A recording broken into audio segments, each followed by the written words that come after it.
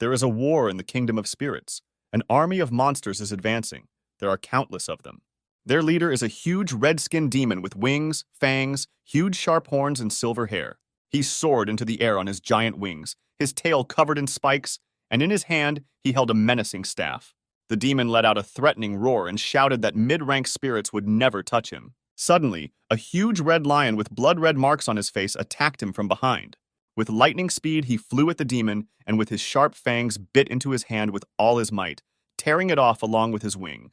At the sight of their wounded leader, all the other monsters were horrified. Before that, no one could harm him. Leo was joined by a bird of incredible size, which soared into the air and struck the monsters with lightning. With just one flap of her wings, many demons were burned, struck by a powerful blow. A huge white dragon appeared in the sky, with a young man standing on its head, holding onto its horns. He was surprised, because he asked his partners to wait for his appearance first. The guy noticed that the demons were more desperate than usual, because he was in the last dungeon, which means his role here had come to an end. Our hero realized it was time to finish, so he thanked his friends and called on his weapon. He grabbed his huge glowing sword in his right hand and raised it to strike. The guy stood very firmly on his dragon's head, casting special spells on his legs. He pushed with force from the mythical animal and headed down like a stone. The landing was so powerful that the entire earth bent under his feet. Our hero boldly looked at his opponents, because his closest associates fought behind him. Having finally defeated the last of the remaining demons, the guy found himself in front of a huge door. The dragon told him that since the entire spirit realm was beyond the threshold, now dungeons connected with the demon realm should not appear here. To which the guy suggested that it would be easier for him to go straight to the world of demons and seal the entrance from there in order to be sure that no one would come beyond the borders again. However, the dragon replied that divine beasts and spirits are different from people. They are weakened by demonic energy, so it is quite problematic for them to enter their realm. Only after this, our hero realized that he could not go further, so he thanked his friends. Finally, his long journey came to an end, with magical fairies flying around happily. The guy spent his last 10 years in this world, so he remembered how everything was in the beginning. The most ordinary day, when nothing foreshadowed trouble, he suddenly disappeared from his world. The last thing he remembered was his beloved mother, who saw him off in the morning with a smile on her face. His mother's birthday was coming soon. He was 25 years old then. He was everything to her. Due to the invasion of the demon kingdom, this world was polluted, so it needed a person who would not be affected by magical energy, so the guy was summoned, which made him very angry. However, after a huge amount of time spent in this world with his friends, the guy accepted him. Now it was time for the friends to say goodbye. They were very grateful to the man for his help. So the dragon pulled its paw forward and summoned a magical object. He said that the human world could use the seed of the tree of peace. It was a worthy gift. The guy promised to raise it as soon as he returned, but for now he hid it. He went through many hard times. He was often lonely. Now it's time to leave this place. The guy returned to his friends, waved to them with a smile on his face, and thanked them for everything. The huge, menacing lion was crying loudly because he had to say goodbye to his loved one.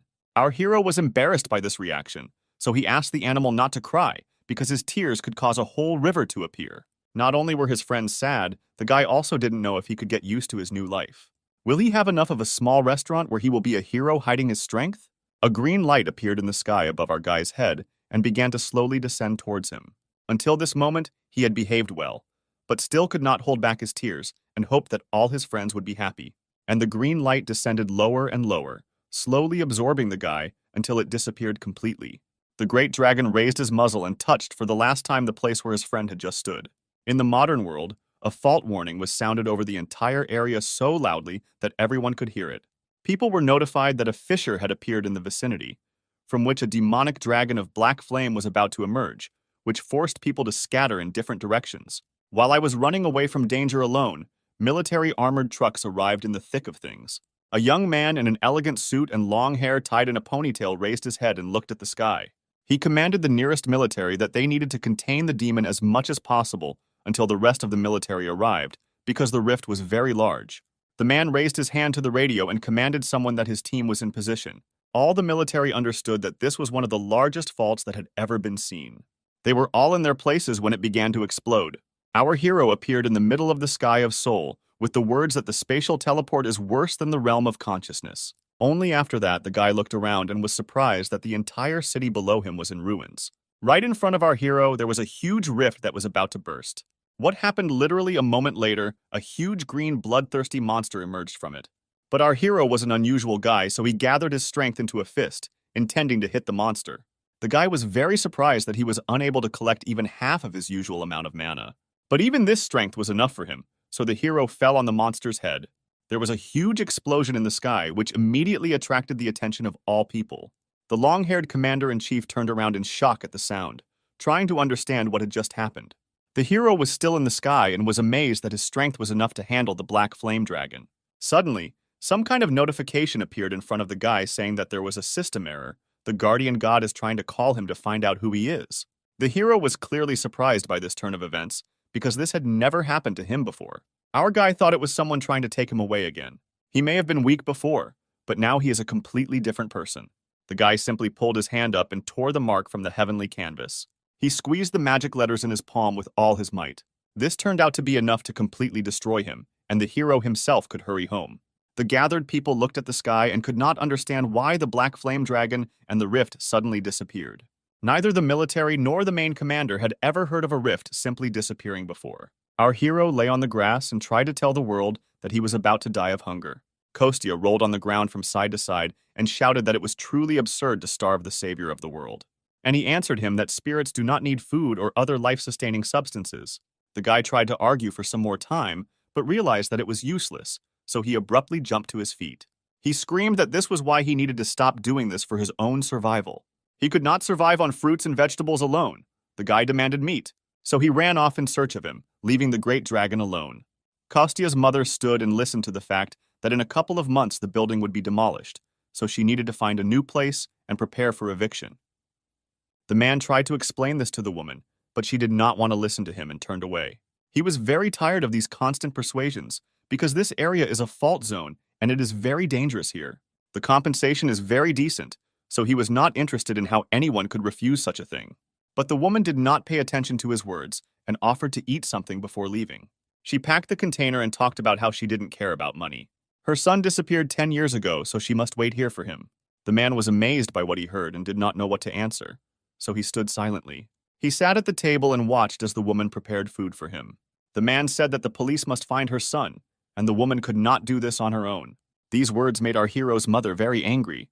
She turned towards the visitor in anger. The woman suddenly froze, opened her eyes in surprise, and could not say anything.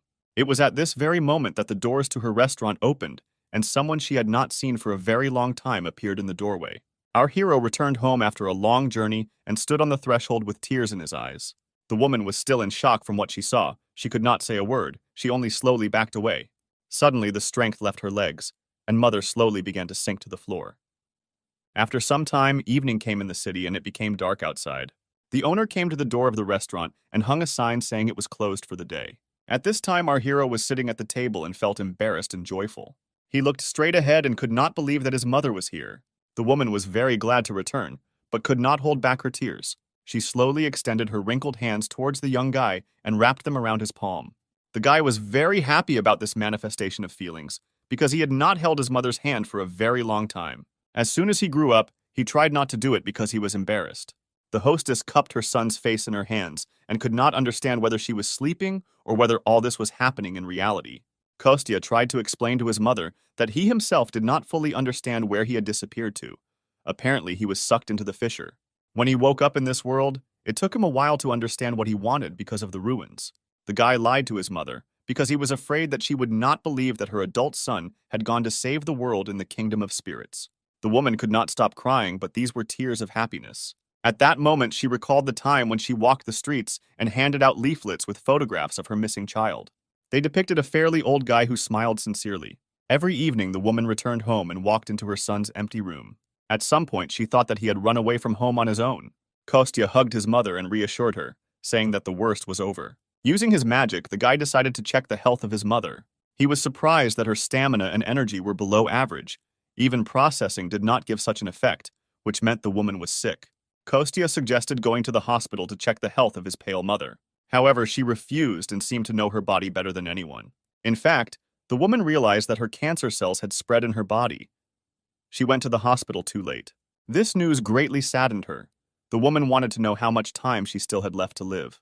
The doctor suggested about 6 months, so the owner did not want to spend the rest of her life in the hospital when her Kostya finally returned home. So the woman smiled and shook her head from side to side, thus showing that everything was fine with her. She was very happy to see her son, who was considered dead, so she offered to set the table for him. Kostya realized that his mother was hiding something, but decided not to torment her with questions yet, so he pretended to believe it and went to his room. The guy calmly changed his clothes, sat down on the floor, and began to look around the room from all sides. He looked first at the ceiling, at the wall, at the dust that lay on his things. The young man realized that this place had also been empty for quite a long time, but he was pulled out of his thoughts by the voice of his mother, who was calling for dinner. Kostya went down to the first floor, and there on the table were several plates of very appetizing-smelling food waiting for him. The guy was amazed that his mother managed to prepare it all so quickly. The woman was only glad to hear such words, so she also put her son's favorite meatloaf on the table. She admitted that she was waiting for his return all the time because she didn't know when the guy would return, so she cooked his favorite dish every day. The hero was very embarrassed by these words. They warmed his soul. The young man decided to remember old habits and took a perilla leaf in his hand. He then began to carefully equip the chopsticks and place more and more different foods on it. In the end, there was some rice, meat, hot spices, and garlic on the leaf. Then our hero carefully rolled everything into a ball shape and put it in his mouth. The guy was delighted with the taste of homemade food, which he had not felt for many years. Kostya gobbled up the food on both cheeks, and his mother was only happy with his appetite. Suddenly, the guy stopped for a second from the feelings that he was overwhelmed. He was so glad to remain at home in the company of his beloved mother that tears rolled from his eyes. Our hero was incredibly grateful to his mother. She only asked him to eat more slowly. The guy recalled that he was able to survive only because he thought about his mother, so he would not allow the only person who supported him all the time to suffer. The rest of the evening passed with such sweet conversations. At this time, somewhere else, a huge white wolf was asking his master why he left the earth. Didn't he have a reason to leave the place of the guardian god to him? However, he only replied that the brave hero, who returned to his homeland, would have to defend the land. The wolf was surprised that the fate of the entire planet was in the hands of an ordinary person named Kostya. The owner continued to convey information about the new protector to his animal, but he still did not cease to be surprised. And at this time it was deep night in our guy's city. Kostya woke up, sat up straight on the bed and yawned sweetly, scratching his head. The guy looked at his mother, who was lying next to him, fast asleep. The hero was amazed that the woman's pain was so strong that she winced even in her sleep. The guy realized that he couldn't waste a minute. He needed to collect information as quickly as possible. Therefore, Kostya got out of the house in the middle of the night and went in search of any information. The guy stopped after he felt the demonic energy of the summoned dungeon. He had a very bad feeling, but he couldn't just let it go. Although the energy is quite weak, in the future he could emerge like a creature, so he decided to scout out the situation. He quietly got closer to the energy source and saw a group of people with strange equipment. The guy was surprised that the Koreans learned how to manage dungeons just 3 years after the Great Cataclysm. He guessed that was why the demonic energy seemed so weak. Kostya decided to find out everything anyway, so he pushed off from the building with all his strength and flew past people in suits with lightning speed. No one noticed anything, but one of them thought something passed nearby. And at this time, our hero was already on the other side of the magic gate. He found himself in something unknown to him, and a huge magic circle was shining in the sky, in the center of which there was something. The guy had never been here, but he immediately realized that he was in a summoned dungeon. Kostya knew that the hearts of ostriches have healing properties, so he would not need additional materials to neutralize the demonic energy. The guy was also happy that he had come up with an excellent dish for his mother. Our hero portrayed a good plan, so he smiled bloodthirstily. He walked calmly among these strange animals, and the ostriches hid their heads in the ground out of fear. This allowed our hero to slowly look around. After some time, the guy reached a huge magic circle that was located on the ground. In the center of the summoning circle, there was a small cabinet on which lay a magical artifact. The guy concentrated his power in his hand, collecting it in the center of his palm. Then he released all the energy and directed it directly towards the magical artifact. There was a huge explosion, which left a crater in the ground. After destroying the magical energy, the guy was about to catch several ostriches, but suddenly, a system notification appeared in front of him again. It reported that force was used that exceeded that allowed by the system.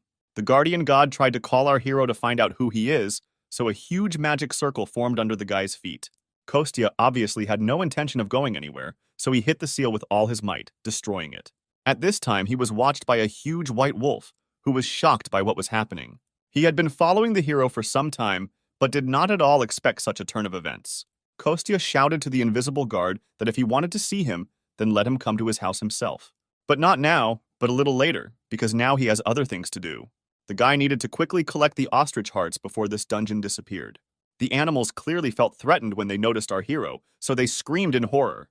They didn't have a chance because our hero rushed past one of the birds with lightning speed, easily tearing the heart out of its chest. The guy held it in his hand and was happy about such a large catch. He thought it would make a great breakfast, so he sent the heart to his hiding place. After all the business was finished, it was time to return home. Kostya pushed off the ground with all his might and headed back to the teleportation circle, landing in his world in the morning. He was too attached to this place to simply leave. Suddenly, the hero felt that something strange was happening around him. He began to look around and noticed that space was being distorted. Kostya immediately thought that this same guard had come after his soul. The guy tried to stop his movement because he wanted to get home, but he failed to do this. In the world, a huge white wolf protector god named Carnus de Lupus slept peacefully. Our hero has moved from modern soul straight into the universe of a huge animal. The guy immediately tried to look around and understand who called him. He noticed a huge white wolf lying calmly in front of him. He couldn't believe his eyes. The guy pointed his finger at the huge animal and said that it seemed too weak to him, to which the wolf remarked that all people were rude. He introduced himself as a protector who had been watching over planet Earth for 10,000 years. The guard could see that our hero was 35 years old. He had reached level 99, and all his other indicators were almost at the maximum, which he had not seen before. The wolf said that he didn't have long left, so he had to secretly monitor the man. But the guy was more interested in why he was chosen among all the people on the planet. The huge wolf answered him that he had received a divine revelation from his master. Humans are selfish creatures who don't care about anyone but themselves. Even knowing this, he kept his promise to his master and protected them for 10,000 years. However, he had already exceeded all his limits, magical power, and his life force was approaching zero and would soon disappear. The wolf thought that he needed to do what he himself wanted. It would be nice for the last moment of life while he was approaching death.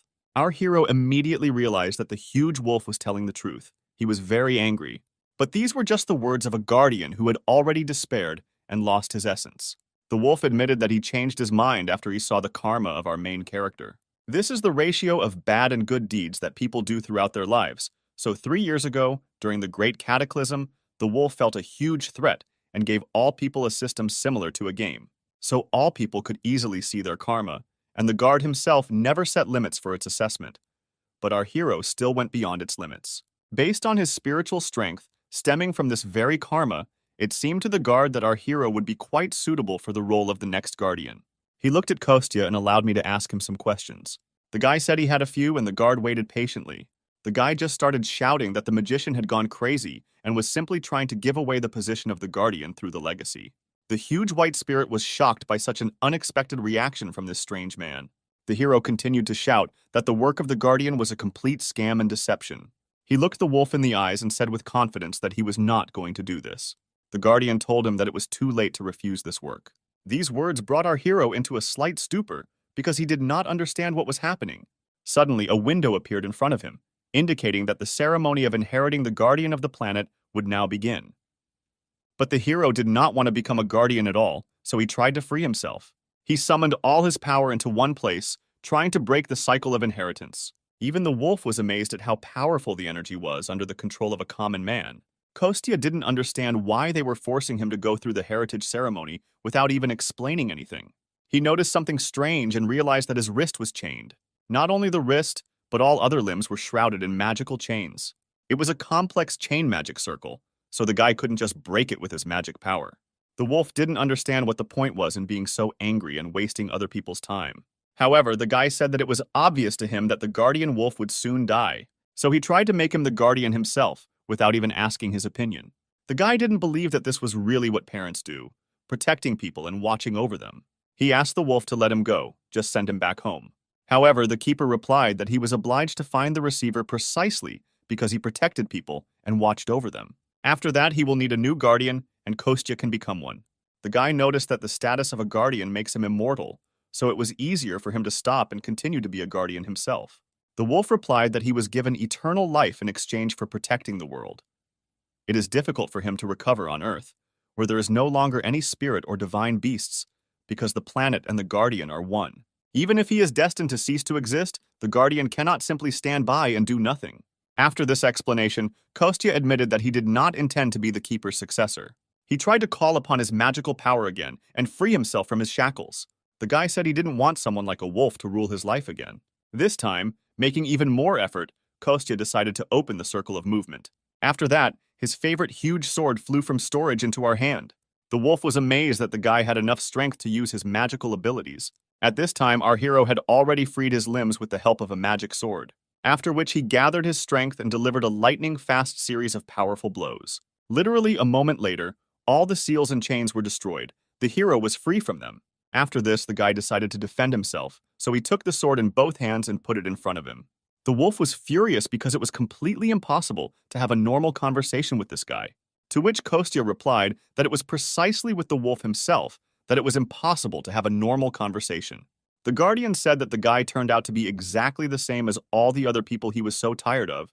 He only cares about himself, and if he doesn't see his own benefit in something, he turns a blind eye to it. To which the guy noted that for such a person who wants a normal life, this is a good compliment. Kostya realized that he needed to calm down and think, because even though the Guardian had become weaker, he was still strong.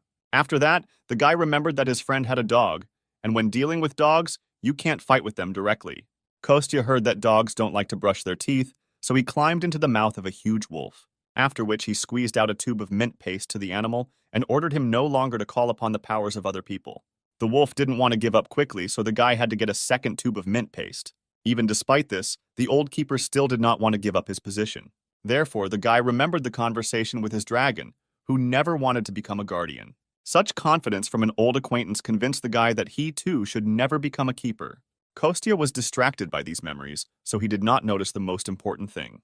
At this time, the huge guardian wolf calmly freed himself and spat out the toothpaste from his mouth. He decided to use a different tactic in relation to this guy, so he asked Kostya to become a guardian for the sake of his mother.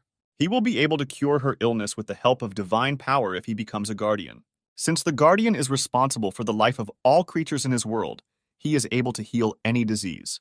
These words made our hero stop and think carefully, after which he looked at the guardian and asked him to save his mother. In return, he promised to do everything for him, except become the new guardian. The wolf was surprised by this answer. It seemed to him that it would be more logical to become a guardian himself and save his mother on his own. However, Kostya replied that he did not know when he would get used to his new abilities, so he asked the current keeper for help. So with a sparkle in his eyes, he asked the wolf to take care of his mother first. The guy again summoned a circle of movement and pulled out his huge sword from it. With one single blow, he cut through space and opened a passage to his world. The Guardian was amazed at the strength of this hero because cutting space is not so easy. And at this time, Kostya, already joyful, ran to his home restaurant and at the same time asked the wolf to reduce his size. The Guardian did not fully understand why he was listening to this guy, but he began to rapidly decrease in size. Eventually, he turned into a rather cute little white dog. Kostya was satisfied with the size of the dog, so he asked first of all to look at the condition of his mother. The Guardian already knew that the sleeping woman did not have much time to live. With one look at her, the wolf immediately said that she had no more than 6 months left. The guy still refused to become the next guardian, so he thought about a plan of action.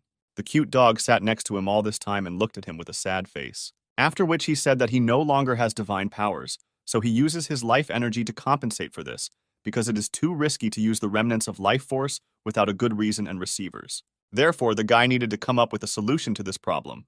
After which Kostya came up with the brilliant idea that vitality is similar to endurance, so the dog just needs to eat something to help him restore energy.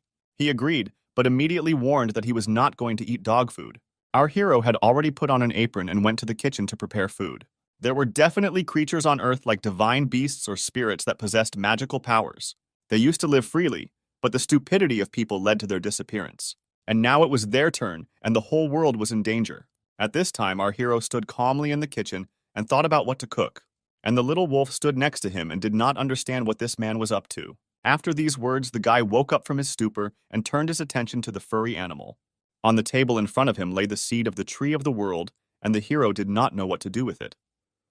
Our man was surprised that the wolf immediately recognized this magical artifact. In fact, he didn't think that the guardian would only help such a magical object to be restored. It turned out that the guy did not understand the full value of this magic tree. Thanks to the words of the wolf, he found out that the seed of the tree of peace cannot be obtained anywhere on Earth. Kostya became hungry at the thought that this was actually considered a rare delicacy. But the wolf was still interested in where such a strong thematic artifact came from in the hands of an ordinary person. After which all the memories of the last 10 years immediately came to the guy's head. But first of all, he decided to get into his magical storage. Before this, he would sometimes prepare the magic tree, but if compared to preparing it for consumption, then to restore it, it would be more effective to grow it first. Growing the world tree and saving life with the help of the big world tree are the responsibilities of the guardian. The wolf said that he had 6 months left, and this time was not enough to fully grow the tree of the world. After these words, the guy came up with a great idea, so he asked the wolf to leave the kitchen. The guardians were not used to being treated this way, so he was surprised by such an order. He didn't have the patience to wait, so the guy simply threw the little dog out the kitchen door. The great wolf was dizzy after such a flight. He sat and slowly came to his senses. He just had time to think about everything that had happened, which is what the keeper was doing now. He wondered whether his master had made the right decision when he chose the hero who came from the earth. The wolf believed that he would never be able to believe in people after they, through their own stupidity, destroyed such a beautiful place. Meanwhile, in the kitchen, our hero turned on the gas and lit one of the burners on the stove. Then he began to fry something in a frying pan, even sticking out his tongue with zeal. The guy was glad that he still hadn't lost his cooking skills. He's done with the bulk of the work. Now it's his turn to tackle the special ingredient. These special ingredients contained the heart of a magical ostrich from another world. The guy was having fun because if you eat this heart just like that, you could die. He had to put a lot of effort into cutting it in half with his sharp axe. The guy skillfully wielded the knife, and blood flew in all directions. After some time, he came out of the kitchen covered in blood and called the keeper. The wolf was clearly not happy with this appearance of our hero. However, this still did not stop him from following him into the kitchen. And there was a wonderful portion of food waiting for him, which was put in a dog bowl and decorated with green peas on top. The great wolf was furious that they dared to offer him dog food, despite his appearance. The keeper immediately said that although the dish looks relatively normal, it is still the heart of an ostrich.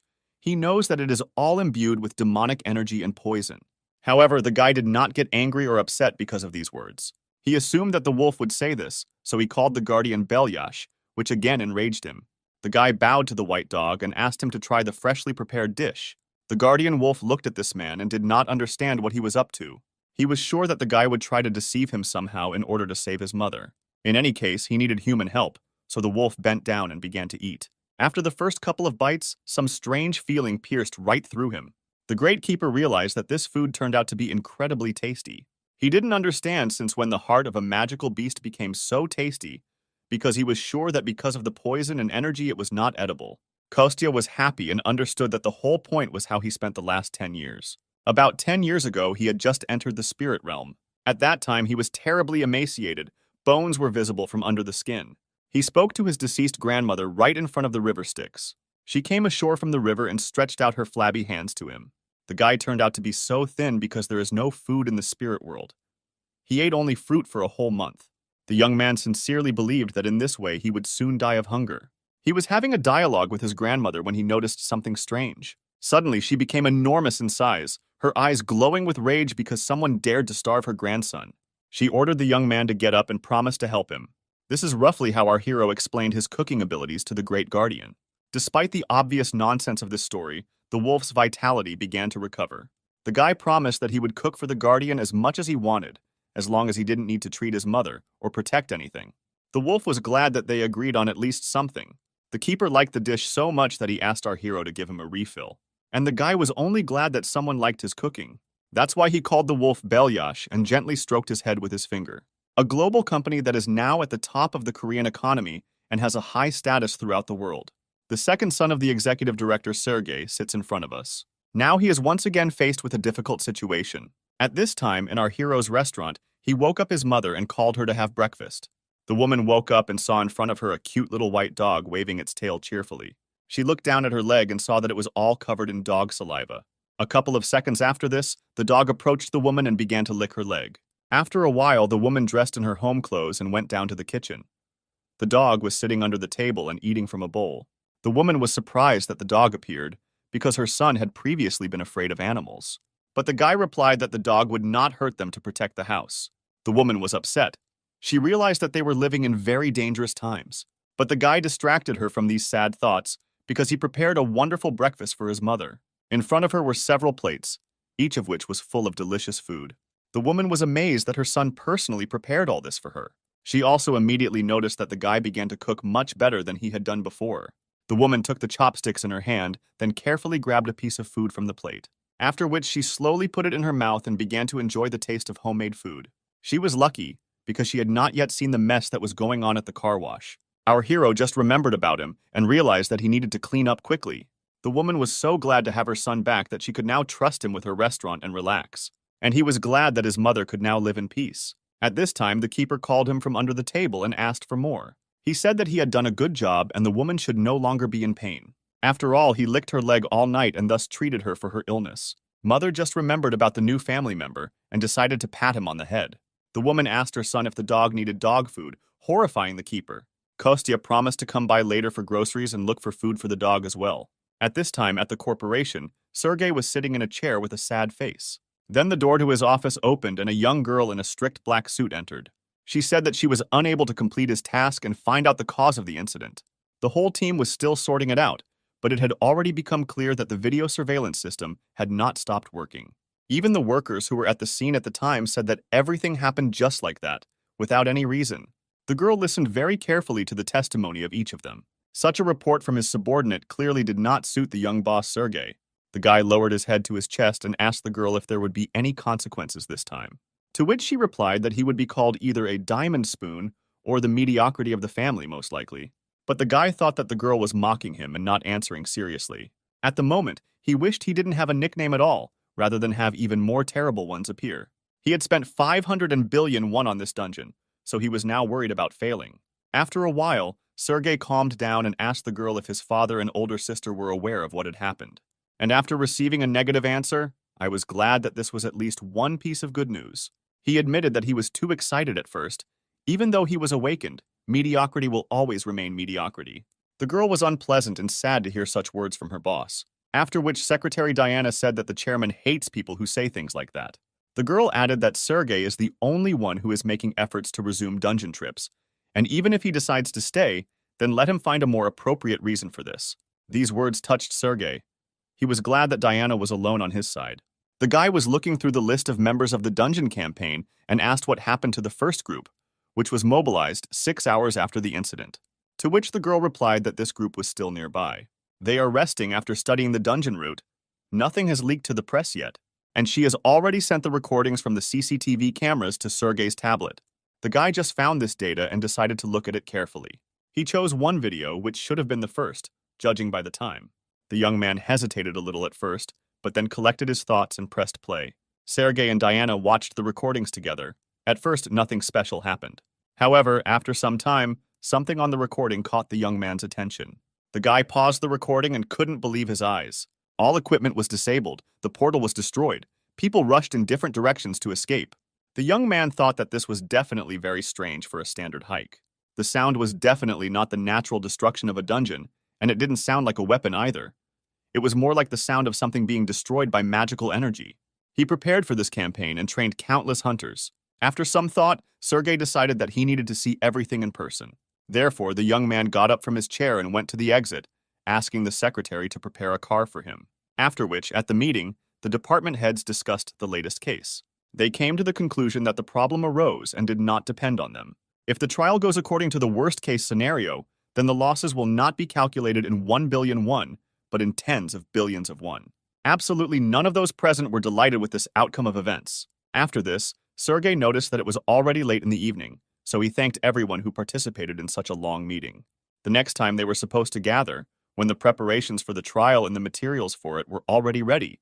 For today, everyone was free and could go home. Sergei spent several days at work, so when he came out into the bright sun, his eyes watered. Diana and her boss walked slowly down the street, discussing the weather. The young man was upset that everyone was suffering because of him. He was very ashamed that he made his secretary wait for more than 18 hours. To which the girl replied that she was ready to follow her boss. The main thing is that he does not stay. These small words of support greatly inspired Sergei. Sometime after the start of the walk, the young people stopped in the middle of the road. Sergei admitted that he still has at least one very good side in his office. Immediately after that, the thought of his father and older sister looking down on him came into his mind. Their success weighed heavily on him from a moral point of view, almost from birth. Before these thoughts, the young man again fell into a stupor and did not move for some time. He woke up only when his secretary called out to him, standing in the middle of the road. The girl decided to cheer up her boss and offered to have a snack somewhere before returning. Sergei tried to refuse such an offer because he was embarrassed. What Diana noticed that her boss always scratches his forehead when he is nervous. He also always goes to bed to relieve stress. Sergei was surprised at how well his secretary knew him, so he agreed to have a snack. The girl knew a good place nearby, so the young people got into the car. The secretary was driving and taking her boss to a small restaurant with very tasty food. She looked around and wondered if all the buildings were destroyed because they were in the area.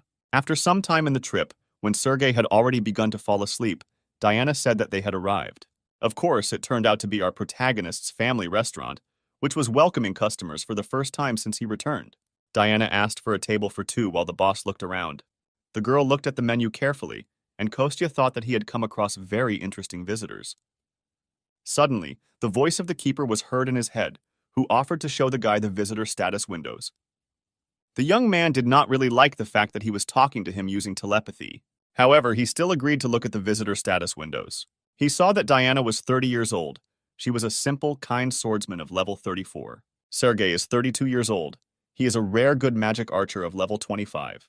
Immediately after this, Kostya realized that his intuition had not let him down, but he still did not understand why people like them would come here.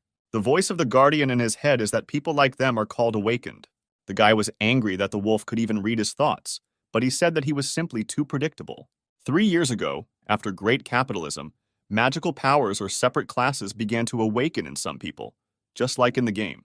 Kostya thought that the awakened ones could give hope to people after the invasion of demons. At this time, he reflected on this topic and observed his unusual visitors. He mentally asked the guardian how strong these people were right now, to which he replied that they are among the 10% strongest among all people and 30% among hunters. After this information, Kostya decided that it would be difficult for them to resist even mid-rank demonic monsters. Diana wanted to place an order but was surprised that there was only one dish on the menu. One girl gave not only the quantity, she was also surprised by its price. Kostya also saw the price on the menu for the first time, which has doubled over the past 10 years. The guy thought it was too expensive, but the girl said it was too cheap for the modern world.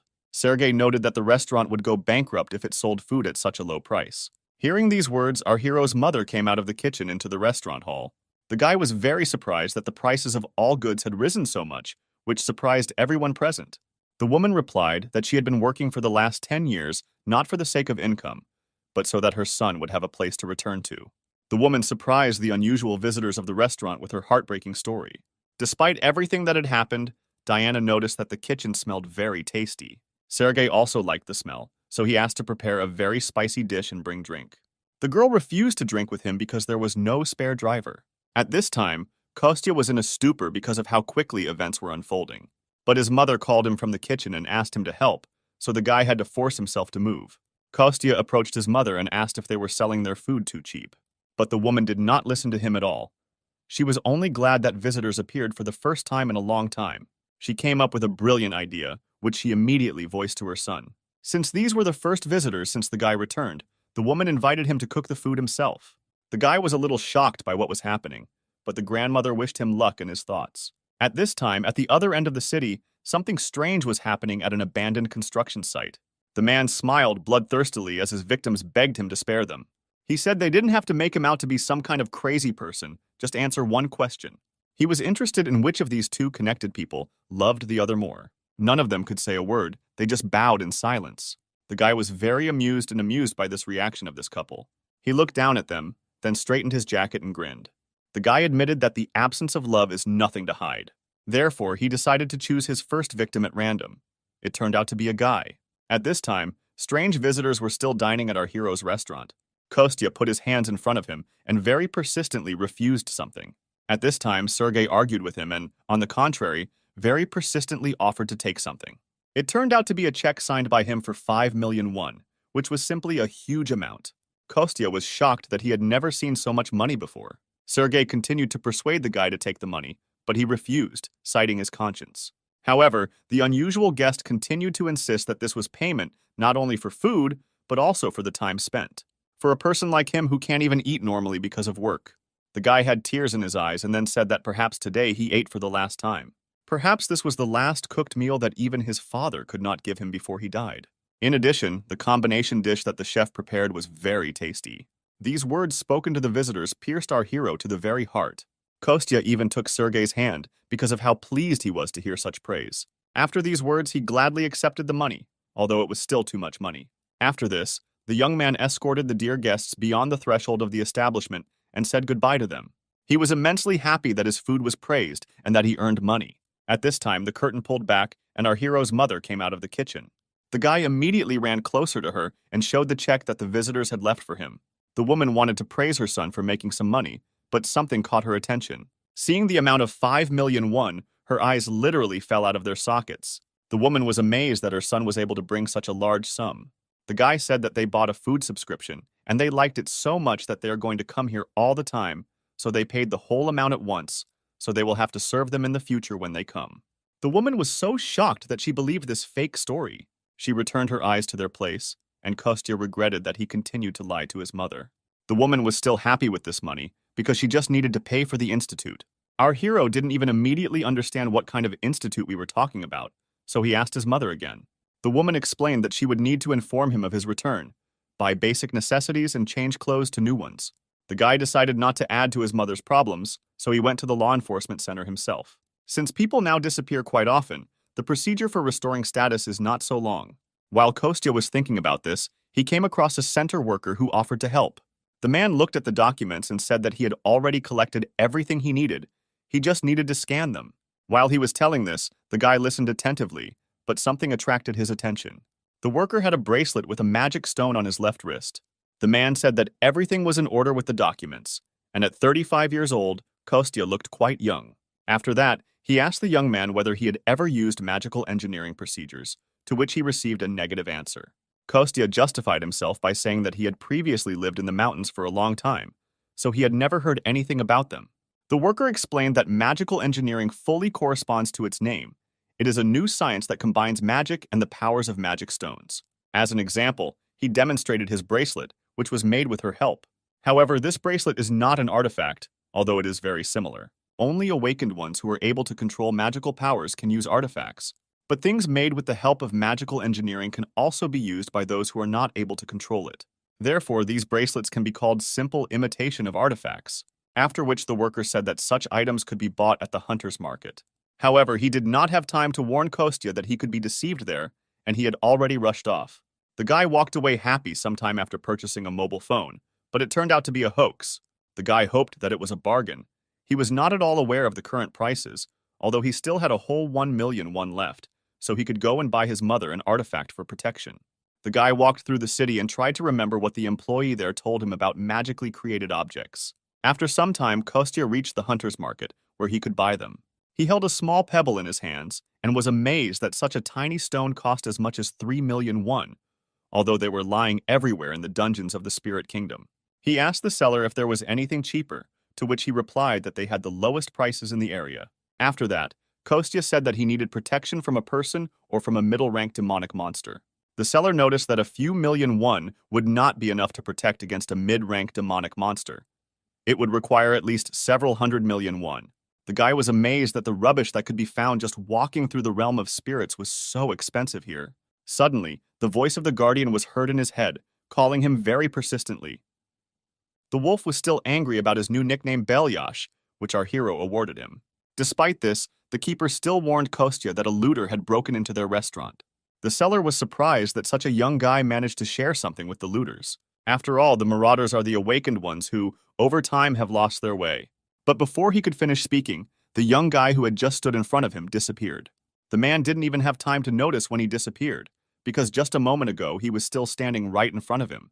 And at this time, Kostya was already rushing home as fast as he could to protect his mother from danger. The young man tried to run as quickly as possible, afraid that he might not make it in time. He had just returned home, had just reunited with his family. How could he lose them the very next day? At this time, the villain who had just recently killed the couple was holding a red candy in his hands.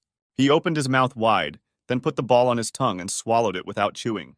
He then licked his fingers, which still tasted like candy, after which he bent over, slowly stretched his back and stiff joints.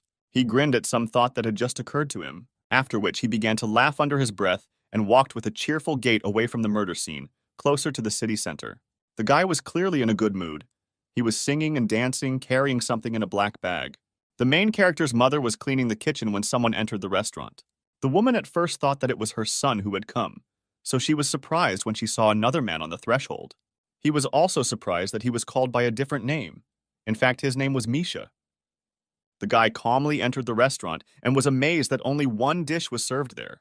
But the woman's attention was more attracted by the fact that he came here with a suspicious package in his hands. The guy didn't care about this at all. He just clarified whether the restaurant specialized in this one dish, after which he calmly walked up to the table, pushed back the chair and sat down on it, and threw the black bag directly on the floor next to him. Something in this package haunted the woman, the smell or its color. At one glance at this bag, from which hair was sticking out, the woman fell into a stupor and could not move. Misha immediately realized that the woman had noticed what was in his package. Therefore, he said that if the food in this restaurant was tasty, then he would kill her painlessly. And if he doesn't like the food, then the boss's mother will end up just like these unfortunate people. The woman immediately went to the kitchen to cook. The marauder continued to smile and sat calmly at the table, crossing his legs. The guardian immediately felt that this man was clearly a marauder, so he became very angry. He looked at Misha and used his ability to see the window of his skills. The guy was 29 years old.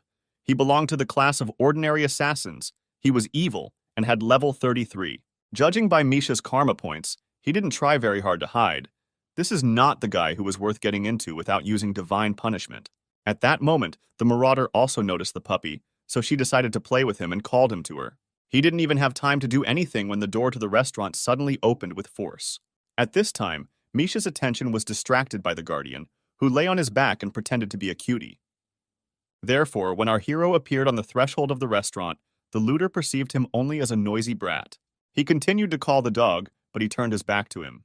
Moreover, he demonstratively and without turning around, walked in the opposite direction, closer to Kostya, who had entered. Only after this did the looter pay attention to who entered the restaurant. All his clothes were covered in the blood of the people he had killed before. And from a black bag standing next to the chair, evidence of his atrocities peeked out. The hero silently and with a menacing look approached the marauder, mentally asking the guardian where his mother was. He also asked the wolf if he could erase people's memories, calling him by his real name for the first time. After this, the keeper realized that the guy was very serious about the intruder. After this, Kostya decided not to hold back any longer and released a huge stream of mana around himself. It was so strong that many objects began to rise into the air. The young man uttered only one word, but he put into it the firm intention to drive the looter out of this restaurant and protect his mother. A moment after this, Misha was pulled out of the room with such incredible force that he was slammed into the wall of the house opposite. He was slammed against the surface so that the guy instantly lost consciousness. With such force, it wouldn't be surprising if most of his bones were broken. But Kostya clearly did not intend to stop there. Misha came to his senses and tried to find out from the guy who attacked him why he suddenly did this. However, our hero replied that complete people like him should remain silent. After that, Kostya again used his strength and squeezed the marauder at a distance. The young guy had already left the restaurant and even summoned his sword, intending to finish what he started. At that moment, the voice of a guardian was heard in his head, warning him that after this, he would become a killer. The hero still did not lower his weapon but froze in place and listened. The keeper continued to say that the marauder is not the kind of person for whom you can throw away all your former efforts. This speech brought our hero to his senses. He began to calm down little by little. The guy realized that if he went any further, he would definitely become a murderer, and he couldn't let all that time turn into dust. Therefore, Kostya hid his weapon, then approached the marauder and listened to him beg him for mercy. The guardian mentally reminded that if you leave this guy just like that, he will definitely die. Therefore, Kostya summoned a magic stone from the storage and slowly headed towards Misha. Then he leaned over to the guy, grabbed him by the hood, and lifted him off the ground. He ordered the marauder to open his mouth and take medicine if he wanted to live, which he obediently did. The medicine turned out to be so disgusting to him that Misha almost died for the second time from its taste and pain. In fact, it was a medicine that could restore absolutely everything in the body. Despite the taste and pain, it worked perfectly because Kostya had already used it himself before. After this, the marauder was tied up all over his body and taken straight to the nearest police station. At this time, our guy was preparing further and reasoned that going straight to the dungeon would be difficult. Now he needed to focus on regaining stamina or quietly earning money. After that, the guy stirred his soup, scooped some into a ladle, and brought it to his mouth to take a sample. The food tasted delicious, so they could set the table and call mom for breakfast. At this time, the police station had already managed to deal with the looter who was lying on their doorstep. The policewoman was angry about something early in the morning. The candy case brought more bodies instead of moving forward in the investigation. Her colleague approached the woman and tried to call her for lunch, but she was clearly not in the mood to eat. The guy noticed that if she doesn't eat, she won't be able to work normally, because in order to take good care of others, you first need to take care of yourself. The woman was infuriated that a colleague who was younger than her was lecturing her. Her phone rang, so the girl picked up the phone and introduced herself as the leader of the first detachment of the Department for Marauders, Tatiana. A message was received that Misha had been caught, so Tanya and her colleague went to the scene. They looked at the suspect's movement report, according to the information department. There were about 10 victims. Judging by the video they were sent, Misha definitely ate candy. After the news, Tatiana lit a cigarette to get rid of the accumulated stress. She was pleased that she was able to detain the culprit in 10 incidents, but Misha was not the only suspect in this case. These candies are actually an artificial enhancer. The woman said that she was not going to stop eating until she got to the bottom of the truth, because it was more important to find out where these candies were obtained. Immediately after this phrase, there was an awkward silence. In the silence, the junior colleague's stomach growled very loudly. To Tatiana's menacing look, the guy replied that he couldn't do anything about his hunger and wouldn't refuse snacks. So he looked around, hoping to find some place with food nearby. Nearby, there was a small restaurant of our hero and his mother. Therefore, the guy persuaded his senior colleague to go and have lunch there, at the same time gathering information and based on what the employees of the establishment saw and heard. The guy and the girl entered the restaurant, where Kostya met them with a smile on his face. The couple entered the establishment just as the hero was cleaning. They too, like all previous visitors, were surprised that there was only one dish on the menu. So they ordered 2 servings, sat down at the table, and continued talking about their own things. Tatiana was clearly unhappy with the current situation, and instead of investigating, they spent time sitting in a restaurant. Now they can talk to at least 10 victims, so if they do not reveal this body, they will be faced with defective things whose owners will lose control of themselves. That's what the press is saying, and a big corporation is sure to use it to make a fuss. And the guy only finished off Tatiana, saying that the boss would be very angry with her. It doesn't matter, because all they couldn't do was investigate, collect information regarding the incidents. All the victims had nothing in common at all. They even tested recently formed religions. They also did a lot of work and analyzed the composition of these candies. In addition, the guy noticed that the identification department would ignore all calls after hours and on weekends. Therefore, work is good and important, but you should not overdo it. Trying to cheer up his boss, the guy promised to follow her if she was kicked out. At this time, an equally important conversation took place in the kitchen. The keeper told Kostya such important information that it took the guy some time to perceive it. Because of the visitors, they had to communicate only mentally. It turned out that all this time the wolf was level 1. In order to move to the next level, it was necessary to successfully complete the quest to fulfill Tatiana's wish so that the boss would not punish her. Kostya immediately guessed that Tatiana was the same woman who was now sitting in their restaurant and waiting for her order. However, he did not understand at all how he could make sure that the boss did not punish her, and the wolf continued to talk about how the guardian's strength directly depends on a person's faith. It changes when something bad happens or a desire appears. But if this request is granted, then the divine power of the guardian grows. But Kostya correctly noted that using strength for this is the same as pouring into a bottomless pit. Therefore, the wolf decided to check with the guy whether he really understood what he just said. The guardian reminded the hero that he must complete this quest if he wants his mother to recover faster. Kostya couldn't even think of how he could solve the problem of people he was seeing for the first time in his life.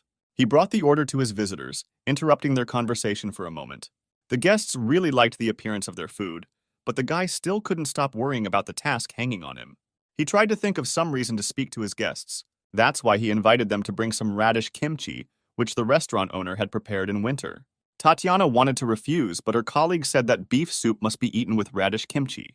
She usually doesn't like this kind of snack, but the rest of the food in this restaurant was really good, so the woman decided to try it anyway. She thought that she should eat them together. It would be right. This thought led her to the fact that looters always used candy along with artifacts. This was something new in the investigation, so Tatiana could not wait a minute. The woman got up from the table, left her food, and ran away in an unknown direction, allowing her subordinate to eat her portion too. The guy was surprised by this strange behavior of his boss, but decided not to attach any importance and asked for a third serving of soup. He told our hero that as soon as his boss comes up with an idea, but she rushes to check it no matter what. This meant that the quest to fulfill a wish was completed. A few years ago, a young guy was sitting on the ground with his arms wrapped around his briefcase. Right in front, some girl threw another guy over her shoulder. She did this because they bullied weaker students. The beautiful girl told the bullies not to even try to say anything bad about the orphanage or about herself anymore, after which she straightened her clothes and was about to leave. At the last moment, the guy with the briefcase called her by the name of Dasha. He invited the girl to eat rice cakes with him, which he does quite well. These were memories from the childhood of our hero, who was surprised that his mother was still in contact with Dasha after so many years. To this woman, she replied that she was just a lonely child in this dangerous world. Thanks to mutual support, it was a little easier for both of them. Therefore, today the woman wanted to meet her young friend together. Our hero's mother was heading towards the exit and asked him to finally prepare dinner. Then the woman left the restaurant and slammed the door behind her, leaving the guy alone with the wolf. He knew immediately that she was heading to the hospital, but wanted to keep it a secret from him. The hero wanted to thank his childhood friend Dasha for helping his mother, so he invited Belyash to go for a walk to buy groceries. At this time in the city, a young girl with fiery hair greeted her old friend, whom she called Mother. She apologized for being late due to being kept at the Hunters Association, after which the woman and the girl took each other's arm and went to the hospital. At the doctor's appointment, he looked a little discouraged. It turned out that our hero's mother felt much better. Her condition has improved markedly. The tumor has greatly decreased. The doctor said this doesn't happen often, but it's definitely a good sign. The woman burst into tears from the feelings overwhelming her at that moment. She was very grateful that the illness was subsiding, and she had the opportunity to spend more time with her son. After a long time, the owner of the restaurant admitted to herself that she wanted to live again. At this time, our hero went to the nearest beach instead of the store. There, he built a kind of fishing rod, tying some strange fish to an ordinary rope. So he decided to take revenge on this fish because it tried to kill him, and now he made bait out of it. Kostya took the rope in his hand and began to spin it around himself with all his might. At some point, he caught a good position, applied additional force, and threw the bait into the water. At the same time, she flew so far that it was impossible to see the crash site from the shore. Kostya decided that this sea looks like this because of demonic monsters, which means there must be someone like the Kraken or something more interesting there. The guy complained that they now use ordinary freshwater fish for fish cutlets, but it is important for him that the taste reminds him of the sea. The wolf most likely didn't know, but the Kraken is very tasty, although its head and bones contain poison, so you can't eat a lot of them. While our hero was telling the keeper various ways to prepare Kraken meat, his makeshift fishing rod began to twitch. There was someone huge at the other end of the rope, but it was saturated with magical power, so it couldn't be easily broken. At that moment, a fight began between the monster and the fisherman to see which of them was stronger. Kostya held the rope with all his might, pressing his feet into the ground, trying to prevent the monster from falling off. Gradually, he began to pull the rope towards himself, so something gigantic appeared in the distance. The wolf was once again amazed that his master chose clearly not an ordinary person as his next guardian. And at this time, next to him, a battle was taking place not our life, but to the death. With one last strong jerk, Kostya pulled a real monster ashore, which was several hundred times larger than himself, which once again confirmed the fears of his guardian god. The broth for the soup begins to boil on the stove, and the roasted meats sizzle in the frying pan. It was Kostya who returned from fishing and began to prepare fish cutlets from the Kraken, which he had caught recently. At this time, Dasha and our hero's mother were returning from the hospital and stood in a traffic jam, which usually should not have happened in this place. The girl was very hungry, so she asked the hostess what would be served for lunch today. The woman looked at her adopted daughter and became thoughtful, remembering what they had. She remembered that Dasha was very fond of rice cakes, which her son Kostya often prepared. The lady offered to cook them, but the girl responded by suggesting that it would be better to go to another place and eat the stew. In the middle of their conversation, a bright red light suddenly appeared from afar and lit up the entire sky. Both women paid attention to it, and Dasha suggested that these could be waves from the fault. The owner of the restaurant immediately began to worry about the girl, because this meant that it was time for her to run away. In fact, Dasha was an official member of the Korean team that works with S-rank awakened ones. People called her the Crimson Witch, the Flame Witch, or the Destroyer. However, the girl herself thought for a minute and told her mother that she was not going to go anywhere. She noticed that the rift had not yet appeared, but it should happen soon, and the government should have already sent competent people to a rift of this level, and she herself had a day off today. Moreover, the girl was worried that her mother could not drive the car. She would have problems if she stayed here. But the hostess reminded her that she herself knew very well how easily a person could one day simply disappear, hinting at his son Kostya. Therefore, Dasha decided that she would stay in the car and stick together with the woman. It was at this moment that our hero's mother decided that she needed to inform the girl about the return of her son Kostya. At first, Dasha didn't even understand what she meant. This news seemed so incredible to her. The hostess said that the guy was sucked into the rift. He lost both his memory and sense of time. He looked 25 years old, as he was at the time he disappeared, which greatly surprised Daria. The woman admitted that this is why she looked so happy lately. She also added that she was so lucky only because she had the opportunity to help others and lived a good life. A son and beloved daughter returned 10 years later, as well as a short life that became much longer. The woman said that those who have known grief must become strong, and in such situations make every effort to prevent this from happening to other people. After which she looked meaningfully at Dasha and asked her not to worry too much. After all, the woman believed that the girl would have enough strength to save both her and everyone present here. So she will wait for her right here in the car until she returns. These words convinced the young girl, after which she got out of the car and headed towards the center of events to help. At this time, the people nearby were in a panic because the rift was about to open, and the awakened ones had not yet arrived. After that, they paid attention to a strange girl who walked right to the center of the danger and began to release fire from her palms. People watched as more and more flames appeared around the girl. Her red hair allowed them to guess that the Crimson Witch herself was standing in front of them. This calmed the townspeople a little, because now they were safe under the protection of a very strong awakened one. And Dasha had already arrived at the scene and realized that the rift would open much earlier than she expected. Therefore, the girl decided to prepare for this in advance, collecting some fire in reserve. She didn't know what to expect from the unknown rift, so she decided to use all her strength. Dasha summoned the power of fire, then divided it into several parts, leaving it hanging in the air next to her. After all the preparations were completed, just in time, the girl was able to fully prepare for the attack. She stood waiting, realizing that as soon as the rift opened, she would immediately begin to attack and would not allow a single monster to reach the people nearby. As soon as she thought about this, a crack immediately appeared on the fissure and the eye of the monster appeared.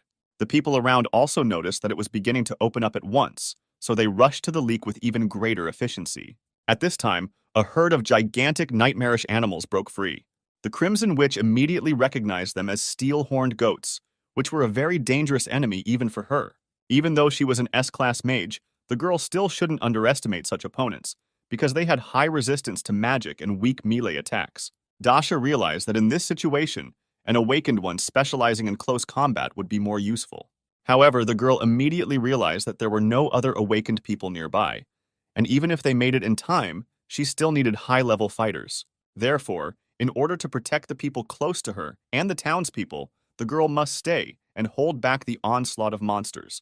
She definitely could not remain idle because her mother was here. After this, Daria immediately decided to launch an attack, gathering a huge amount of her magical power in her hand. The girl directed all her power at the first of the monsters with one blow, causing an explosion of enormous power. The witch was furious that even such a huge explosion could not damage the monster. Due to its high resistance to various types of magic, it simply fluttered against the animal's shell without causing any harm to it. Therefore, the Crimson Witch decided to resort to another spell, which had a more powerful physical effect. A huge spear of magical fire, azure flame, fell on the monster's back, piercing right through his body. The goat immediately fell to the ground. A huge hole gaped in his body, which remained after the blow. Dasha took a few moments to catch her breath and come to her senses.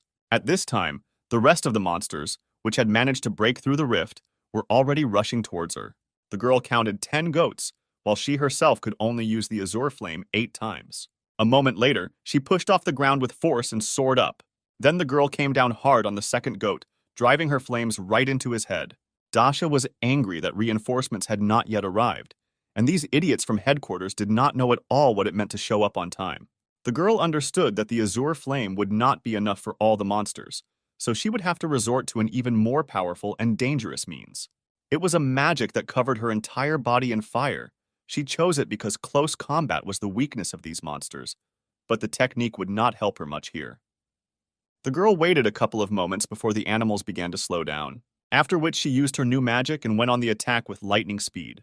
A moment before the impact, Dasha gathered all her strength in one hand, concentrating it there. Then she lightly touched the animal's head with it, directing all her energy to that place. Huge streams of blue flames burst out of her hand, which were supposed to take the life of the monster.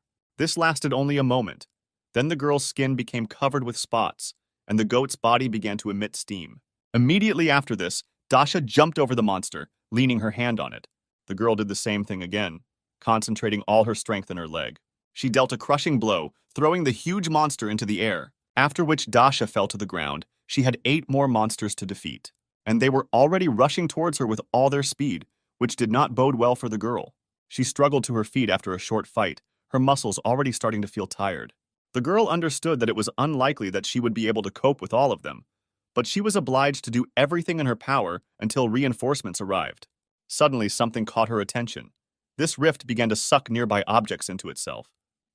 At this moment, the girl could only think about the fact that her mother was still behind her. Several small stones rose into the air and glowed as if surrounded by magic, after which they fell directly on the head of each of the remaining goats, killing them instantly. Immediately after this, our hero appeared in the air, thinking that his old girlfriend was still as flaming as she was before. He slowly knelt down next to Dasha, who was lying unconscious on the ground. Kostya thought that the girl was in great pain due to the depletion of her magical power, so he tried to help and put his hand on the Crimson Witch's back. Although he could not help her restore her life force, he could replenish her magic power so that the life force would not be burned and would not affect her mana core. Now was not the time for memories, but the guy was glad to see his girlfriend again after so many years of separation. After some time, the Crimson Witch came to her senses and sat down straight on the cold ground. The girl looked at her hands and was surprised that she did not feel any pain at all. Although now it didn't matter at all, so she got up and rushed as fast as she could back to the car. The girl was incredibly happy to see that her mother was completely fine and safe. At this time, the woman was already standing on the street and talking with one of the policemen. She was also very glad that she was able to see her ward safe and sound. The woman immediately reached out to the girl to find out if she was okay and if she was hurt. The Crimson Witch decided to lie a little and said that everything was fine with her because reinforcements arrived on time. The girl said she was a little tired, but did not have any serious injuries, after which both women laughed joyfully because they got off so easily. After that, they decided to go out to dinner as they had planned before, so they needed to check out the store.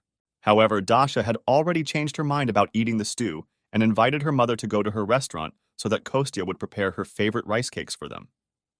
And at this time, our hero was just in the restaurant and was wondering when his mother and girlfriend were planning to return. Their first meeting after a long separation was very joyful. Dasha threw herself on the guy's neck, knocking him off his feet. Kostya sighed wearily after such an emotional meeting with his old friend. He recalled the first minutes of their reunion and realized that the girl had become much grumpier than she had been before. Our hero's mother said that she was very tired today, so she was going to rest. Finally, she asked to prepare Kostya a delicious meal when Dasha arrived, and also not to quarrel with her. The doors to the restaurant opened and late customers entered. It seemed to be Sergei and his young secretary the guy was very happy to meet. Kostya was trying new snacks at this time, not at all expecting to see anyone at such a time. At first, Sergei even thought that the guy was on a break, but he convinced him otherwise. Our hero said that he was simply preparing late-night snacks because there were no visitors, after which he took his dear guests to the table and told them about today's menu for the night. The young director noticed that the ingredients for such food were too difficult to obtain in their time, to which the hero said that the young people paid enough last time, and he himself thought that they needed to change the topic. The guy noticed that today the couple looked even more tired than last time. After these words, they generally fell into despondency, which greatly surprised the young cook. The guys literally put their heads in their hands and were very upset about something. It turned out that their company's negotiations went poorly, so they were forced to pay a huge amount of money. Then the chairman's son announced the return amount of 500 billion won, which greatly surprised our hero. Kostya could not believe the existence of such a huge amount. His whole body suddenly weakened and began to shake. Sergei said that they had a problem with the guild in which they invested. Recently, the renewable dungeon they bought suddenly disappeared without a trace. The renewable dungeon slowly releases monsters when the owners draw a magic circle, so they invested about 500 billion won into it. Kostya immediately realized that we were talking about exactly the dungeon that he had cleared, so he was truly horrified by what he had done. He said that this was an unaffordable amount for most people, so he asked if they were talking about a place that, until recently, was filled with all kinds of equipment. Sergei confirmed that all this belonged to their guild.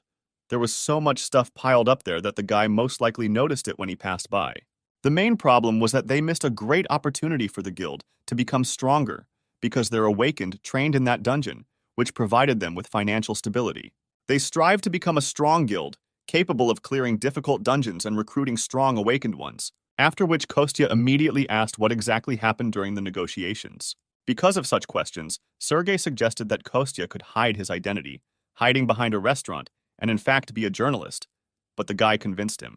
He admitted that his mother owns this place, and he just helps her because he loves to cook. After this, Sergei admitted that they were really lucky to meet here by chance, after which he asked the name of our hero.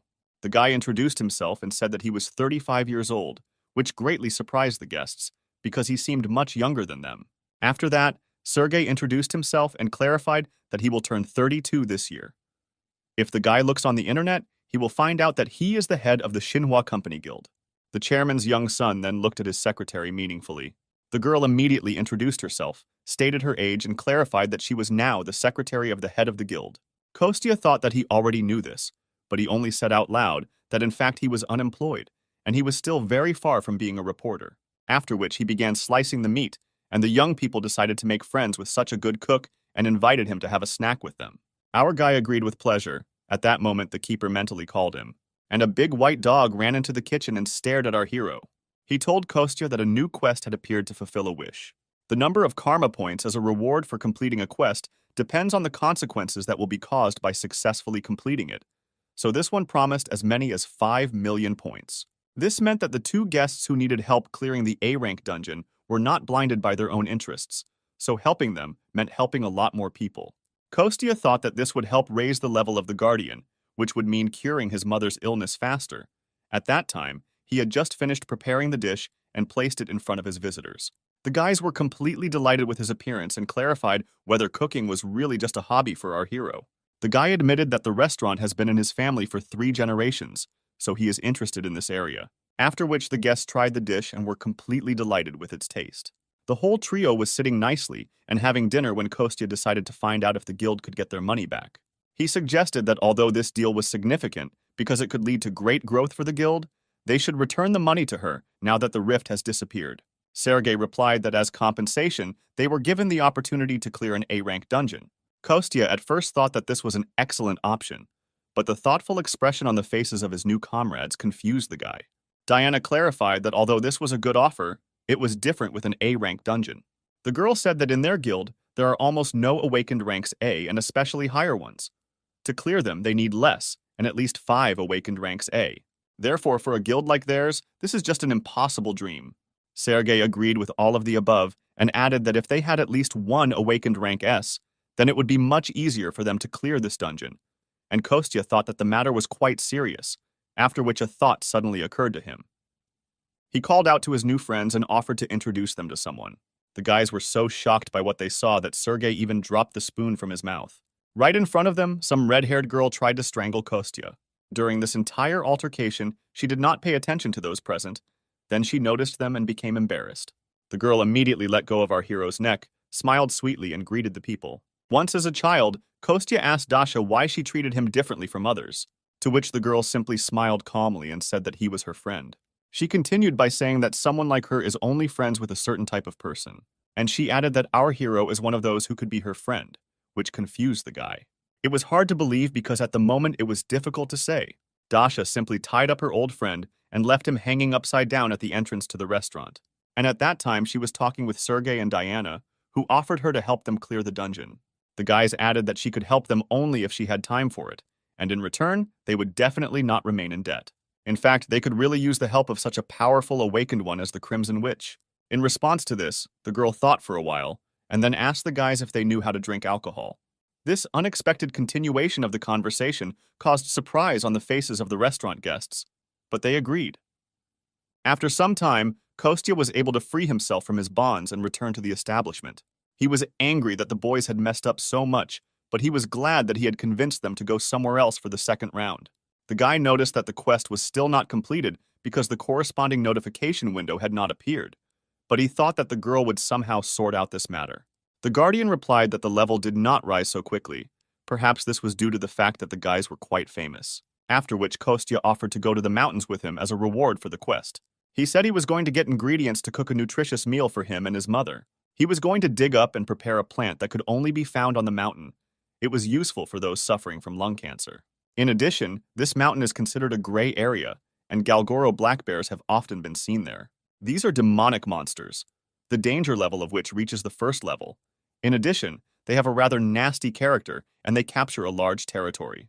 And as soon as an intruder appears on it, they begin a battle with him to the death, even if the intruder is the same bear. Therefore, the only race that can get along with them is the golden bees, which can hardly be called demonic monsters. The keeper clearly didn't like being put on a leash, but Kostya noticed that it would be difficult to move around the city without it, so he asked the wolf to be patient a little. It was all for the sake of restoring stamina and finding ingredients for the food that the guy was going to cook, which pleased the keeper a little. The truth was, let it all be for the sake of finding the next guardian and trying to impose succession on another person. But the wolf still had little reason to justify going into someone else's house to save a dying man. This behavior only meant that the guardian actually loved people very much, after which Kostya thought that he was really taking advantage of the kindness of his guardian god. However, the guy noticed that he was not going to become his successor. He was not going to become someone as great at all. After this, a complete image of a guardian wolf immediately appeared in our hero's head. The guy has already forgotten what he looks like in his usual size, after which the hero decided that it would not be difficult for him to protect one single person. After some time, this strange company of a man and a white dog arrived on the mountain. The guys had been walking around looking for the plant they needed for a long time. Finally, they found the necessary ingredient and began to assemble it. Kostya was just telling his friend that the taste of this plant is not the main thing, because it helps well in restoring stamina. Before he could finish speaking, he immediately felt the presence of a huge black bear. The wolf also immediately felt the energy that emanated from this monster. Our hero put the plants behind his back, straightened up, and asked the keeper to hold the bear for a while. He would have done it himself, but he had something more important to accomplish than that. He took out a glass jar from his bag that he had prepared in advance. The honey from the bees he talked about at home is very tasty and restores a lot of stamina. After these words, the keeper agreed to detain the bear, which made our hero very happy. The guy asked to give him about 10 minutes to collect honey, after which he had to return and help the keeper. A huge bear, angry at the presence of strangers on its territory, advanced on the intruders. Kostya saw the monster approaching, so he once again asked his guardian friend to detain him for 10 minutes, after which he promised to return soon and set off at lightning speed in search of honey, so as not to waste a second of time. The smaller wolf took a deep breath from the fact that such a difficult task was assigned to him. At this time, the bear wasted no time. With its huge paws, it broke the thick trunks of perennial trees with one blow. The guardian looked at his opponent and could not believe that he had actually agreed to this adventure.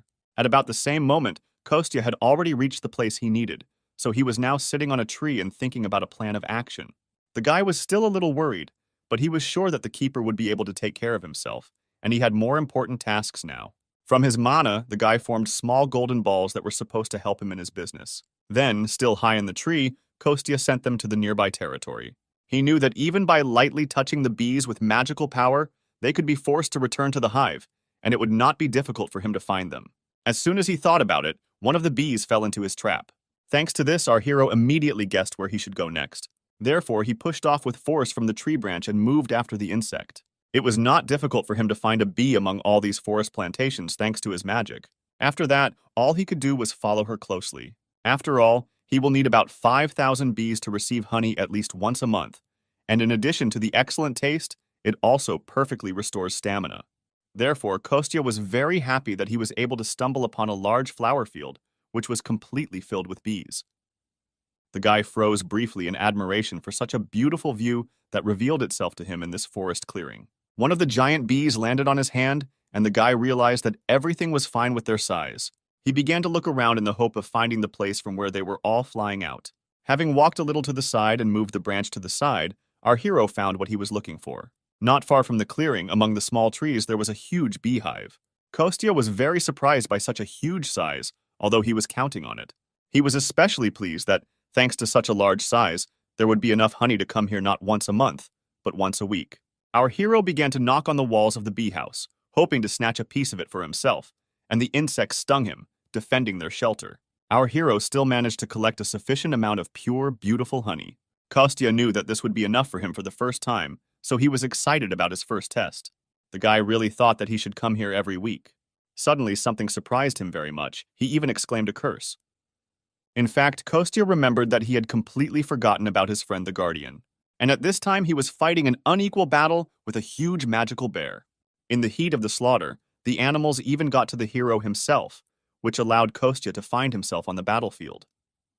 The guy immediately rushed to his white wolf, coming to his aid. The Guardian was clearly very exhausted, so Kostya immediately apologized for losing track of time. The guy put his hand on his friend's now soiled white fur. He realized that he had too high expectations for him, because he was far from in the best shape. The hero realized that the keeper came to his house out of his kindness. He did everything he could to help him, but the hero took it for granted. He even sent his wolf in his weak state to fight a real magical bear. The guy realized that everything happened through his fault, so he promised himself not to kill the monster. With lightning speed, he went to attack the monster and put all his strength into one single blow to the head. His intention was simply to euthanize the animal for about a week. We then see the restaurant owner come out onto the porch to meet someone. She saw her son returning all rumpled and dirty from a run on the mountain. The guy said that today they were very lucky he was able to get fairly cheap honey and dug up some medicinal plants. But their conversation was interrupted by a company consisting of Sergei, Diana, and Dasha, who fell out of the restaurant with a hangover. They tearfully asked our hero to prepare hangover soup for them, and he was angry that they had the audacity to drink all night and then come here again. At first, my mother did not understand how to react to such a strange gathering, but then she cheered up, following the rest of the company. She had no idea that this was a completely unusual honey, so she suggested making them some refreshing honey water to help them relax. Our hero asked his mother not to stress too much. The woman said that everything was fine with her, but let him not neglect the connections he had already created. So she took the jar of honey from her son's hands and sent him to prepare breakfast. Meanwhile, the Guardian again turned into a small white dog and rested in our hero's bag. Several years ago, young Dasha told our hero that once, when she was adopted, she was immediately sent back, which surprised the guy. He asked if it was normal for her to tell him this. However, she added that at that age, she could not do anything about her anger. So 2 months later, those people sent her back to the orphanage. At the time, she didn't understand why she was returned. But as she grew older, she began to understand the reason. The girl was clearly upset about something, so she said that she needed to hide who she really was. After that, in all foster families, she began to behave as calmly and sweetly as possible. Dasha said that she tried to adhere to this pattern of behavior for the rest of her life. These memories came flooding back to our hero as he looked at his now eccentric, drunken girlfriend. Dasha jokingly said that honey water is so good that it seems to her that he added something else to it. After that, the whole company began to discuss what a wonderful cook Kostya had become. They also complimented our hero for looking very young for his age. They endlessly demanded hangover soup, breakfast, or honey water, which greatly irritated our hero. The guy warned that he wanted to fry some of the plant that he had dug up in the mountains. But he immediately warned that he wouldn't give much to the guests, because in fact he was doing it for his mother. Sergei was immediately surprised that even though the guy had honey and plants in stock, it was extremely difficult to get this food at this time. The guy asked his secretary whether Kostya would be uncomfortable if he also paid, although he had even prepared a gift. He prepared them as a thank you to his friends. One of his employees gave them to him this morning. Dasha was very inspired by such a surprise, so she asked to give her gift first. She joyfully extended both hands forward, expecting Sergei to put something in them. The guy turned around, reached into his bag, took out a box, and put it right in the girl's hands. Dasha immediately noticed that even the box looked very cool and asked if it could be opened. After permission, the girl carefully opened the lid. Inside, on a red velvet pillow, lay a watch. And she immediately put the gift on the table and said that it looked very expensive. She could not accept it. Sergei noticed that this was a gift, including for her future help. The watch was fireproof and should withstand even the strong flame of the Crimson Witch. Dasha listened carefully to every word the guy said. The girl was absolutely delighted with this gift. She really liked it. She even jokingly asked Sergei if she could marry him. At this time, footsteps were heard from the inside of the house, and someone entered the kitchen. It turned out to be the owner of the house, who came downstairs because of the noise. She saw that her son needed help, so she decided to go to him. In fact, the guy had everything under control. He brought out an absolutely amazing platter of appetizers. Absolutely every person present here spoke positively about the smell, color, and appearance of the food. Kostya said that this was done thanks to the amazing culinary skills of his school friend Dasha, meaning himself. After that, he put away the extra dishes in the sink, then joined his friends at the table and asked if it seemed to him that Dasha was going to marry Sergei. The guy was in such shock, but the girl happily began nodding her head in agreement. There was probably still alcohol in their heads. That's why the guys reacted like that. Sergei looked at Kostya and his mother and tried to convince them that this was just a joke. He explained that he just gave the girl a gift.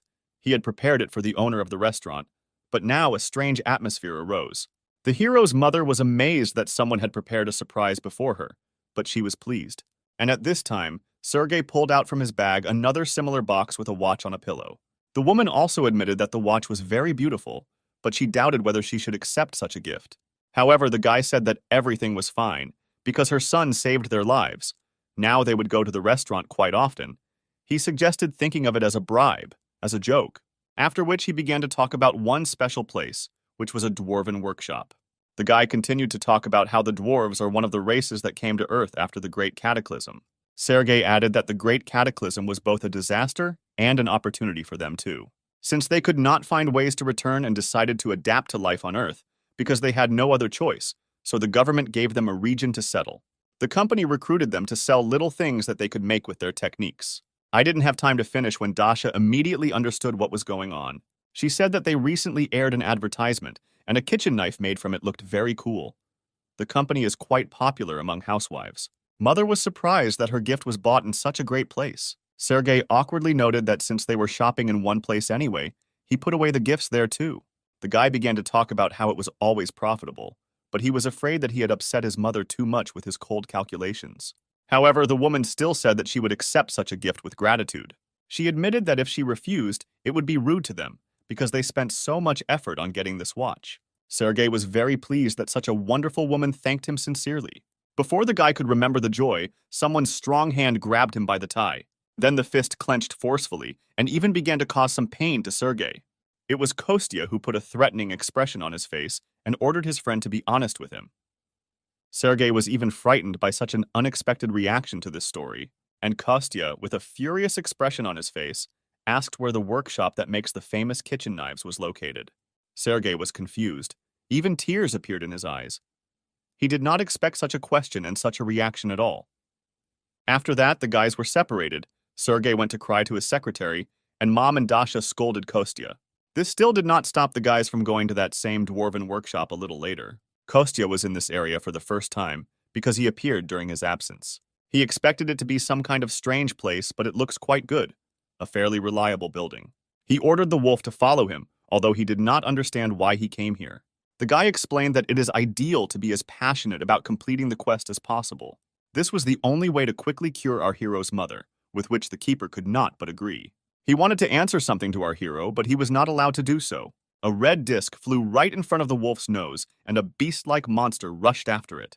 It was surprising that people did not run away in fear. On the contrary, they watched this performance with enthusiasm. The Guardian looked at all this as if he was not at all surprised. He admitted that the dwarves were quite comfortable on the ground, because such physical abilities could be used to perform acrobatic feats. However, then he looked at how some human child was sitting on the neck of an animal and added that they were a rather aggressive race, so their pride could be hurt. Kostya looked around and noticed one dwarf, whose fur color seemed familiar to him. Suddenly, a security alert sounded throughout the village, calling on all visitors to leave the place, but our hero clearly had no intention of following this decree. Kostya was almost caught by a guard, so he had to quickly go behind a tree and hide from his sight. The guy thought that sooner or later he would be discovered, so he needed to use the skill of stealth. However, as soon as he started using magic, someone suddenly attacked him from behind. The guy barely had time to jump away from the tree when a blow immediately fell there. If he had not managed to do this, then now his body would also be cut, but in several parts like this trunk. The monster held enormous power in his hands. Even the earth cracked under his onslaught. In fact, the monster sensed the use of magic, so it came to check its source. However, the guy replied that he knew him, even called him the Blue Fang tribe, and suggested that the monster's name was Tyler. The gray wolf was very surprised by this guy's strange reaction, and our hero noticed that the wolf was not so familiar with a large number of people, but still managed to forget him. The guy said with a smile that he just wanted to clarify whether it was really his friend, but it turned out to be him. After reuniting, this small company went to the dwarven home itself. While the wolf was calling to a certain old man, the guardians noticed that this guy also had a quest. Kostya replied that he first wanted to meet his old acquaintance, and then watch the quest itself. After some time, a small old man came to the threshold of the house and immediately recognized our hero. The guy was very happy about such a meeting after a long separation. He immediately stood up from his seat and said the old man's real name. This grandfather was also very happy to meet him and called our Kostya hero Choi. The men walked towards each other to greet each other. Kostya heard that the old man had moved to live in another place, but he could not think that this was Earth. To which the old friend noted that in fact, they did not intend to live here in the first place. He said that one day 5 years ago, the hero Kostya Choi was called up. At the first meeting, the old man immediately drew attention to the hero's strange sword, which had a blade that was too large for his body, and the handle was too thick. He said that although the material of the sword plays an important role, it is also important whether the blade is suitable for its owner. After the old man tried to pronounce the hero's name several times, he suggested simply calling him Hero Choi. In gratitude for saving his family and tribe, the dwarves decided to upgrade his sword to better suit him. His little granddaughter came out behind them and screamed that her grandfather was called a genius, which appeared once every 100 years, so he was definitely telling the truth. Kostya was amazed at such a bold reaction of this little girl, so he could not ignore the old man's advice. He happily handed his sword to the master and offered to play with the children while the work was going on. In fact, his games were quite strange. They brought children to tears, because the guy was spinning these little dwarves on his shoulders with such force that their bodies simply could not stand it. He was asked to moderate his ardor a little, after which the guy calmed down a little and decided to talk with the older dwarves. The little girl replied that the dwarves did not stay in place until the ore was depleted, but they themselves were on the move and were almost at their destination. The world in which they lived, due to the invasion of demons, began to resemble ruins more. The magic of teleportation, which allows them to move between worlds, spends a large amount of bodily and magical power, and could have been trapped in the eternal universe if they had miscalculated. Therefore, they thought that they were very lucky to get into the kingdom of spirits until they were attacked by ostriches. The whole family was preparing for the inevitability of death until, at the last moment, a hero suddenly appeared and saved them. The granddaughter said that they all survived only thanks to him, but still she doesn't think they will stay here for long. After this, the guy admitted that he himself also did not belong to the kingdom of spirits. He is here only until they get rid of all the demons. In any case, the guardians of this place will not send him back until he wins and achieves his goal. The girl listened carefully to his story and offered her help. She said that she could return the hero back to the world from which he came, which greatly surprised him. I even thought that the guy didn't hear her, so she repeated her offer again. She said that she would need to ask the elders first, but since the hero helped them, she did not think that they would be against it. The hero didn't expect everything to happen so quickly, so he didn't know how to respond to this. He needed some time to think about her proposal and decide. Meanwhile, the granddaughter continued to talk about how they would have to try several times, but mistakes could not be avoided, and they would also need a huge amount of magical powers. The guy suggested that even with a huge amount of power, they would still need to complete the magic that allowed them to travel between dimensions. In addition, even if the probability of making a mistake is almost zero, the risk of getting lost in space still remains. The girl was amazed that the guy knew a lot about their own magic. Therefore, Kostya looked at her with gratitude and decided to refuse their offer, because he believed that he would still be able to return to his homeworld. At that moment, images of his mother and Dasha came into our hero's head. However, the last time he saw them was so long ago that they were blurry, and the guy could not remember anything clearly. At this moment, one of the adults from the tribe approaches them and warns them that the sword is almost ready. This made our hero very happy, so he suggested coming closer and waiting there. He once again expressed his gratitude to this little girl and asked her not to be upset. After some more time, Kostya was surprised that the dwarf family still decided to come to another dimension. The news was told to him by the huge lion, who himself heard it from someone else. Our hero was very happy for his friends, but at the same time he was surprised why they decided to leave so suddenly. Perhaps in that world there were many magical stones that the courtyards really needed. Most of the stones in this world are found inside monsters, and dwarves are not very good at fighting, so digging would be ideal for them. But in the spirit realm, this type of stone is difficult to find. After this conversation, our hero climbed onto the back of his friend the lion. He decided that he definitely needed to say goodbye to his old acquaintances. Lev warned that Maxim was there, helping the tribe to travel their magic through the dimension. Our hero was not very friendly with this Maxim, but promised not to do anything. After which this strange couple immediately went to the village. The huge lion covered long distances in just one jump, so the hero had to hold tightly to his mane. And at this time in the village, the elder was already running towards our Kostya. Both of them were very glad to see each other after quite a long separation. Kostya said that he hoped that the tribe would get used to this place and settle here, but it seems too difficult for them here. He can help them with many things, but he was powerless against the ecosystem. The guy noticed that the old man had tears in the corners of his eyes, ready to flow. He admitted that the hero already helped them a lot. He saved them from death many times. If not for him, they themselves would have become spirits, and would not have tried to travel through dimensions. After these words, another dwarf came out of the crowd and brought out something in his hands. The old man asked to accept this as a small parting gift.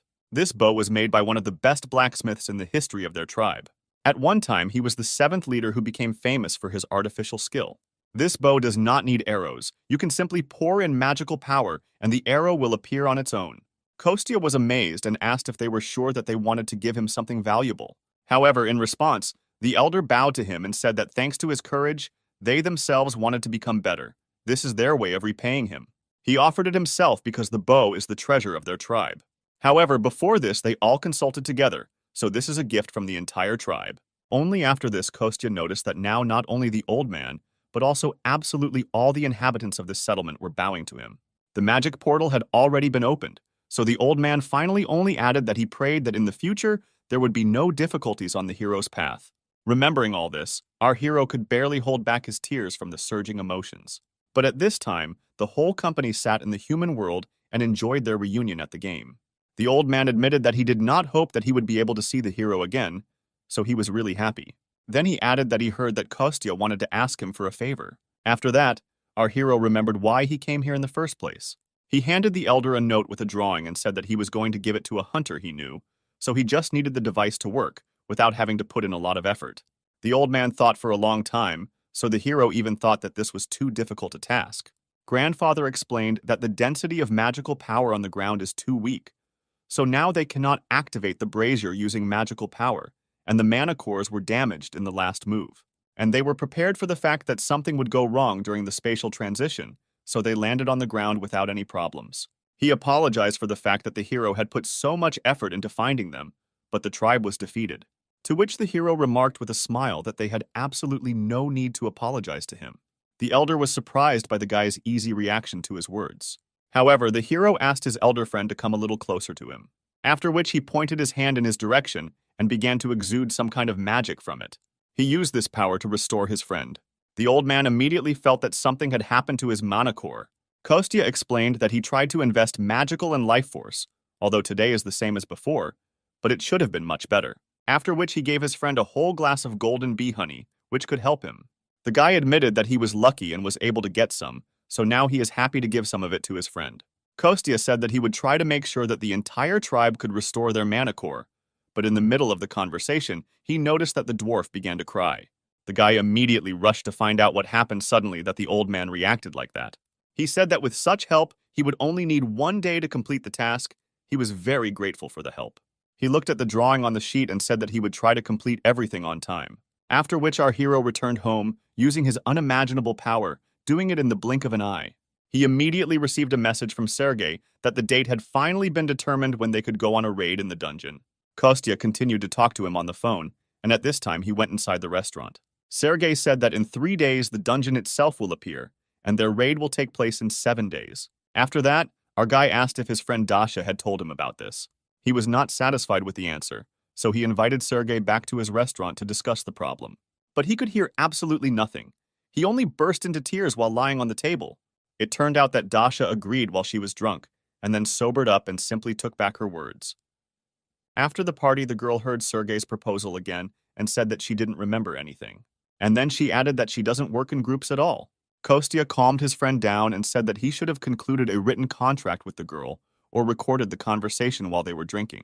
After this, our hero came up with a great idea, so he invited Sergei to have a drink during the day. He added that Dasha herself loves to drink throughout the day. According to their plan, Kostya was supposed to try to negotiate with her, and Sergei was to take advantage of this. After that, our hero immediately dialed his friend's number to ask her to come to the restaurant. The girl did not pick up the phone for quite a long time, but eventually did so. She immediately said that she had warned Sergei yesterday that she would not do anything for him. However, Kostya noticed that he had a different opinion about his friend, who had never broken a promise to someone before. But he himself called for a completely different reason. He just wanted to offer me a drink. After which they agreed on a time to meet and hung up. The first phase was completed successfully. After the end of the conversation, Kostya said that he was able to drag Dasha into the restaurant, so the second stage of the plan was up to Sergei. The young director was very grateful to his friend for what he did for him, after which I left him alone in the hall and went to the kitchen to prepare snacks. At this time, a car stopped outside with a huge squeal of tires. The young businessman shouted to his friend the cook that the girl had arrived. Dasha entered the restaurant and hoped that all preparations for drinking had already been completed. She was very surprised to see Sergei here, because no one warned her about this. The girl was angry that they called her for this, but Kostya said that Sergei was just passing by and decided to come in. He wanted to leave when he heard that Dasha would come here soon, but she caught him on the way out, so he suggested that they both stay. Sergei was grateful for this offer, but asked whether everything would be fine. I was worried about Dasha's reaction, but the girl said that nothing bad would happen. He could stay. After which Sergei sat down at the table and began to discuss the snacks that their mutual friend had recently prepared. However, Daria still noted that she would not change her decision, even if they all drank together, because she had never participated in dungeon raids. She is already responsible for the faults, and it is more comfortable for her to work alone, especially since a group of at least 5 people is legally allowed to clear the dungeon. The girl noticed that she and her team tried to work together, but most were focused on their opponents more than she was. They are strong enough alone, so teamwork does not go well. Sergei was jealous that they were strong alone, but the girl did not share his feelings. In fact, she didn't want the whole world to know that the more she used her powers, the more crazy she became. If others found out, they would likely even publish an article saying that the Flame Witch had gone crazy. Before this, she had silenced people with money, but she couldn't imagine how to silence the awakened ones of this wealthy Xinhua guild and their workers. While they were all sitting at the table and eating, the girl muttered something under her breath, after which Kostya noticed that the girl easily breaks promises and refuses without even explaining the reason. He said that Sergei must please his father and not get caught by the yellow press. Everything is so bad that he is forced to ask for help from an unemployed guy from a street restaurant, so he asked to take all this into account. He added that even though what Kostya said was true, Dasha should not feel obligated. The girl tried to appear again, but the guy didn't let her do it. Sergei repeated his phrase, this time emphasizing the word obliged. Dasha immediately realized that she was simply being manipulated, so she was embarrassed. She noted that it was useless to try to put such pressure on someone who had no parents or other family members to impress. To which Kostya noted that in fact Dasha has him and his mother, so she has no right to say that. The girl replied that for a guy who had been missing for 10 years, he had no conscience at all, but she still thought about something. After some time, Dasha said that she would still help Sergei with the dungeon if he stopped behaving like that. To which Kostya noticed that the girl had been constantly changing her mood lately. However, she didn't answer anything. She just continued drinking and praised the taste of the alcohol. Our hero thought that sometimes he doesn't understand his girlfriend at all. However, I noticed a system notification that the quest to conclude a contract for a raid in a dungeon with Dasha was completed. He received 5 million karma for this. Literally a moment later, Dasha and Sergei were already drunk and went on a revelry. While the guys were resting and preparing for future work, Kostya went to the kitchen and decided to clean up a little. The guy was focused on this matter when he noticed that someone was about to enter his restaurant. And literally, a moment later, the door opened, an elder and a huge gray wolf walked inside. After that, the trio went to a park nearby to see something. Both dwarves were very surprised that in the middle of the city there was a tree of peace growing on the ground. Meanwhile, it had already grown quite tall, even sprouted several branches and illuminated everything around with its magnificent appearance. Kostya said that this is the same tree. The world gave him his seed before he returned. It grows quite well. The elder even noted that the spirit that is responsible for it must live here. Kostya admitted that he couldn't even grow a cactus himself, so he simply made a contract with a spirit nearby, then clapped his hands, urging him to come out. Immediately after this, a small spirit flew out of the crown of a small tree towards the friends. He was very cute. Kostya admitted that he called him Cricket because he was very similar to him. To which the elder noticed that this little spirit did not at all look like a cricket. These words struck our hero to the very heart. However, the grandfather admitted that the spirit had done an excellent job looking after the place, after which the cricket flew up to the wolf and handed him a golden leaf. It was real moongrass, which he never ate because it is very difficult to find. Kostya told him to try it, although the wolf will not be able to regain its true magical power, but it should restore a decent part of it. The huge monster looked at this small leaf, completely not believing in its miraculous powers.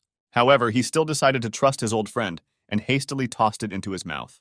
As soon as he swallowed it, his mana core immediately felt a surge of power. The wolf noticed that this method worked. His energy immediately increased. Kostya noted that this is a temporary effect, but moongrass grows here, so the wolf can sometimes come here and take it. He also asked his old friend the elder if he could enter into a contract with spirits on Earth. But without waiting for an answer, Kostya stepped a little to the side, bent down and began digging in the ground. After which he pulled the small mole spirit to the surface, offering to try it on him first.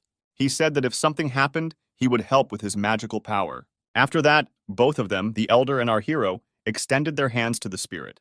They laid down their magical powers in an attempt to form a contract. This method worked because the little mole immediately greeted his owner and asked for a name. Kostya noticed that as soon as the old man gave him a name, the mole would become his spirit. Grandfather was very embarrassed and decided to name his new mole Gray. Immediately after this, a contract between the old man and the spirit was concluded. That little mole turned into a shiny little ball and disappeared into thin air until he was called. The old man noticed that the hero constantly helps him even in this world. He said that the thing behind the wolf's back was what the guy asked for. Kostya took the burden off his old friend's shoulders and opened the box. He was amazed by the appearance and magical power of this beautiful bow. He was worried that the hero didn't like his gift, but the guy noticed that it even exceeded his expectations. After which our hero decided to try it out first. The guy supported the weapon in his hands and noticed that it was beautiful, like any work of this master. The old man and the wolf looked at their friend and one thought occurred to them. They realized that no matter how much time had passed, this guy remained the same hero they had once met. Looking at this guy, they realized that he most likely chose the right path. He allowed them to live peacefully, so all they can do is help him without question. At this point, the meeting was over. The guy said goodbye until next time. Immediately after this, our hero's phone rang. He thought it was Sergei. However, as soon as he picked up the phone, Kostya almost went deaf from the scream that came from the speaker. He was ready to kill his interlocutor for such a domestic attack, but he restrained himself. Sergei joyfully called him to report that everything worked out for them. He had just reported to his father, and since this is good news, he decided that Kostya should be the first to know about it. He also added that tomorrow he would have to meet his father. The hero was very glad that he could help his friend. His sense of guilt only grew with each new word from Sergei that this was entirely his fault. However, this was not all the news, because the young chairman once mentioned the hero in a conversation with his father. Therefore, he said that he wanted to meet with him. So on the day of the dungeon raid, the whole team would have a snack at their restaurant. This news was so big that Kostya was delighted and at the same time terrified of the upcoming cooking. A few days later, there was a raid. Kostya carried boxes of food on the road. He looked around and thought that too many people had gathered here. Even his mother was tired under the influx of such a huge number of people, so the hero sent her to rest until lunch. He told the woman he could do it alone, but in reality, the guy was terrified of how much work he had to do. Suddenly, a man approached him, wearing a very expensive shining watch on his wrist. He looked very good for his age. His appearance was clearly well looked after. The man introduced himself as Sergei's father and extended his hand to our hero for acquaintance. Kostya was surprised that usually people of higher status do not look at people of lower class. Sergei's father clearly noticed the confusion on our hero's face. When he turned to Kostya, he immediately thought that something terrible would happen. For example, he could order to stop hanging around his son because they live in different rooms. The guy had a low status. In the crowd, he had to humiliate him in his refined aristocratic manner, after which he and his mother would be forced to flee into exile, because that's what they do in the TV series. This happened only in his imagination, but Kostya had already begun to mentally apologize to his mother. He decided that if he apologized first, the man would be more lenient because he would take him by surprise. Therefore, the young guy immediately bowed to the man, hitting his head hard on the table, and instead of all this nonsense, he offered him to work for the company. Sergei's father was amazed at such a strange reaction of our hero, and the guy, who was bleeding from his head, did not expect such a generous offer at all. After some time, when the blood was stopped and ice was applied to the head, both men sat down on a bench nearby and began to talk. First of all, Kostya thanked his friend's father for his experiences and once again apologized for what happened. The man repeated that he would like to work with the young man, but noticed that he was going to refuse. Kostya really noticed that now he wants to devote himself entirely to his family, so he's not sure whether he can cope with his work. To which the man noted that they themselves like to read people by their facial expressions. Or rather, it comes to many people with age and life experience. So he looked carefully at the guy again and said that he makes people put their hopes on him. Kostya was very grateful for this assessment and was even a little embarrassed. They would have continued talking about their business if a whole crowd of people had not suddenly run up to the president. They informed him that a raid on the dungeon would begin soon. Reporters were already waiting for him. The president turned to Kostya and said that he had already understood from the conversation that he had rejected his offer. However, it still remains in force, so I asked our hero to think again, after which he said goodbye and left. After that, Kostya decided that he should go check on the guys just in time. Dasha looked so bad that Kostya even clarified what was happening to her, and the girl replied that she was so nervous that she might even vomit. The hero was surprised that his girlfriend could be nervous, for which he received punishment. The girl noticed that this was indeed her first experience of working in a team. That Kostya noticed that if she refused you again, then Sergei would burst into tears. Dasha admitted to her friend that the more she used fire, the more she lost her sanity, so she was worried that this would cause bad rumors about the Crimson Witch's reputation. Kostya tried to cheer her up and said that she had no reputation anyway. Hearing the words that no one cared about her, the girl flew into a real rage. Meanwhile, Sergei, who led the raid, gave interviews to reporters. He turned his attention to his friend Kostya, who came up to him to say goodbye before leaving. The young entrepreneur immediately noticed that something had happened to his friend's head. In order not to embarrass anyone present, our heroes walked away and stood nearby behind a tree. After that, Kostya carefully examined his friend and noticed that he had been training a lot. The guy was delighted that someone noticed his external changes. He admitted that he was a little nervous and wanted everything to work out, so he did a little preparation in advance. Kostya noted that Sergei always tries his best. This impresses him. Sergei's inner mood noticeably improved from just these encouraging words. In fact, Kostya noticed that his friend had raised the whole class, but something still worried him. In fact, there was a suspiciously frightening aura emanating from their dungeon. Kostya hoped that this was all just his paranoia. By that time, all preparations for the raid had already been completed. Sergei and his team set off, finally asking the cook to prepare food for them before returning. Kostya waved goodbye to his friend, hoping that everything would go well for him. However, after some time and a huge mountain of prepared food, the guy only thought that if his friend returned alive and unharmed, he would kill him himself. Just then his mother finished counting and packing the boxes. The awakened should have already returned, so the guy had to hurry up and clean everything up. Suddenly, a strange feeling of anxiety and danger pierced the entire body of our hero. He was not the only one who felt this, because even the birds decided to leave these places. Kostya looked at the flying flocks and agreed that he was experiencing a frightening feeling. At this moment, even the guardian began heart-rendingly calling for our hero. He was literally screaming that something was clearly wrong with the dungeon. But literally 8 minutes ago, Dasha stood in it, breathing heavily after the fight. The girl had just single-handedly defeated a whole crowd of giant scorpions. She was so strong that everyone else in the raid didn't even have to make any effort. The Crimson Witch at that moment was worried that people were looking at her like she was crazy. After which, Diana noticed that they entered the dungeon only 6 minutes ago. Sergei was also amazed at how strong his new friend turned out to be. After that, the guys went as close as possible to the Crimson Witch to help her if she needed anything. The girl noticed that there were no more monsters nearby, so Sergei allowed her to go outside with the others. He promised that he and Diana would catch up with the remaining team members when they were sure that the cleanup squad had begun work. The Crimson Witch was satisfied with this answer, so she and several other people headed out. All the guys made a promise to each other that they would see each other outside. However, as soon as they left the dungeon, something strange immediately began to happen to him. It seemed as if the sky was covered with cracks and split into several parts. Our hero Kostya immediately felt that something was wrong. He noticed a strange energy. The technical team also detected an anomaly. A fissure appeared right in the dungeon, and in terms of indicators, it was at the level of a catastrophe. Kostya ran to the specialist and tried to find out whether his friends had time to leave the danger zone.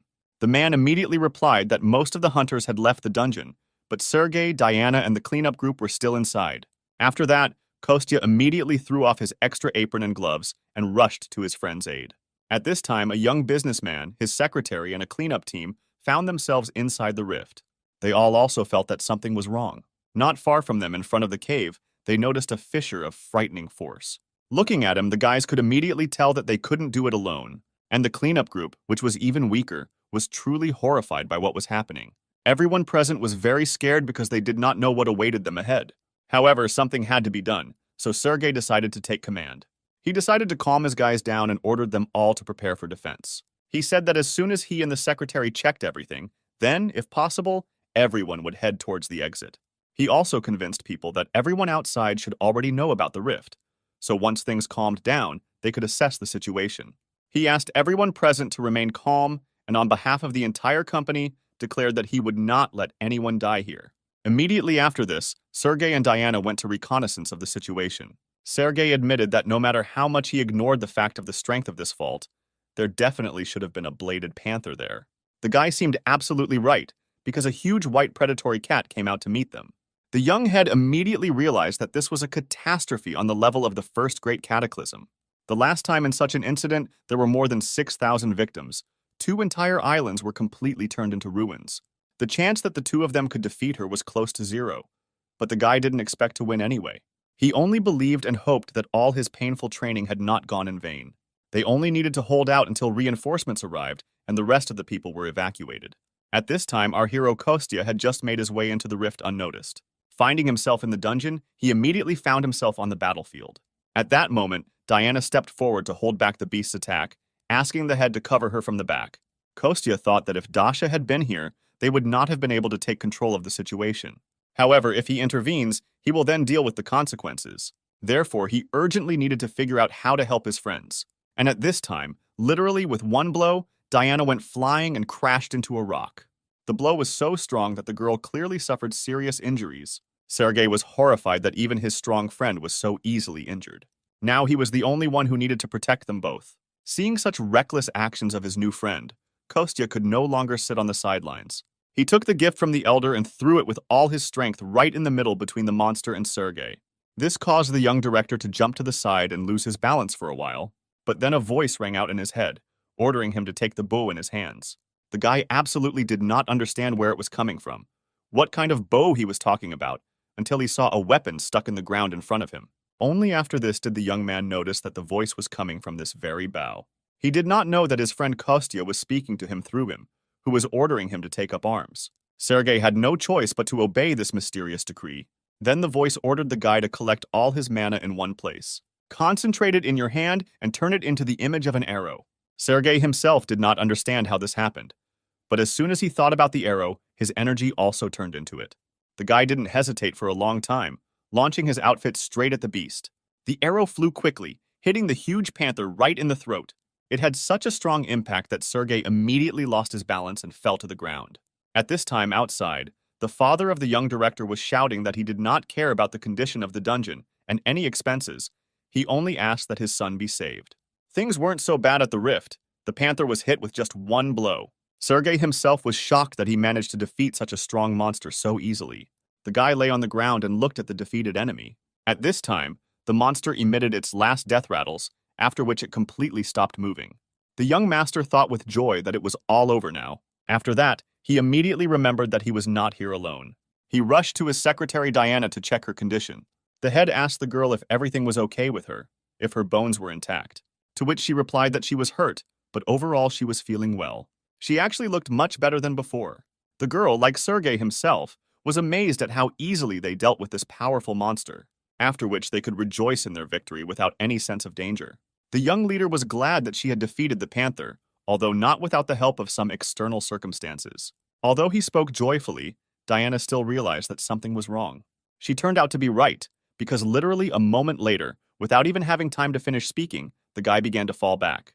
He had lost too much of the strength he had put into that last blow. Fortunately, the secretary managed to catch her boss before he fell, after which the guy came to his senses a little. He was even able to sit up on his own. Diana noticed that the head of the company would definitely be pleased. She would tell him about what happened. A couple of moments after this, a portal began to appear next to our heroes. A gate opened, allowing everyone locked inside the dungeon to leave. A whole crowd of doctors was already standing outside, and Sergei's father was worried about the condition of his son.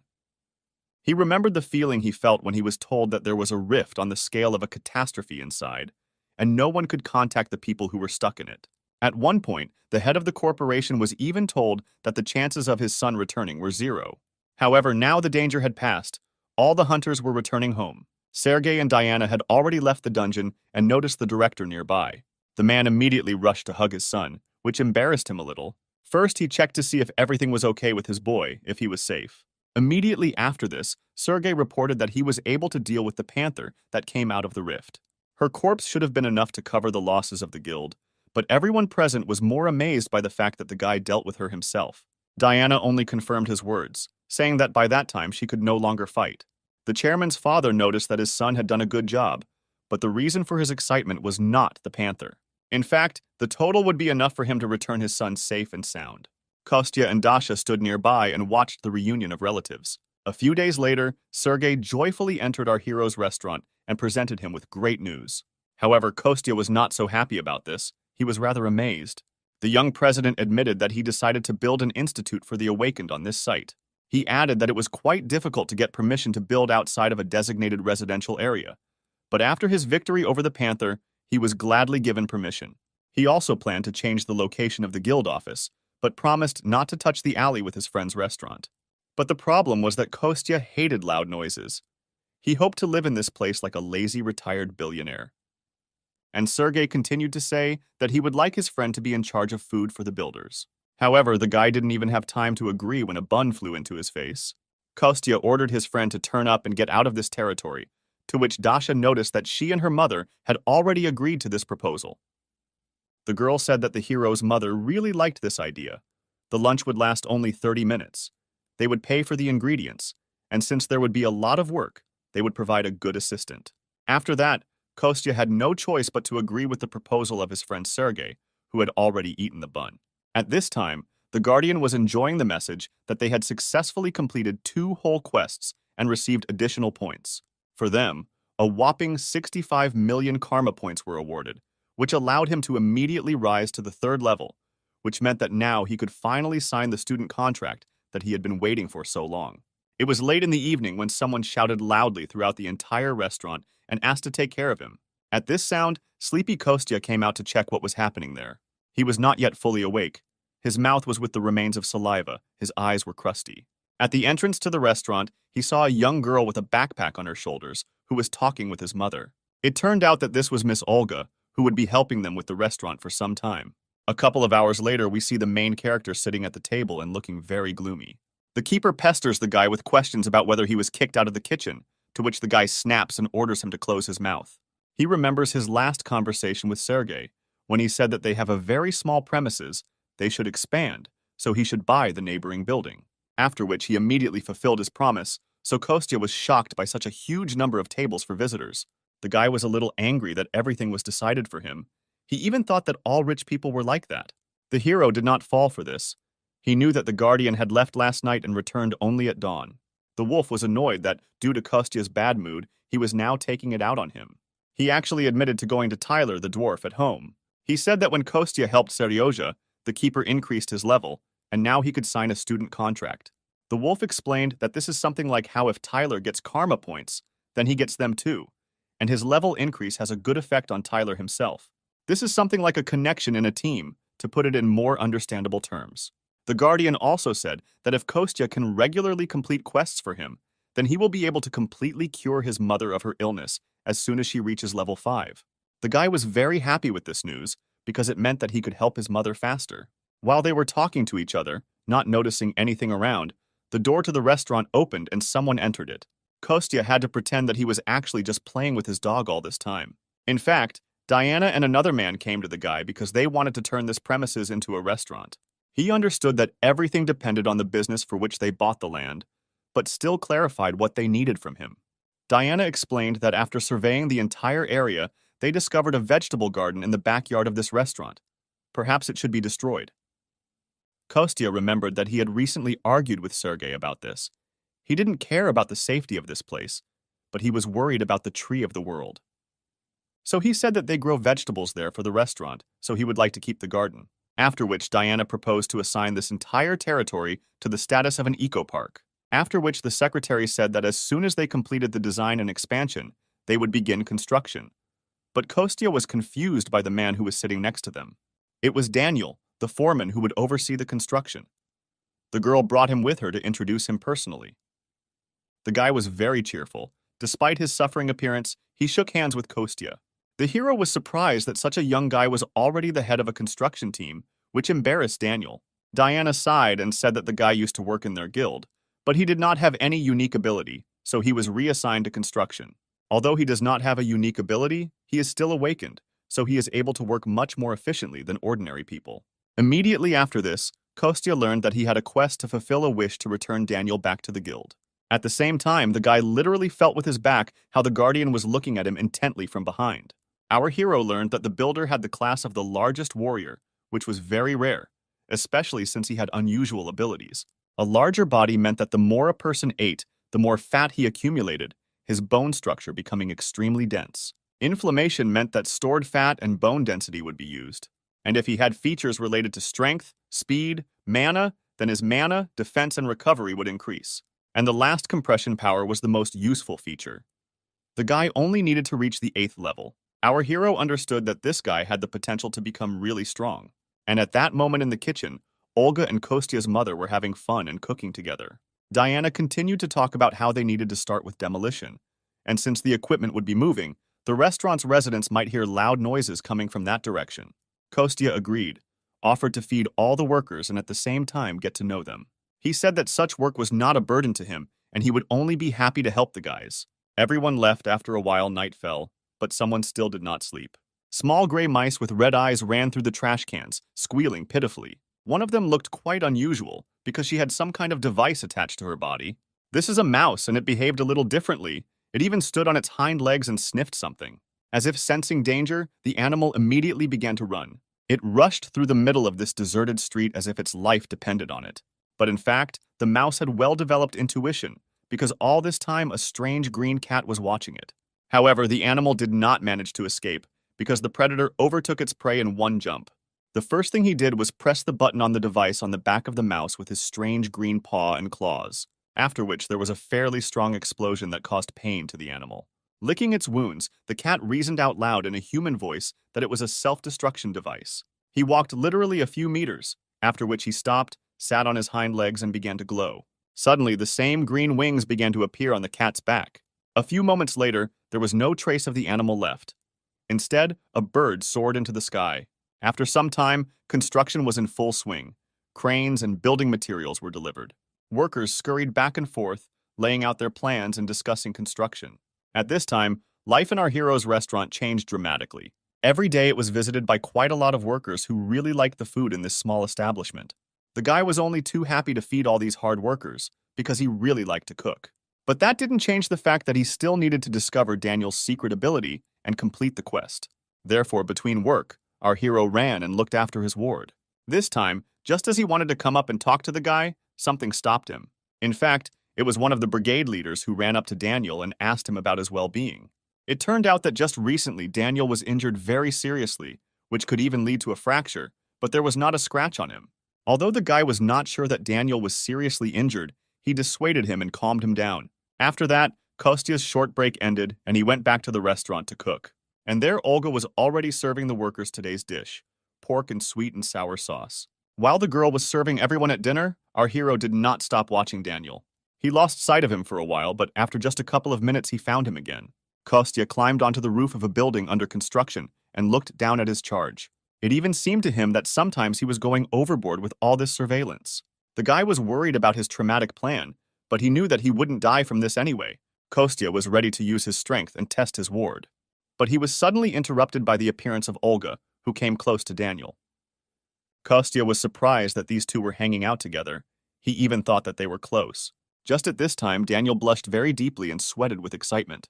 He looked at the girl and asked her if she had thought about the proposal that he had recently made to her. She clearly did not want to continue this conversation because she hesitated at such a question. The girl looked straight at her colleague and said that this would be a little problematic for her. The guy immediately realized that there was no chance for him here, so he decided to just silently agree. And Olga continued to criticize that although he is a good and kind person, she is embarrassed by their large age difference. They also had differences in many other trifles, and if they cannot even agree on this, then disputes will always arise over other trifles. At that moment, the girl enthusiastically said that she hoped to quickly pay off her student loan. For some reason, Daniel began to apologize, which embarrassed the girl a little. Kostya hid on the roof at this time, realizing that he had heard something unnecessary. He was embarrassed because he came only for the quest, but overheard someone else's personal life. The guy looked down again and saw that Daniel was a little upset, so he decided not to touch him now. All he could think was that it was better for him to leave these two alone for now. However, suddenly something changed in his surroundings. There was a strange sound. Kostya realized that just a second ago he had accidentally used force and moved the beams a little. He tried to warn the sweet couple below, even shouted to them to move aside. However, the girl was very interested in the conversation, so she didn't even pay attention. But Daniel saw all the danger and reacted to it instantly. He immediately rushed towards the fragile girl, stretching his huge arms forward. With all his strength, this guy pushed the girl in the opposite direction. Although her landing was not very soft, it still helped Olga avoid meeting the beams falling on her. There was a deafening blow, after which the girl could not see anything for some time through the rising dust. After a couple of minutes, these clouds dissipated, presenting a terrible picture. At the loud, piercing, desperate cry of the girl, all the people in the area began to come running. Olga sat on her knees and, with tears in her eyes, tried to move the huge, heavy beams to the side. The girl kept calling Daniel, trying to understand whether he was still alive or no longer alive. Her hands were bruised, her nails were broken, although not such serious wounds, but she was also injured. After some time, the rest of the workers reached the scene of the incident, and Kostya looked at this whole picture from top to bottom and realized that it was his fault. At this time, builders used various methods and devices in order to free their colleague from under the rubble. Our hero was suspiciously calm and thought only that these sufferings and difficulties would become the basis for achieving his goal.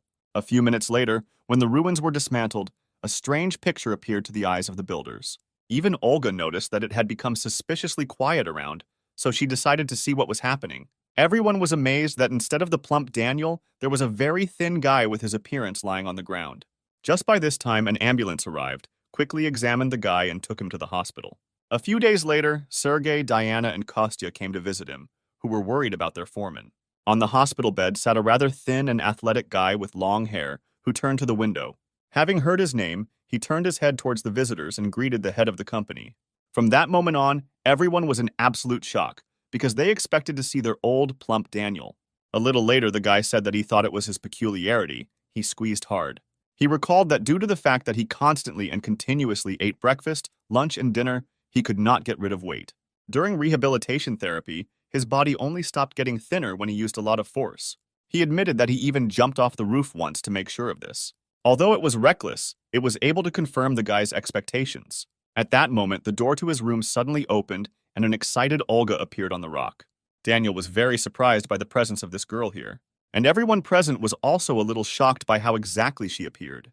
And at that moment, the girl herself stopped and threw all her things onto the floor. After that, with tears in her eyes, she rushed towards the hospital bed. She ran close to the patient and leaned on his bed, asking if he was okay. Daniel was shocked that the girl even knew where he was. He wasn't worried about himself at all, so he decided to ask the redhead if everything was okay with her own hand. The girl cried all the time and only said that her hand was completely unimportant now. And they continued to bicker cutely with each other, while our hero in the background made bunnies from red apples. After this, Sergei decided to intervene in their conversation, as the head of their company and employer. The girl was amazed that the guy mastered the hunter only thanks to his powers, and this is his real appearance. In fact, she was worried that the guy had lost so much weight due to severe operations. After this, Daniel asked his boss and said that he had one more feature that he would like to show him, after which he freed one hand from the long sleeve, then extended it forward. The guy began to concentrate all his power in one place gradually. It was after this that his hand began to glow and acquired a purple hue. Daniel said that he initially thought it was just a morphosis, but in fact, it was a slightly different feeling, as if something, ready to explode at any moment, bit into his hand. It's like there's a magical force around him, even though he can't use it. Kostya thought that its potential usefulness and opportunity were simply amazing, and at that time he himself made a butterfly from a red apple. Daniel continued to say that with such a feature, he would be able to do a lot. Sergei stopped him, saying that he understood perfectly well what he was getting at. Therefore, he invited the guy to return to the guild as a full member. He also offered to help Daniel better study his new ability. The guy immediately agreed, saying that he would be very pleased to work in the guild again. Immediately after this, Olga became a little embarrassed and asked to talk to her about what they had recently discussed. Daniel immediately understood what she was talking about and became embarrassed in front of strangers. However, before he could finish speaking, the girl took a full lungful of air and screamed loudly. She came close and admitted to the guy that she agreed to be his girlfriend. They were in a rather piquant situation. The girl continued to ask for only one date. Daniel was surprised because earlier she had told him that she was very busy. But all this was only because she is in a guild and has to work hard. To see the guy, the girl told him her entire short life story. In fact, she admitted that she had never been in a relationship before, so she wanted to fall in love at first sight, as happened in many films and books. While the couple was explaining to each other, our hero in the background made a whole cake out of red apples. Olga at this time ended her speech by saying that all this love at first sight does not really suit her. So she invited Daniel to learn everything from scratch with her and go on a first date. After some time, everyone began to leave the hospital for their homes. Just at this time, Kostya thought that Diana looked quite distracted today, so he went up to talk to her. However, the girl was clearly not in the mood for conversation, so she politely said goodbye to him. Of course, Kostya couldn't take her word for it, but he decided to let her go for now. Instead of talking, our guy decided to simply follow Sergei's secretary. He was very surprised at the place the girl came to immediately after visiting the hospital. It turned out that she went straight to the guild's training center. Diana calmly walked up to the horizontal bar, attached her work pass, and walked on. Kostya couldn't just get into this building, so he approached and asked him to arrange a tour for the awakened ones. Immediately after this, he was registered and given a temporary pass. The guy just managed to go inside in time to notice how the girl changed clothes and went into some room. The sign on the door said that this was the guild's training room. Kostya used his invisibility skill and quietly went inside until the doors closed completely. There he saw Diana standing alone in the middle of an empty room, inside of which your power was growing. At this time, the girl was already fully prepared for battle, reaching for her sword that hung on her belt. Then, with a lightning movement, she pulled it out of its sheath and pointed it forward. She grabbed the handle with both hands and took a defensive position. To begin with, the girl began practicing the most basic movements with a sword. Kostya watched her and thought that her movements were good, and she was not deprived of talent. After that, he recalled the last case of the use of magical powers, be it Sergei with a bow. I even remembered Daniel's recently discovered new excellent ability.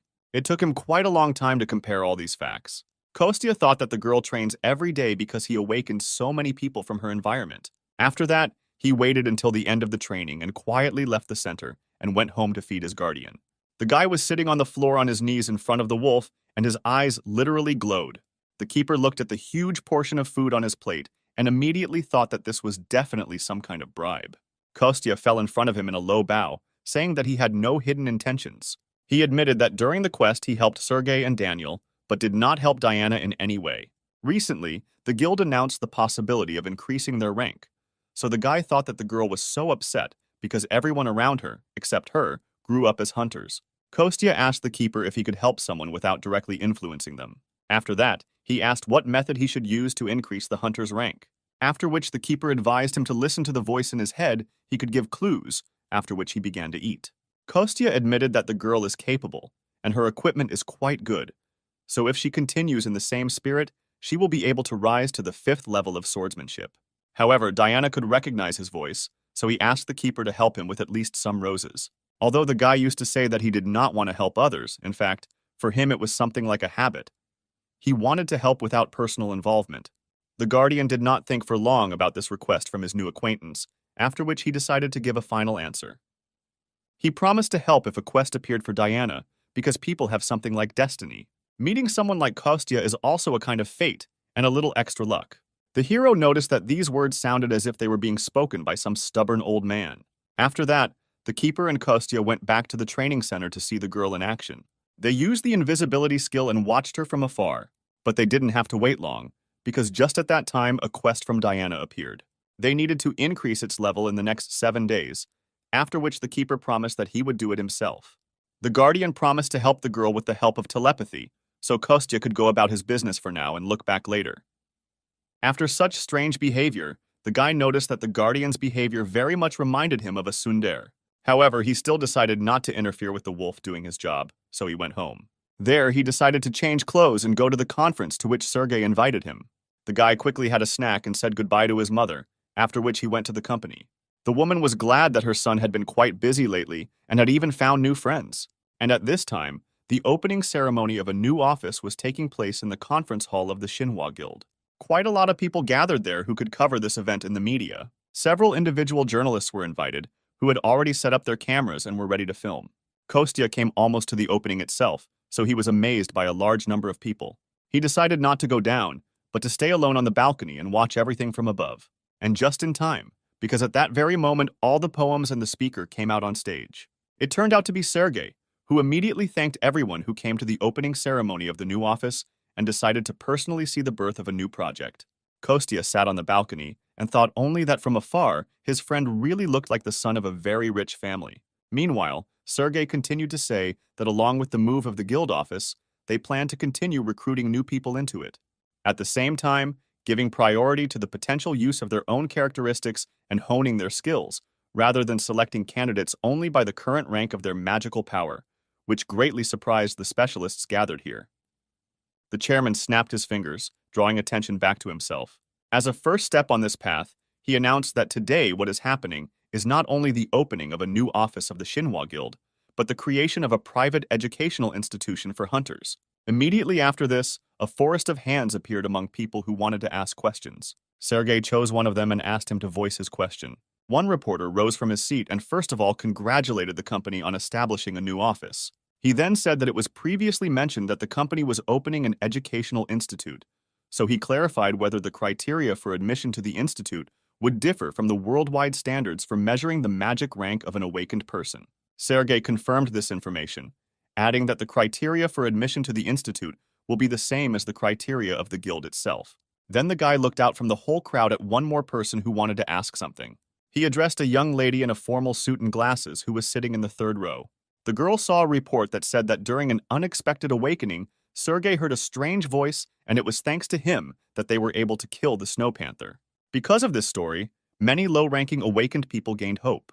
More and more hunters who were quite weak before went to recheck their ranks. However, it is worth assuming that this can only happen to the head of the Manhwa Guild. Therefore, she was interested in whether educational institutes would not be just a simple squeeze of money from the dreamy awakened ones. Kostya was amazed that all the reporters asked such tricky questions. On the other hand, he understood that such questions do not arise out of nowhere. He understood that everything initially became possible only because of his help. However, Sergei was clearly not at a loss from such complex questions. He thanked the reporter and said that such thoughts are quite understandable because he himself constantly asks himself this question. It is possible that a miracle happened to him. Maybe he was so lucky only once in his life. However, he saw this opportunity, so he decided to grab it with all his might. Such a strange wording of the chairman's answer surprised Kostya a little. And the girl reporter herself also clearly did not expect such a detailed answer from the head of the company. At that moment, Sergei called an invited guest onto the stage, which surprised Kostya. And everyone present was also amazed at what appeared before their eyes. In fact, this very invited guest turned out to be Daniel. He stood next to Sergei and amazed everyone with his enormous size compared to him. The guests were clearly impressed by this huge man. Sergei continued to talk about how Daniel was one of the first members of the guild, and they could only find all the information about him by reading a couple of articles from that time. He admitted that the awakened C rank was a label that constantly followed him, as well as Sergei himself. Then he asked to bring to the stage the very bow that helped him in the last battle. Kostya was surprised that these guys were filled with such determination. And at this time on stage, Sergei defiantly took a bow without arrows and seemed to pull the string. On the other side of the stage, Daniel prepared to repel the attack. He took in as much air as possible into his lungs. After that, the guy also stood up, ready for battle. It took literally a couple of moments for Sergei to begin to gather all his strength together. Just like last time, it was not difficult for him to transform it into an arrow. After that, the guy took good aim and warned Daniel that he was about to shoot at him. All the assembled reporters and just guests were horrified by what was happening on stage. Literally a couple of moments, and after a short sigh, Sergei released the bowstring.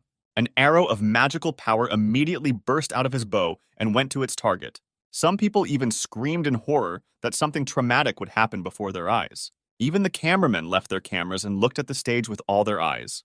And at this time, the arrow reached its target and hit Daniel right in the chest. Sergei calmly lowered his bow and exhaled that everything went well. At this time, a cloud of smoke rose on the opposite side of the stage, hiding everything that was happening behind it. Kostya came to the dwarven village and looked for his old friend in his house. He was surprised by his arrival and asked to warn him next time, although he had said before that he could come at any time. After which the old man laughed and said that all this was said out of emotion. He was just heading to the workshop, so Kostya asked to go with him. The old man agreed to go there together, since the young guy wanted to look at her. After this, the keeper suggested splitting up. He himself wanted to go to Tyler. The hero was even glad about this course of circumstances, and smiled very much. The guardian looked at him and said that even without completing the quests, he was not so weak that any person would take care of him. At this time, the old man was completely oblivious to the fact that two people next to him were almost ready to fight. After that, the company went to the workshop, which was filled to the brim with various types of weapons. Some dwarves were just now engaged in forging new products. A huge magical furnace was flooded, which helped them in their work. The guy admitted that it was quite stuffy in the workshop, just as he remembered the last time. The elder announced a short break for all workers, but Kostya could not stand it, and even took off his shirt. After which the old man noticed that an ordinary person would not be able to enter this room because of the heat, because the average temperature rises to 80 degrees. After that, he summoned a huge piece of magic stone from behind the portal and asked him to make a shield out of it. The elder was delighted with the appearance of this stone, because it was an excellent material that would never be seen on Earth. Kostya admitted that he received it after a battle with that huge panther. He remembered that the world had really tried, since he had never encountered such a monster in the spirit realm. The elder looked at this huge stone and said that his old friend's request would be fulfilled. But he admitted that this metal is too tough for the local equipment, because to create an account you need a very high temperature. But due to the structure of the earth and the absence of the spirit of fire here, their capabilities are very limited. Kostya thought for a minute and concluded that they just needed a spirit of fire, like that cute mole. However, the elder noted that such a spirit of the earth was lucky to be born in this world thanks to the tree, and it is unlikely that they will be so lucky again. In addition, they also needed a place that could withstand such temperatures. Kostya was horrified at how expensive this premises could cost them. Kostya was actually indignant that people were so obsessed with money. However, he admitted that in their situation there is still no choice. Just at that moment, one of the workers called the elder over and they talked about something for a short time. The old man asked Kostya to look around himself, but he needed to go away for a while on business. The guy just had time to think about where he could get such a room. For this reason, he even decided to turn to his guardian, who just returned to him. He didn't look very happy, but after a while he admitted that he had an idea. These words were clearly given with difficulty, but the keeper still said that the fiery fox could help them. Kostya was surprised that this divine beast was still on Earth. However, the keeper also added that the fox was very broken, which greatly surprised our hero. The guardian added that the firefox core would give them the required temperature with extra reserve. However, there was one thing that confused the great divine wolf. The guardian clearly did not want to continue this conversation, but he understood that he had no choice. So he was silent for a little longer, then added that the firefox was broken and devoid of reason. He was once the first guardian apostle, named Ralph, who fought alongside him during the Great Cataclysm and exhausted almost all of his magical and physical power. He gave too much, it could not help but leave a mark on him. Kostya listened carefully to everything that the furry guardian told him. Then he decided that he should see everything with his own eyes. He admitted that they would still have to go to him to steal the fox core. After that, the guy squatted down and began to think about their further plan of action. The guardian said that the fox is in the west, in a black valley, where there is a mountain overflowing with demonic energy. There is not a ray of life-giving light there. That cave is teeming with all kinds of monsters. The guy was delighted that he now had the coordinates of Ralph's location. He decided to go there immediately, so he grabbed the keeper by the scruff of the neck, after which he pushed off the ground with force and jumped straight in the direction that the guardian had indicated to him. After some time, they landed not far from the required location. The divine wolf even felt a little seasick from such chaotic movement. However, he quickly came to his senses and began to look around. And there was something to see, because the whole ground was strewn with dead animals. And all this was done by one huge fiery fox, whose mouth was covered in blood. He stood over the small, lifeless animal corpses right in front of them.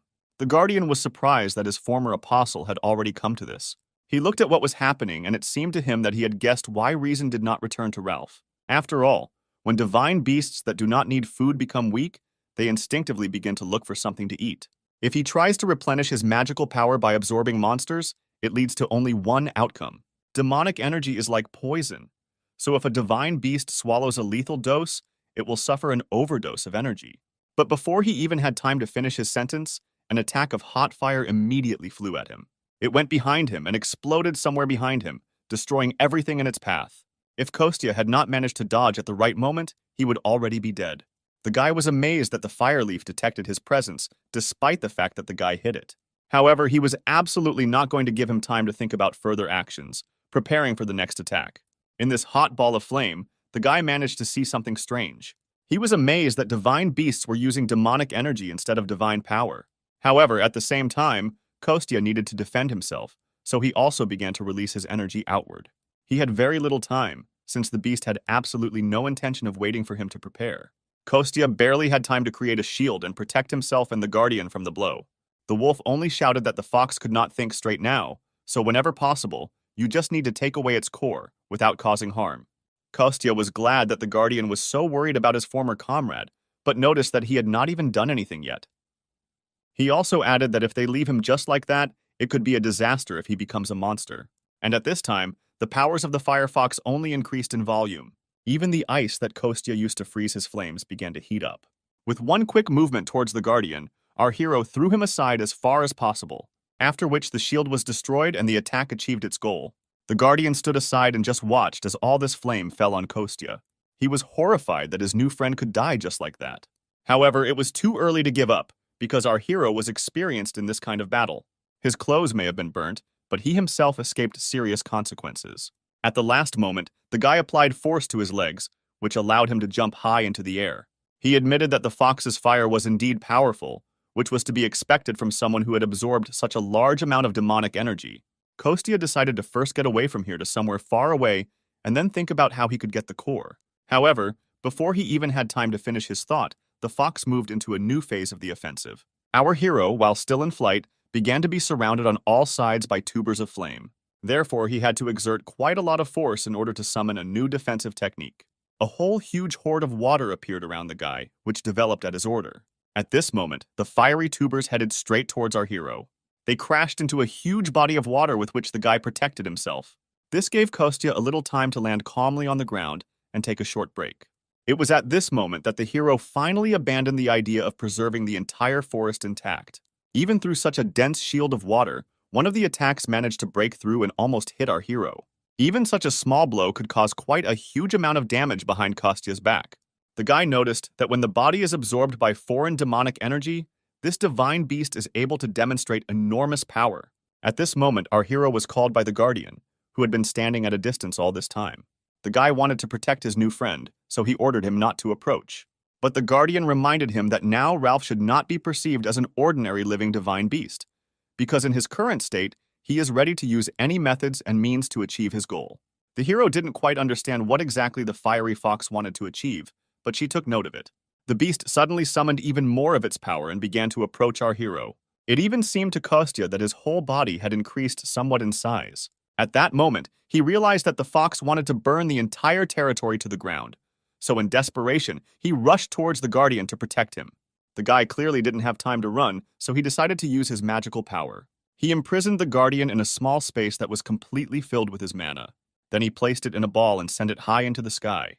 At this moment, due to the fact that Kostya was no longer using the name of the Guardian, the fox's memory began to revive the memories that he wanted to protect his friend, his master. Making sure that the keeper was safe, Kostya went on the offensive. He opened the portal again, intending to graft his weapon from it. This time it turned out to be his favorite huge sword, which the dwarves had once made for him. Ralph did not stop watching our hero for a second. He only became even more furious because he couldn't get hold of some pathetic person. This next boost made our hero dodge even more often. Kostya stepped a little to the side in order to gain a little time for the attack. He only had a few seconds to come up with his next strategy. The guy grabbed the hilt of the sword with both hands, swinging it with all his might. Now he could only wait for the moment when the fox would come close enough to him, after which Kostya dealt him a cutting blow, applying a huge amount of force. The guy thought that this attack would have at least some effect. However, he immediately noticed that there was something strange about the fox's paws that he had just cut. Literally, a moment later, the paws were reunited, as if there had been no injury. The guy realized that no physical residue would work on the firefox. At this time, he only in vain allowed the animal to get even closer to him. He was already practically inside the mouth of this huge monster. Kostya tried to unclench the jaws with his huge sword but failed. A huge fiery fox sent him flying with such force that no normal person would have been able to survive for a long time. As if she felt something, our hero's mother decided to listen to her feelings. Her motherly heart told her something, but the woman thought that she had imagined it. Her intuition did not let her down, because at that moment Kostya was really fighting a very strong opponent. The guy barely came to his senses after such a strong blow from the fiery fox. This was almost the only divine beast left alive, but with all the demonic energy absorbed, the guy was not sure that he could stop it without killing it. Kostya realized that he couldn't get infected with him at half his strength.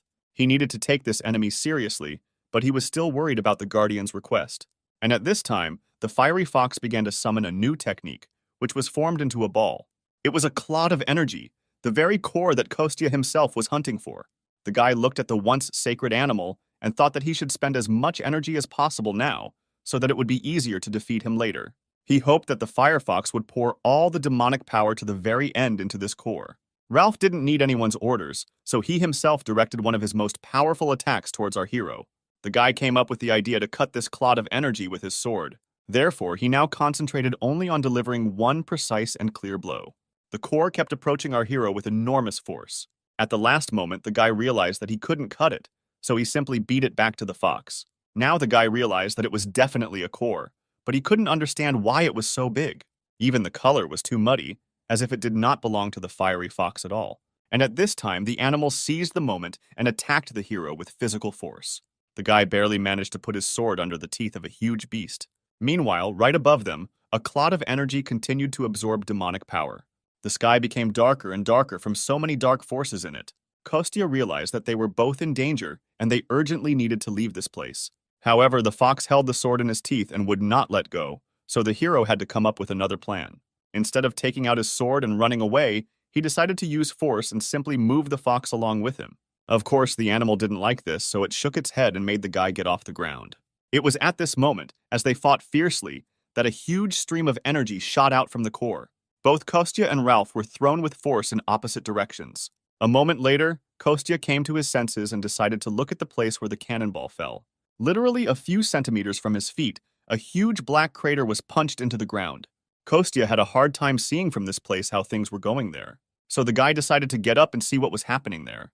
Before he could do this, a huge stream of energy fell on him from behind. The guy managed to jump off him, then turn around and run into the attack. The fox did not waste time. While the guy came to his senses, he decided to attack. It was still hard for Kostya, but he was glad that the demonic energy had already weakened greatly. And even though you still had to put in a huge amount of effort just to dodge, there was light at the end of the tunnel. The guy dodged, delivered small blows, exhausting his opponent. Some strange feeling overcame our hero. He turned around. Some unusual energy came from exactly the place where the core fell. Now the guy managed to look at him closer, and he clearly realized that something wrong was happening. He knew that it was impossible to reach such a state by simply eating meat with demonic energy for a couple of months.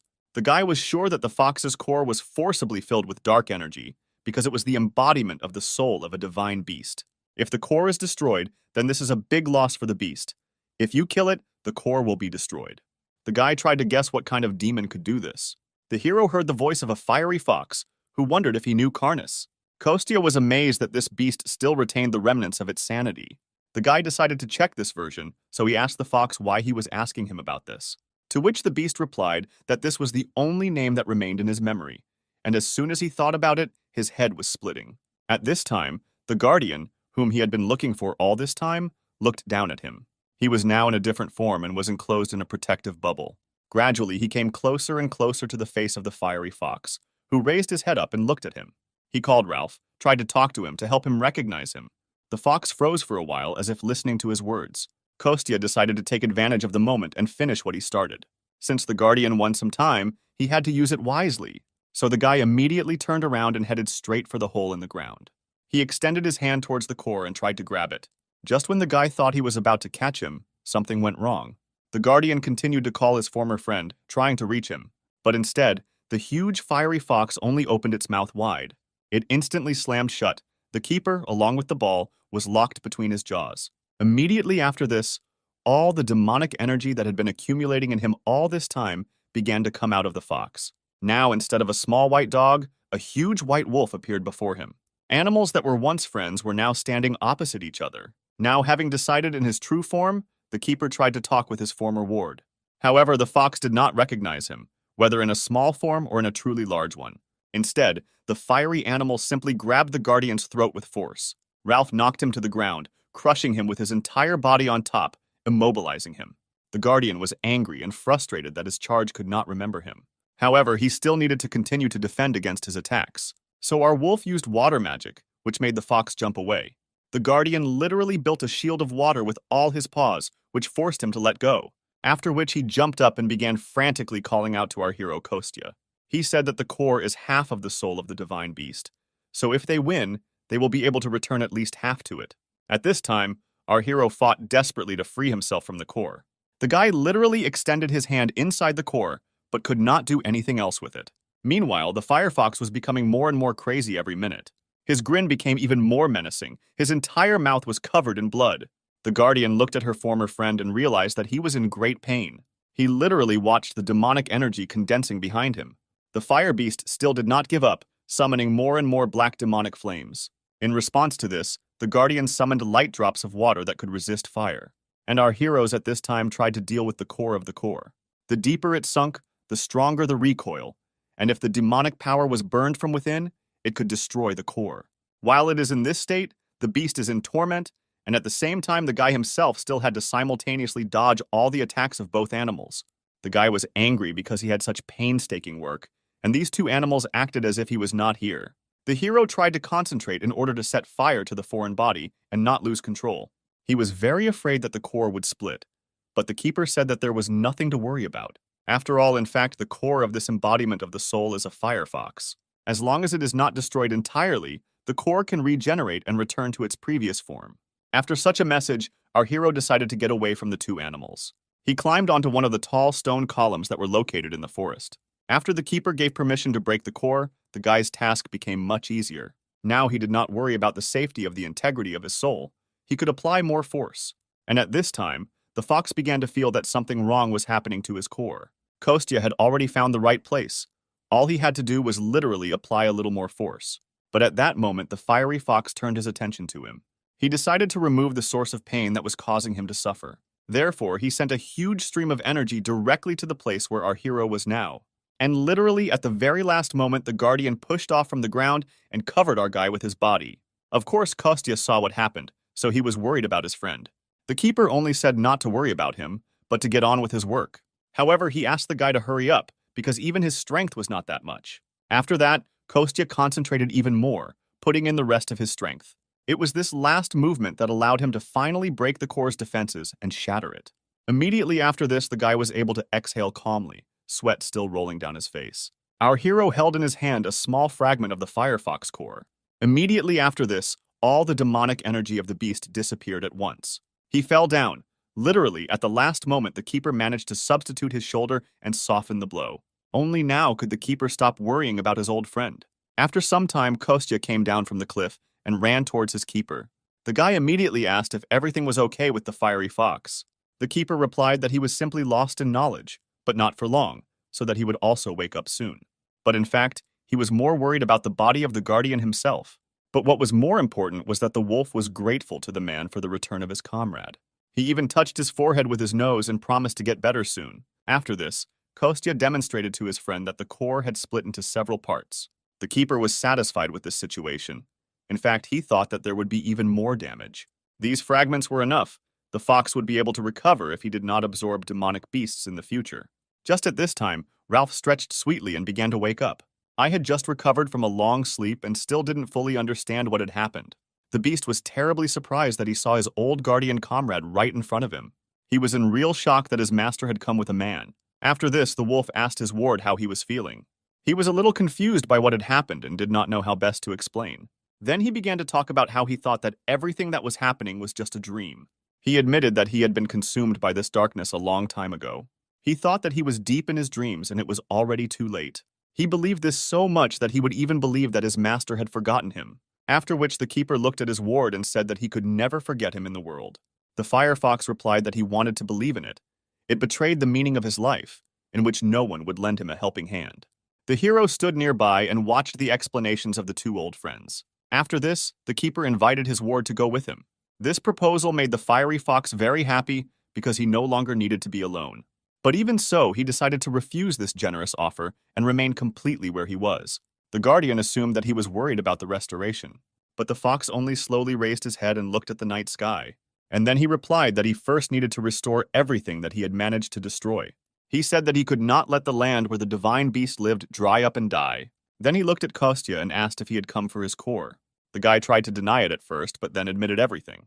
The fox noticed that his words contradicted each other.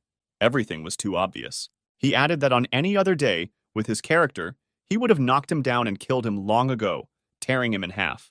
But today he helped him, so he forgives him and gives him life. He also noted that even now the guy is capable of tearing apart a weakened divine beast if he just wishes it.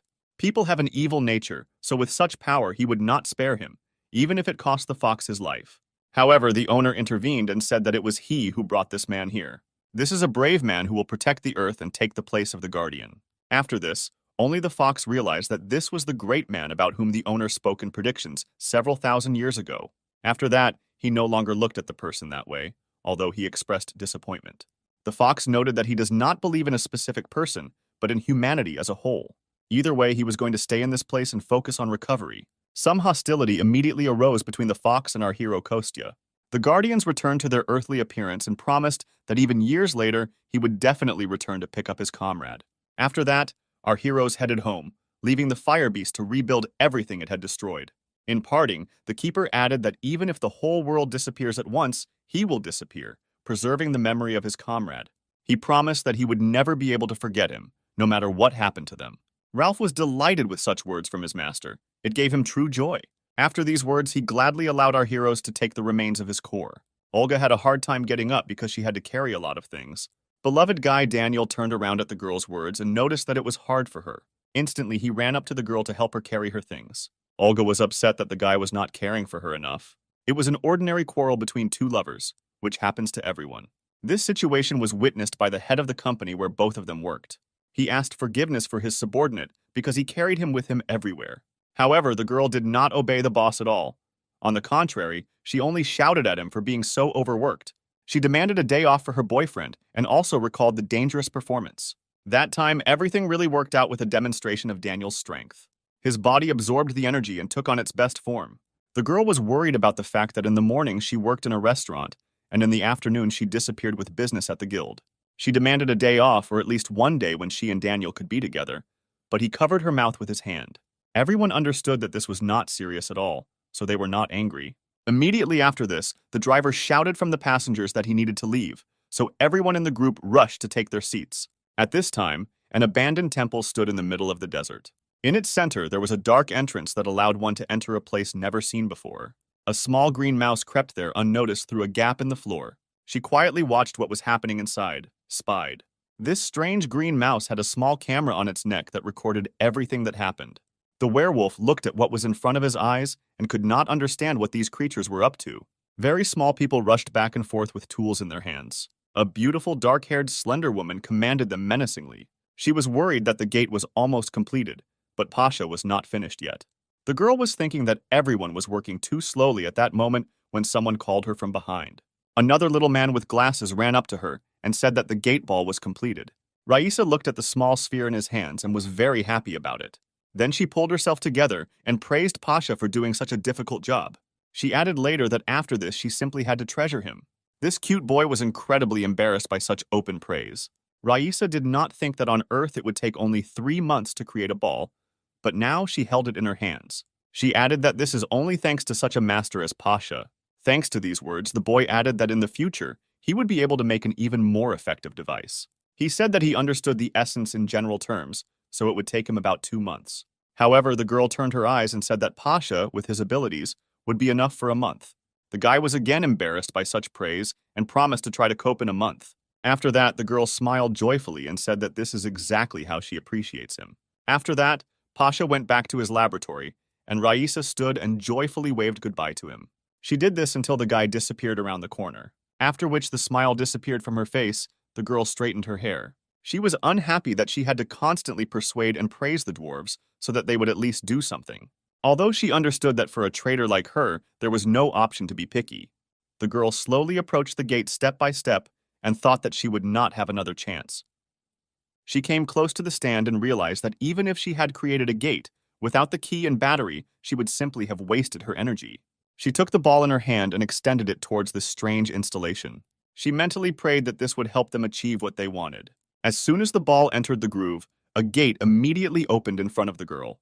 She was incredibly glad that she managed to do everything right.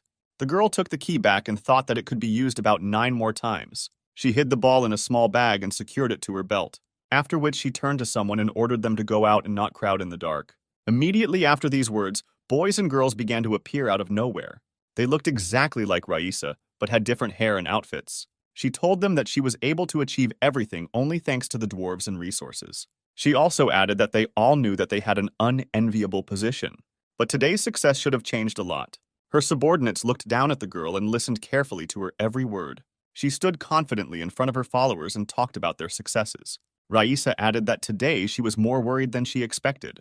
Her subordinates did not even immediately understand what the girl was talking about. Literally a second after this, the girl sharply looked up somewhere. She directed the force of her blow to one of the inconspicuous corners in the wall. After that it was destroyed, the girl discovered a green mouse spy. She was furious that she hadn't noticed him sooner. She used her power again, trying to get the spy. However, right before her eyes, the green mouse suddenly sparkled brightly. Literally a second later, huge wings appeared. She rushed right next to Raisa, hitting her painfully somewhere in the waist area. The girl immediately noticed that this strange green bird had stolen her bag with the ball. The result of their long, painstaking work was stolen by some spy. Raisa understood that this could not be allowed at all. She was once again convinced that it was indeed a bag from her belt, after which she ordered to immediately mobilize all forces and find the green eagle. Her subordinates were not supposed to act alone, but to attack in groups. Immediately after this, all the boys and girls gathered here took up arms. They were in excellent physical shape, so they rushed in pursuit of the green bird. This werewolf was in the same group as Dasha, our hero's friend. Although he was unable to gather evidence, the situation was quite serious due to the fact that this group managed to build the gate.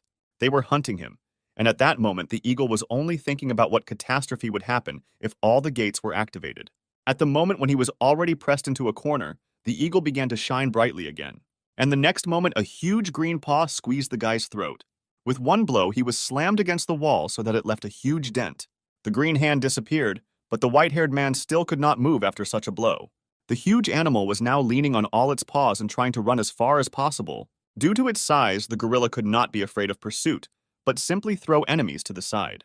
Now all his pursuers were afraid to attack him openly. They tried to avoid a direct confrontation with the same monster. Raisa saw the state her warriors were in after meeting this animal. She realized that the gorilla was trying to break through from the outside of the sector. Therefore, the girl summoned a huge black bow with her power. Then she added a black arrow to it, which was created from the same energy. She ordered all her subordinates to gather on the opposite side and block the spy's path. After that, the girl carefully took aim directly at the fleeing creature. She picked the right moment and held her breath for a while. Then she released the arrow, and it rushed straight to its target with lightning speed. It hit the green-furred spy right in the middle of the thigh. Severe piercing pain made the animal scream sharply. At this time, even more warriors managed to run away, who came to the call of their commander. Raisa ordered them to chase the gorilla, because with such a wound it could not run far. At this time, the spy hung the ball around his neck and tried to run away with all his might.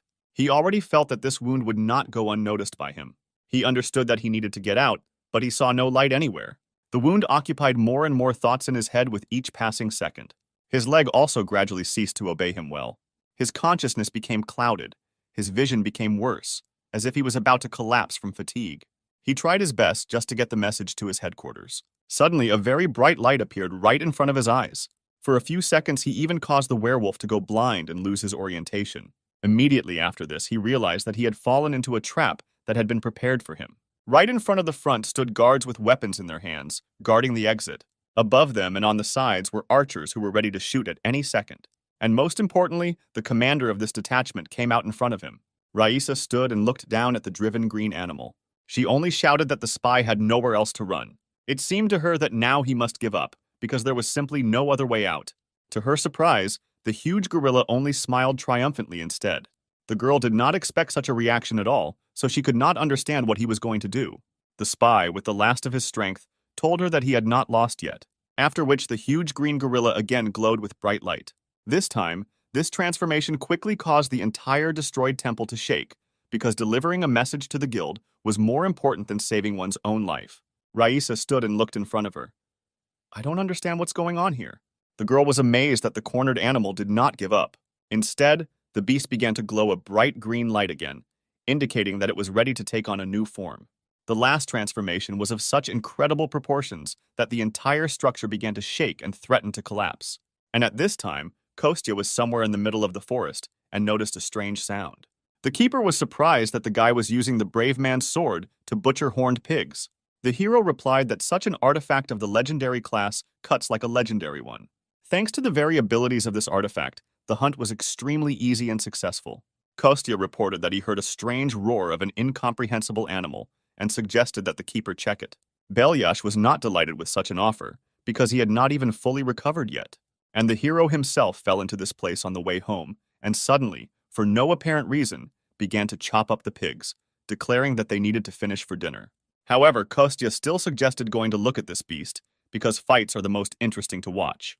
The guardian said nothing, but thought that the situation looked too serious to simply be an observer.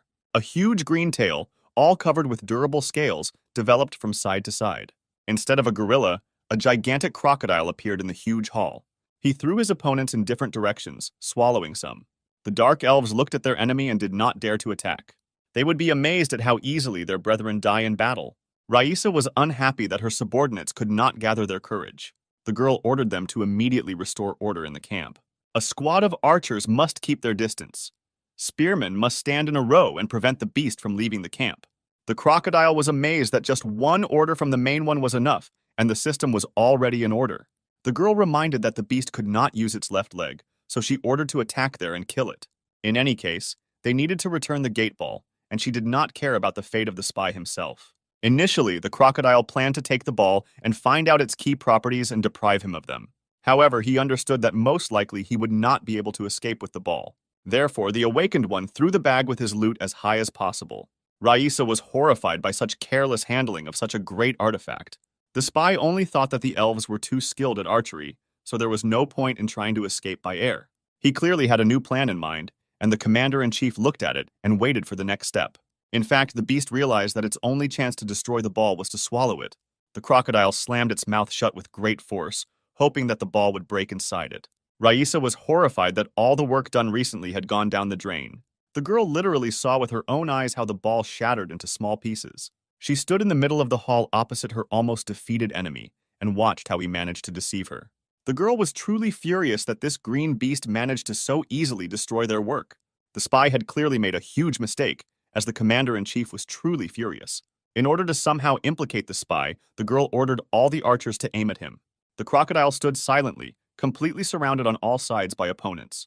At this moment, he was completely prepared for his imminent, inevitable death. Suddenly, a little girl appeared in the man's thoughts, bleeding from her mouth. The man recalled the last minutes of his beloved daughter's life. All he could think about was that he would soon be able to meet his sweet little Anya. However, something clearly went wrong. Instead of being destroyed, the ball began to work. A huge stream of dark energy was released out of the lock. It pierced the insides of the huge green crocodile, quickly being absorbed into its insides. The beast, ready to die, suddenly raised its head high and black smoke poured out to save it. Even Raisa did not expect such a reaction, but she noticed that something strange was happening to the spy.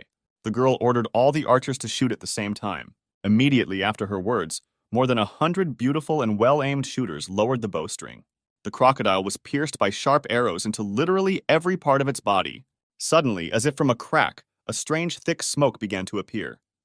He was getting closer and closer to the elves, making them worry. Many of them sought help and protection from their commander Raisa. However, only turning to her, they noticed that the girl herself was bleeding. A strange clot of energy of incomprehensible color pierced the girl's body right through. Even one of the dark elves could not survive such a wound. While they were worried about their commander-in-chief, dark energy took over the beast's body more and more. The deputy commander was horrified by what was happening and ordered the remaining elves to retreat immediately. All subordinates immediately rushed away from the scene of events, saving their lives. This is exactly the picture that our main character Kostya found, who appeared right above the hole that had formed in the ceiling. The guy had just arrived and was still trying to figure out what was happening here. From this smoke appeared a huge green leg of a monster, which was swollen to incredible sizes. And the once green crocodile himself turned into a huge, strange golem. There wasn't a single living soul left around him. Everyone ran away. One of the elves charged his arrow with dark energy and aimed at the monster. He put a lot of his strength into the last blow, then released the arrow. The elf wanted to avenge his commander-in-chief who died in this battle. However, this was not destined to happen, because at the last moment the monster felt threatened. He turned towards the shooter, which greatly surprised him. A huge beam of energy was suddenly released from the monster's mouth. He was moving straight towards the poor shooter's location. The impact was so powerful that it completely destroyed the entire small balcony on which the elf stood. He would most definitely have been dead if his comrade had not pushed him away at the last moment. The comrade reminded the dark elf that their main task was to prevent information from spreading. The commanders will not return, but they must prevent information leakage and survive. At this moment, the energy began to spread in all directions and strike chaotically. The two elves barely managed to avoid inevitable death and escape deeper into the castle. Our main character calmly watched all this from above. The Guardian even clarified whether Kostya was going to capture these dark elves. However, he noticed that the keeper himself had forbidden him to do this just recently, to which the wolf replied that this does not apply to other races. After all, karma is given in different quantities depending on the reasons and its volume. Kostya realized that last time the Guardian stopped him, because having harmed a person, he could not become a protector god due to changed karma. The guy also thought that the Dark Elves have the same laws of the world. They value the lives of their relatives and should not kill each other. However, judging by their last reaction and events, the guy was wrong. The Guardian noted that no creature deserves to die. However, the living cannot always avoid conflicts, and this is understandable.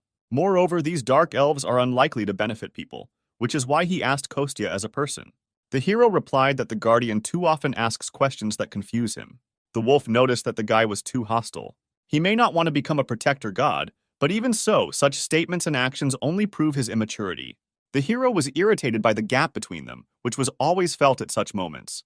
The guy spread his hands and said that he partially agreed with the words of the keeper. However, his main goal now is to save Dasha's colleague from a scrape. The guy did not hide the fact that the Dark Elves also bothered him.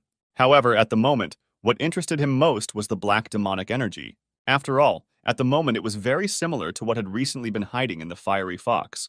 Kostya was simply interested in what kind of lousy demon was plotting these intrigues. It was unlikely that this was the work of the Dark Elves. In any case, the hero needed to save the man, so he jumped down. The guy carefully landed right in front of the huge green monster. He just noticed him and slowly turned towards the new enemy. Kostya was not at all afraid of his enemy, turning to Dasha's colleague, locked inside him. The guy called upon his powers in the palm of his hand, promising to free the man soon. Thanks to his abilities, small and large stones began to rise from the ground. More and more of them rose into the air. They glowed with a yellow flame. Gradually, the stones began to twist in a spiral, as if they were in a whirlpool. From such a strain of magical power, even our hero's eyes turned blue. Immediately after this, Kostya directed this entire gigantic flow of energy along with the stones forward. His improvised weapon came closer and closer to the monster, surrounding it. But he did not think of giving up quickly, and again released a clot of energy from his mouth. The monster aimed right at the middle of the stream, intending to reach the enemy. However, his path was blocked by sand and stones that blocked his view. Now he stood completely inside this vortex and looked around. The guy literally imprisoned the monster inside a cluster of stones covered with his energy. It was necessary to cleanse and free this man's core from demonic energy. Therefore, the guy clenched his hands tightly and increased the resistance of the wind and energy.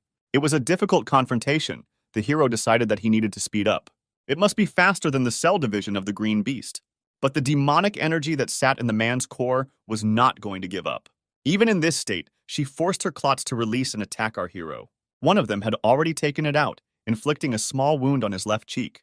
The guy only managed to dodge when several more new attacks were already rushing towards him. However, this reminded our hero of something from his past. He understood why this reminded him so much of the Firefox's situation, even though the circumstances were different. The guy spread his arms to the side, causing the diameter of the vortex to expand. After this, he noticed that the streams that had previously attacked him began to collapse. After this, the hero realized that he was now moving in the right direction. The time has come to begin the next stage of liberating the green beast. Now he unclenched his fists and concentrated energy in his open palms. The whirlwind gradually subsided, and only a small cloud of dust remained in the air. Gradually, the face of a man with green hair appeared, who was covered in cuts. Only now could Kostya breathe a sigh of relief, but he failed to do so. After all, his friend Dasha's colleague was still lying in front of him, covered in blood. The man was unconscious and clearly in very bad condition. The guy sighed wearily and told the keeper that he had assumed such an outcome of events. What interested him most now was why this man's blood was black. The keeper did not understand why the guy was hesitating. He even shouted at him. And Kostya, meanwhile, carefully squatted down in front of the man. He carefully touched his hand to the leaked black remnant of demonic energy and realized that it was someone's creation. However, the guy decided that he would deal with this a little later. Now he had more important business. Therefore, the hero grabbed the man who was lying unconscious in front of him by the clothes. Kostya carefully placed this man on his shoulder, trying to cause as little pain as possible. The guy noticed that this man's mana core was destroyed, so now he needs to restore it. First of all, it was necessary to find a deserted place, so the hero and the guardian pushed off the ground with force and got out in one jump. After some time, the man began to gradually regain consciousness. He clearly felt tired and overwhelmed, slowly opened his eyes and realized that he was in an unfamiliar place. The man was able to focus his gaze on the young guy who stood in front of him with a white puppy on his shoulder. The awakened one clearly did not expect to see such a strange picture, so he shouted sharply and loudly. Our hero also did not at all expect that the man would come to his senses so quickly, so he screamed along with him. They were lucky that they were in a house in the middle of the forest. Otherwise, someone might have heard them. It took Kostya some time to explain to the man what happened here. The guardian lay and listened all this time. The hero noticed that the man was in critical condition, so he offered to talk about the details after he swallowed the medicine. The green-haired man thought for a while, then asked to convey his words to the association. The man remarked with a resigned air that his life as a whole had no regrets left. However, the hero did not even listen to him to the end, and interrupted, saying that everything was too easy for him. He noticed that he found a man just while walking his dog, and now he wants to die in front of him because he didn't save him, even though he could have. The guy respected the green-haired man's reasons, but said that he would not die today. The man noticed that the guy behaved very impudently for his age. However, the hero noted that he was already 35 years old, after which the man resigned himself and did not appear. He even agreed to take medication and be patient while our hero treated him. The man felt that something had split his mana core in half. Even the best healer from the Hunters Association could not cope with such a severe wound. Kostya knew all this, which is why he used one of the only 3 pills that he grabbed before his return. He ordered the man to put it in his mouth and hold the cloth between his teeth so as not to bite his tongue. The medicine, like a magic chain, must circulate throughout the body for it to be effective. Now the man's mana core is fragmented. The magic chains do not function. Therefore, Kostya himself was going to infuse magical power into the man and help distribute the medicine throughout his body. He added that this pill is like a defibrillator, only resuscitating the flow of mana, not the blood flow. As soon as the man took the pill into his mouth and bit into it, the guy suddenly added that now he should not lose consciousness. But it was already too late, because not even a couple of moments had passed before the awakened one passed out. Kostya remembered that he himself was preparing to die for the first time and fainted 100 times. However, this man could not lose consciousness, so the guy hit him sharply on the head. He ordered to endure until the last, because this green beast is one of the best in the country. He might die as soon as he loses consciousness, but the man already felt his body. He began to hear some strange sounds and was even preparing to die peacefully. However, Kostya ordered him to think about his family, which forced the man to go inside himself. The guy directed his hands to the man's body and began to gradually pour his energy into him. At this moment, a quest appeared from a member of the state-controlled Rainbow Six, the Green Beast, whose real name is Yegor. Often, when they talk about a person with a high position in government agencies and someone who is in the top 6 of the country, they immediately imagine his brilliant past. Yegor's life before becoming the Green Beast was very mediocre. He had a wonderful, loving wife and a beautiful little daughter. The man sincerely considered himself the happiest person on earth. Finally, he had everything he had dreamed of for a very long time. He was an orphan, and his name was firmly rooted in the first lines of the boys' registers. Not only did he not have a single relative, but his birthday was also considered the day he arrived at the shelter. The guy lived his days quietly and peacefully in an orphanage. But everything changed dramatically when one took even one step beyond it. A child without parents, whether a troublemaker or a quiet one, it doesn't matter. They were all called problematic. Because of this prejudice, he was unable to make a single close friend. Therefore, the guy grew up alone without a single close attachment. He felt it only in relation to animals. They lived on the mountain behind the school, where he climbed at every opportunity. Perhaps they were the reason why the guy later became a zoo worker. And to him, the man who preferred animals to people, wonderful words were later addressed. The girl admitted that she likes how Yegor always takes care of animals like people. She was very embarrassed, but still took the first step and invited the guy to meet. He was also very embarrassed by what was happening, because it was his first time, but he agreed. And it was this girl, and later their daughter, who gave Yegor the opportunity to return to the human world again. A man, deeply immersed in his thoughts and memories, was brought out of this state by his little daughter. Yegor asks his Anya not to cling to him like a monkey when she sits on his neck. The man took the girl off, moved her into his arms in front, and told her to look to the side. The girl reluctantly obeyed her father and slowly looked around. At the moment, they were standing right at the foot of a beautiful waterfall. The girl was delighted to see a rainbow so close to her for the first time. Yegor explained to his daughter that this is a waterfall. Water from the lake at the top of the mountain collects in one place and falls down. Anya was interested in what was happening to the fish that live on the top of the mountain. The man joked that they were diligently swimming up the falling water back home. The girl did not believe her father, but promised to check with her mother later. She asked to buy her a chocolate bar if it turned out that the man had lied, and he suggested replacing everything with vitamin juice so that their mother would not scold for such harmful things.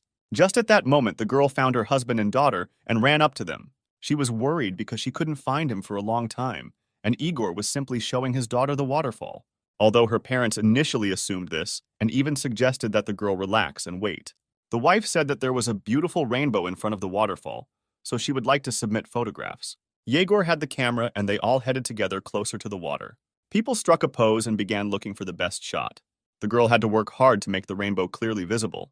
To begin with, she made a family portrait of her parents and husband with their daughter. She really liked the photo, so the girl suggested taking a few more pictures. Meanwhile, her parents were chatting with their granddaughter, trying to make her laugh.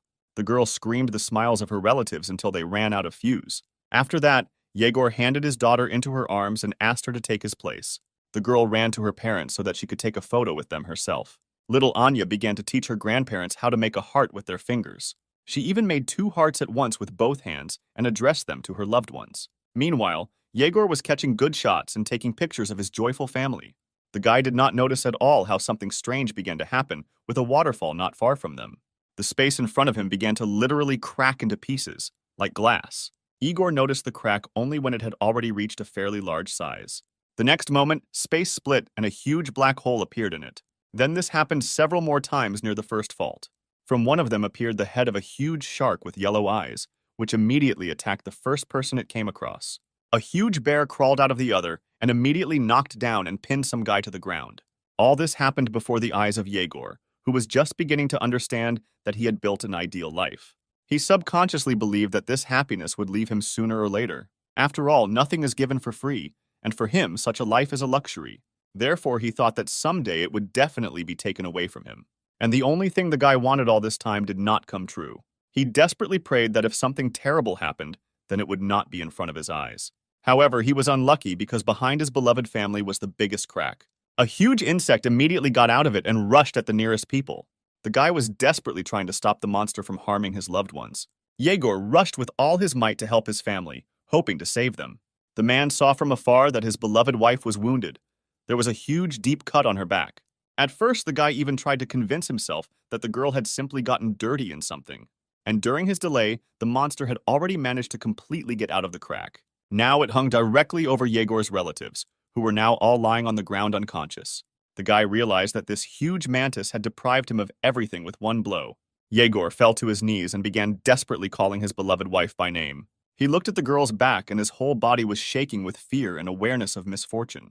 As soon as the guy decided and found the strength to touch his wife's body, he was not allowed to do so. The huge mantis lashed out with its claw, cutting through the air with incredible speed. He hit right at the place where Yegor was literally a second ago. The guy was thrown back with incredible force and speed. It seemed to him that from just one contact with such claws, his body was torn apart. However, this was not the case. The guy flew quite a long distance and landed hard on the ground. And at this time, the monster raised its head up and let out a victorious cry. It stood right above the green beast's family and waved its huge claws menacingly. The love for his family, and especially for his daughter, made our guy come to his senses. He rose to his feet and was ready to fight the monster. The green beast rushed towards the huge mantis. After what happened to this family, the guy was no longer afraid of this monster. On the way, he kept swearing at the monster and picked up some kind of sharp stick as a weapon. The guy had nothing to lose, so he attacked the monster with such zeal. Just at that moment, when Yegor ran past the bodies of my family, he heard a familiar voice.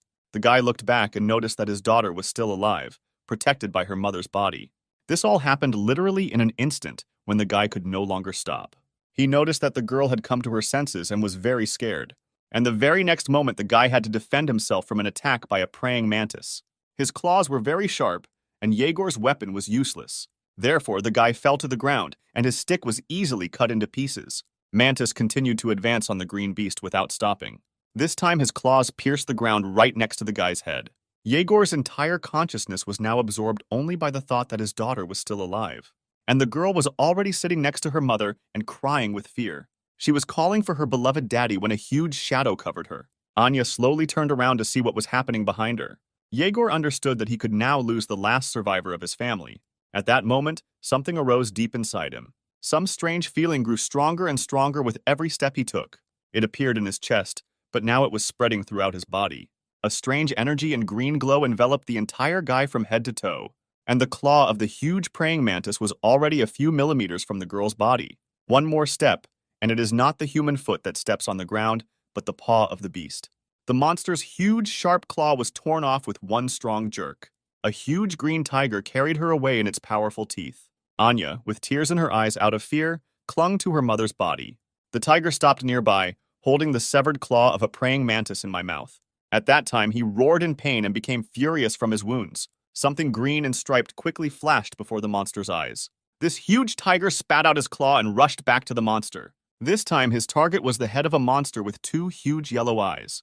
The tiger opened his mouth wide and sank his sharp fangs right into the neck of the mantis. Not even a moment passed before the headless monster fell to the ground, and the tiger rushed away, carrying in its jaws part of the enemy it had defeated.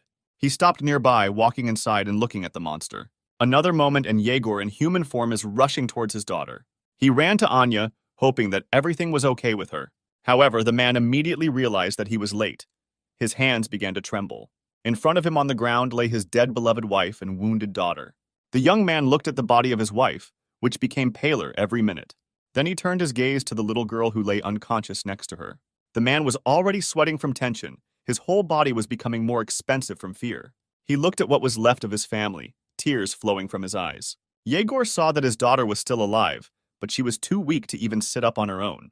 The man had to carefully put his hand under the baby's head and help her rise. He tried to calm the baby down, all the time promising her that he would think of something.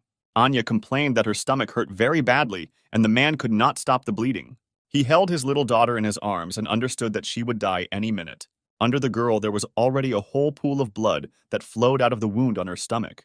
The girl said that she felt cold, so Yegor tried to hug his daughter as tightly as possible and warm her up. Anya was glad that Dad came to her aid and did not leave her alone. She even laughed. The girl smiled and said that she loved her daddy more than anything in the world. She wanted to touch her father's face with her hand, but the strength left her. Anya no longer made a single sound.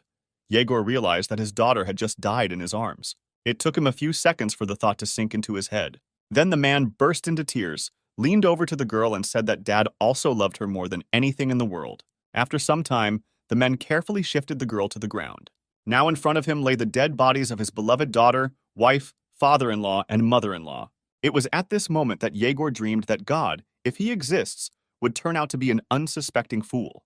He was ready to follow his will with pleasure if he, as a reward, would allow him to save the lives of the people he loved. Yegor was grateful that he was able to meet people born in love, and promised to devote himself entirely to this goal, after which he turned into a huge green elephant and rushed to protect the people remaining in the park. Kostya realized that this thought was driving the man when he burst into the dark elf base.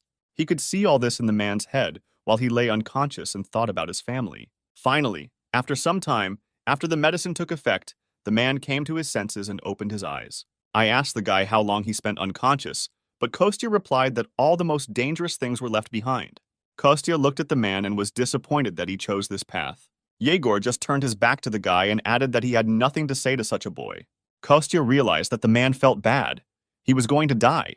This was clearly reflected on his face. He was silent for a while. Why did he say that he recognized this feeling? I remembered myself at a time when I had only recently found myself in the world of spirits. It wasn't the same feeling, but he thought they might be similar and smugly concluded it. The guy recalled the feeling when he stood in the pouring rain, which helped hide his tears. He added that death leaves nothing behind. When someone dies, there must be someone left to remember the dead person. But now the only one who will remember all this is Kostya. All these little things that Yegor's wife and daughter loved, that made them happy. Now he alone remembers absolutely all these little things that make up a person's personality. These words made a huge impression on the green beast, who was still lying with his back to the heroes. For some time they remained in silence. Yegor lay facing the wall, and Kostya sat behind him. After which the guy sighed heavily and decided that he was minding his own business. He asked Yegor to forget about his last words. He simply said it for moral reasons. However, these words still had an effect on the man. He sat down and asked the guy to help him restore his mana core. Kostya was surprised that the man still chose to continue living. Yegor still could not immediately answer this question. He sat thinking for a long time. And then he said that he still has a lot of things to do, and there are people who rely only on him. Kostya was surprised by such an accurate answer, but agreed with him. A light came on in a house in the middle of the forest, which marked the beginning of a new life for the green beast. Some time later, Kostya was furious that they decided to throw a party in his restaurant to mark the release of the green beast 3 weeks later. Therefore, the guy had to urgently prepare a lot of food. His mother and assistant had to run around with boxes. He cursed at Dasha because his family wanted to live in peace, and she was throwing another party, although she reassured him that there should only be 3 people, herself, the beast, and Kostya. The hero tried to calm down, because he had a long history of friendship with this girl. If he starts to be indignant now, she will come running and mock him. Instead, he will suggest finding a more reliable place, because information from the conversations of such guests should not leak out. However, Dasha noticed that there is no more secluded and reliable place in Seoul than this restaurant. Therefore, the girl promised to come tomorrow and agree on the date and time of the reception. The devil's vine, its size justifies its name, is strong enough to swallow even a black bear, which represents the first rank of danger at once. She's just looking for a beast that the demons will keep as a pet. However, even demons can be in danger if they let their guard down before the monster of disaster. Kostya sits at the table, holding his head in his hands and thinking that he should have just ordered pizza. The keeper was amazed that the guy was awake simply because of some pizza. But for Kostya, this was very serious. He even asked Belyash what was most important in pizza. The guardian was not going to succumb to provocation and answer him. He ordered him to go to bed. However, he did not listen to him at all. He jumped up and shouted that the most important thing was cheese. That is why he needed the devil's vine. And the keeper did not understand how he came to this conclusion. Demonic vine, one of the disaster-class demonic beasts, although in the human world this plant is called a cannibal plant. There are not many of them left in this world. They mainly grow on Gangwon Island. Kostya did not know that these plants still remained in their world, because he was sure of the opposite. The guardian added that the animals are specially lured to this area so that the plants will deal with them. The hero was amazed that someone was feeding these monsters on purpose, because they should have become gigantic. The keeper confirmed his assumption and was puzzled as to why the guy was so worried. Kostya explained that although this monster looks like a plant, it is still a monster, and with such excellent nutrition, he should very quickly grow to incredible sizes. After this, its roots harden, after which they replace its legs. This species is reaching the size of the Earth at this rate and is using all the planets as a pot. Neither the keeper nor our hero were absolutely happy about this prospect. There was even a slight panic. Kostya ordered the keeper to quickly call Taylor for help. He suggested giving the wolf some real training and at the same time hunting for cheese. Therefore, the guys went straight to Taylor and then towards the island they needed. The whole company stood on the shore and watched as the water flooded many buildings. This whole area basically looked abandoned. These guys also came at night. Kostya was warming up, the keeper was yawning, and Taylor was asking why he was called here in the first place. Kostya said that the wolf doesn't have to ask anything, just beat and destroy everything. Taylor looked around and was surprised that he was allowed to crumble everything. He was just glad, because he just didn't have a place to test his increased strength. The hero added that if a place left unattended suddenly disappeared, no one would worry much about it. Their beloved country has long closed its eyes to the existence of this place, and the main character himself promised to give the wolf excellent pizza in gratitude for the help provided. Taylor was confused because he had absolutely no idea what pizza had to do with it, and the hero explained to his friend that it was all about that same devilish vine. She had round bags located right under the big bud. Inside, they were so delicious that even blue cheese couldn't stand next to them. There was no flour in the spirit world, but all this time the guy desperately dreamed of cooking something. Since it's here, he can make a pizza that will leave a mark on the history of Korean cuisine. And although the keeper was unhappy that everything came down to pizza again, he could at least check how strong Taylor had become. Belyash added that if it were not for this opportunity, he would not even have come here. He looked at his student and told him not to worry about anything, just do what is convenient for him. The wolf clarified whether a change in his strength could really affect the master. The keeper once again confirmed, adding that even if nothing comes of it, all he needs to do is force Kostya to complete several tasks. Our hero didn't like work, so he decided to conduct training for Taylor. After this, Kostya and the guardian began to quarrel again because the latter climbed into the hero's head and read what was there. Kostya sincerely believed that this was an abuse of power on the part of the keeper. However, the latter objected that this was just his ability, which had nothing to do with powers. However, before he had time to finish his last thought, he suddenly fell silent and froze. Someone's huge shadow bent right over our hero, covering him from the light of the moon. This would be a great opportunity for Taylor to test his new powers. Therefore, the wolf rushed to attack the unknown creature with lightning speed, delivering one strong blow, after which he landed with a crash on the other side of the monster. Now his claws were sharp enough, and his paws strong enough to knock down an enemy with one blow. However, this was far from the end. Now everything in the area was roaring and the earth was shaking. Literally a moment later, a whole horde of the same monsters appeared in front of our heroes. Kostya and the Guardian were both shocked by the huge number of monsters that appeared in front of them. This was great training for the wolf, allowing him to test his new strength. Still, even for him there were too many monsters here. Taylor was out of breath from the workload. The wolf stood in the middle of the horde of monsters he had defeated and asked if Kostya and the Guardian were okay. Our hero was impressed by the work done by his old friend. Taylor had become much stronger than he thought, which the Guardian agreed with. The wolf noticed that the guys were exaggerating. Now even his legs were giving way due to severe trembling. Then he noticed that Kostya himself dealt with half of all the monsters. At this time, the hero looked around and noticed that they had walked about 10 kilometers. Their destination was on a mountain with a popular hiking trail leading to the top. From a distance, it was noticeable that over so many years the plant had simply grown to gigantic proportions. The wolf noticed that, most likely, it was from this flower that all the others that filled this entire area came from. Kostya noticed that the wolf seemed to know about the earth even more than he did, even though he was born here. In any case, the most important thing now was to get to the right place. Then the hero himself would figure it out. The wolf apologized for not being able to help the hero all the time. However, he added that there was no need to force himself. It was already clear to him that Taylor had reached his limit. As soon as he said this, the whole company felt a huge energy that scared them. The wolf was amazed that there were monsters here that were so strong. Kostya immediately recognized this energy because he had recently encountered something similar. He wanted to warn his friend that there were many wolf-monkey monsters hiding here. But he didn't have time to do this because one of them had already dug into Taylor's neck and dragged him away. The hero could only watch as his tired friend was carried away into the distance. He was about to give chase when suddenly something distracted him. The whole earth trembled under his feet, and a new monster appeared from under it. It sent its tentacles towards the hero, but he managed to escape at the last moment. The guy pushed off the ground with force and soared high into the air. The tentacles crashed so hard into the place where the hero stood a second ago that they forgave the asphalt. Without wasting time, they immediately rushed back up, catching up with Kostya.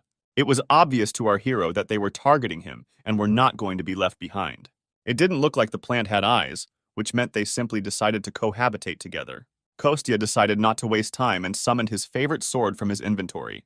He realized that even in the spirit world, he had never seen a devilish vine of such gigantic size. The guy realized that they needed to separate, so he made a request to his guardian. He said he had to stay here and grab the devil's vine. Therefore, he asked the keeper to go and instead help Taylor, who was already very exhausted. The guardian assured the guy that it would not be a problem to go, but he was not sure that the hero himself would be able to withstand the battle. After all, since he returned from the spirit world, his strength continues to weaken. The hero was sincerely amazed that Belyash managed to notice this. But Kostya wouldn't be Kostya if he hadn't joked at that moment. He asked if the custodian would be willing to remove him from the list of candidates for new protectors. With this, he enraged the white wolf and then placed him in a protective ball. The guy noticed that even when he trains and tries his best, he still remains human. And his body cannot handle all the power that only divine beasts and spirits can handle. He became stronger by passing through himself the divine spiritual power that exists in nature. Of course, unlike the spirit world, here the guy did not absorb divine spiritual power, so half of his original powers were gone. However, even taking these points into account, it was still very strong. The keeper listened carefully to the guy and did not know what to answer. In the end, the wolf decided to go to help Taylor, although he was still worried about the hero. Kostya carefully watched as the ball with the guardian headed in the direction where his student rushed off. The guy sighed heavily, because he didn't think that with his experience, there was still something that he didn't get to see. The situation was aggravated by the fact that at that time, he was on Earth. However, there was nothing to be done about this, so our hero could only act. He clutched his favorite sword tightly in his hand and rushed to attack the huge monster that was waiting for him at the top of the mountain. And at this time, the keeper was trying to mentally contact his student Taylor. After some time, he managed to get to his subordinate. He was fine. The wounds were shallow and insignificant, but he was worried about the number of enemies. Wolf monkeys are something like his ancestors, so he is very familiar with their habits. They had gathered a whole tribe, and now Taylor was not sure that he could cope with them. In this case, the guardian had no choice but to leave his protective cocoon.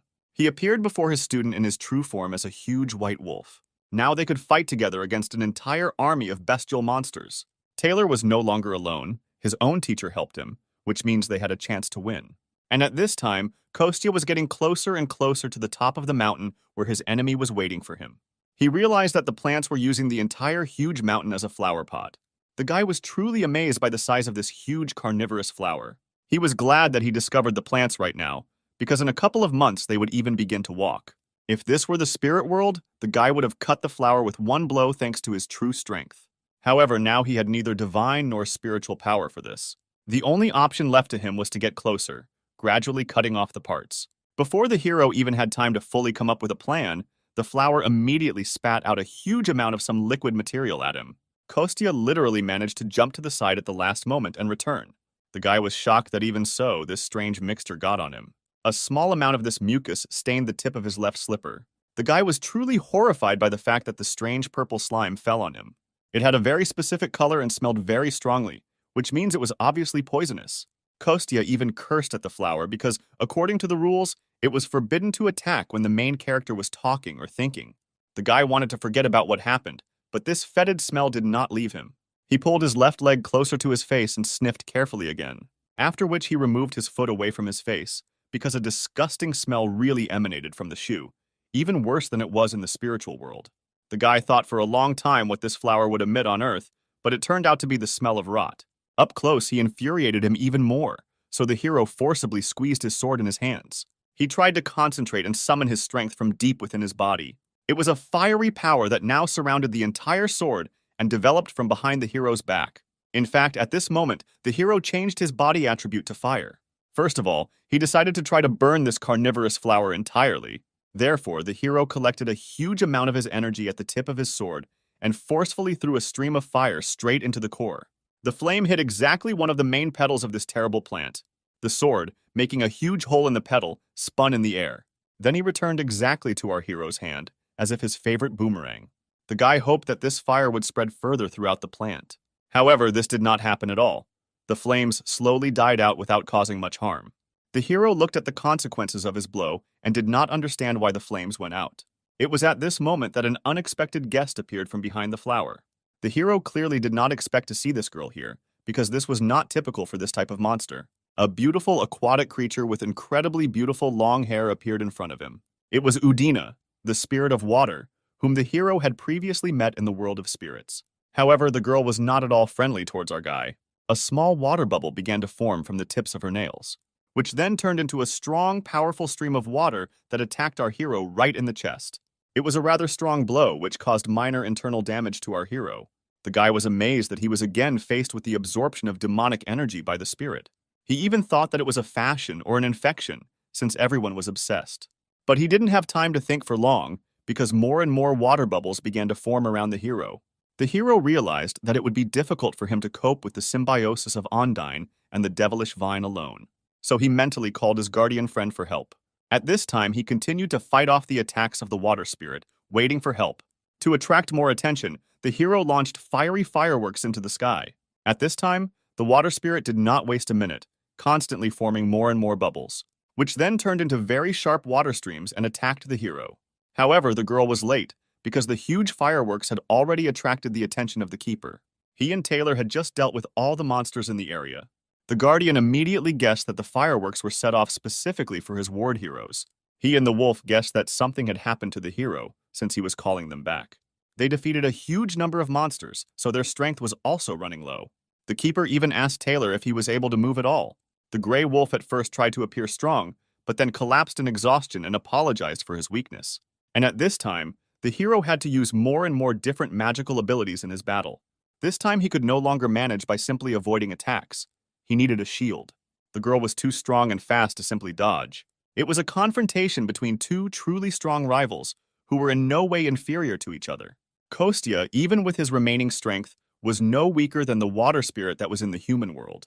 Moreover, it was a confrontation between two essentially different elements. The fire that Kostya controlled opposed the water that Ondine controlled. Even the Guardian was shocked by how powerful this battle was. The water spirit attacked our hero with great speed, but he dodged at the last moment. Sometimes it was easier for him to repel attacks flying at him with his sword. Sometimes the hero even managed to deliver some kind of blow to reduce the power of the devilish dose. And sometimes he only had time to quickly put up a shield and cover himself. But the water spirit still did not reduce its pressure and continued to attack. In addition to water bubbles, the girl herself actively attacked our hero. Kostya fought literally to the limit of his capabilities because he was already very tired before that. The girl was also not going to give up and attacked her opponent at every opportunity. The hero was already completely wet from head to toe, which did not add anything good to him. The guy was clearly tired, he was breathing heavily. One of his eyes had been blackened earlier. During this time, he became convinced that the girl was indeed under the control of a demon. Besides the battle with the flower itself, she also caused him a lot of trouble. The hero lowered his sword down, preparing to strike again when something stopped him. Ondine looked straight into his eyes and said that he was attacking her body, so she would not give him up just like that. The hero was amazed by this news because he did not expect such a development of events at all. For the first time in his life, he saw a water spirit who could talk, and the flower took advantage of his confusion and twisted him around his legs and arms. The hero was amazed that the girl could speak, but she preferred to talk nonsense. He tried to reach her consciousness, saying that spirits are looking for a host only because of demonic energy. The hero promised to help the girl and provide her with housing next to the world tree. However, she did not listen to him at all. At that time, she formed a huge clot of water energy. The guy was still bound by the branches of the devilish vine and could not move. And at this time, a huge number of water streams were already flying at him, which could kill him. But at the last moment, an ally of the protagonist appeared and saved him. It was the guardian who took the brunt of the blow and covered the hero with it. The white wolf carefully grabbed our guy with his fangs and carried him away. The hero was glad at such a timely appearance of his guardian. He managed to notice that the man was fighting against an Undine, who was absorbed by demonic energy. The guardians carefully lowered our hero, giving him the opportunity to move freely again. The wolf agreed that a demon was directly involved in all the recent incidents. The hero asked the guardian to stop Ondine's movement for a short time, so that the hero can get rid of the demonic vine once and for all.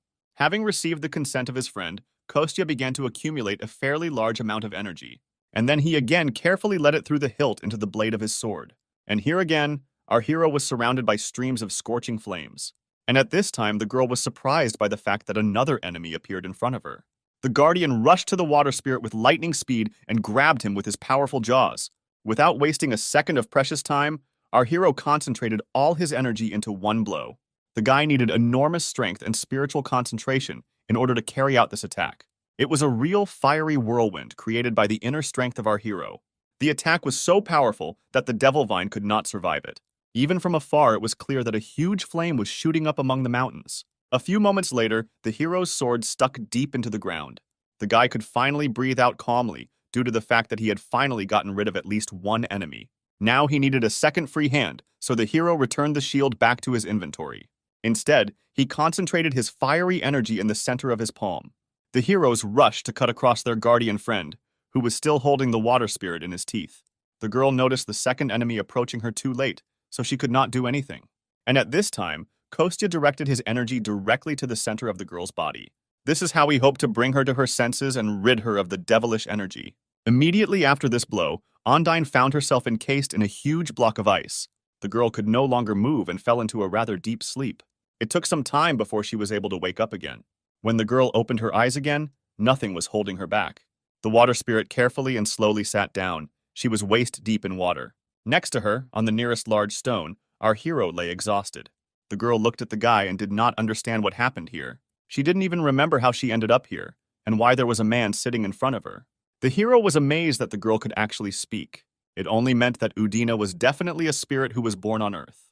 The girl was not at all happy with her awakening. She had a headache. Kostya noticed that he had to forcefully extract demonic energy from her body.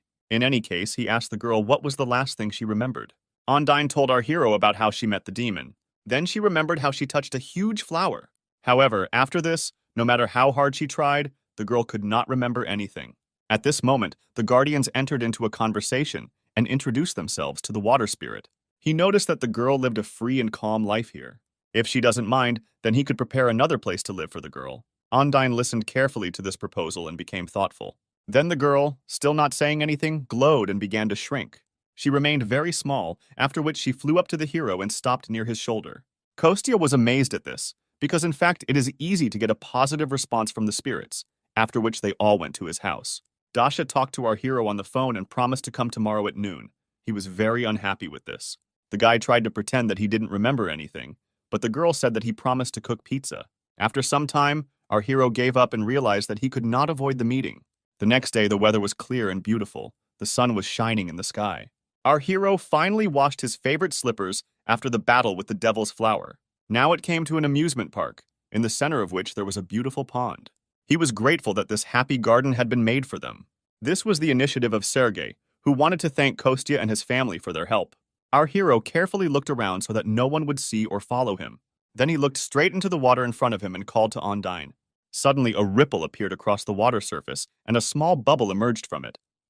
Gradually, he became larger and larger until he turned into a translucent girl. Her body became more and more dense until it finally recovered. Ondine was right in front of our hero and was glad to see him. The guy visited his old friend and asked if she was living well here. The girl looked back and looked at the tree of life, which protected and protected her. She admitted that she liked being near the world tree, even though it was a little boring. The only thing she does all day long is water various plants. The girl admitted that she was really annoyed by this and cursed, which surprised Kostya. The water spirit admitted that she heard these words from the red-haired woman. The hero asked the girl to be patient a little, because she would be able to enter only after she had fully recovered. And he himself asked her to do him a favor and give him some water with a good taste. He was going to use it later to make pizza. The hero, with a smile on his face, turned to the water spirit and asked if she wanted to come and try it herself. The girl was very bored, so she agreed, after which they all headed to the restaurant together. Ondine was sitting at the table with food on a plate in front of her. The girl had never tasted human food before, so she didn't know what it was. Kostya approached the spirit and asked if she thought this pizza was very appetizing. The girl looked at the substance in front of her, then asked the guy what this word meant. The hero tried to explain to the girl that this dish smells delicious, but she had no sense of smell. He racked his brain for a long time, trying to figure out how to explain the meaning of these words to the spirit. The girl was a little sad that so many people could feel these feelings. Kostya agreed with this because it was food that people eat.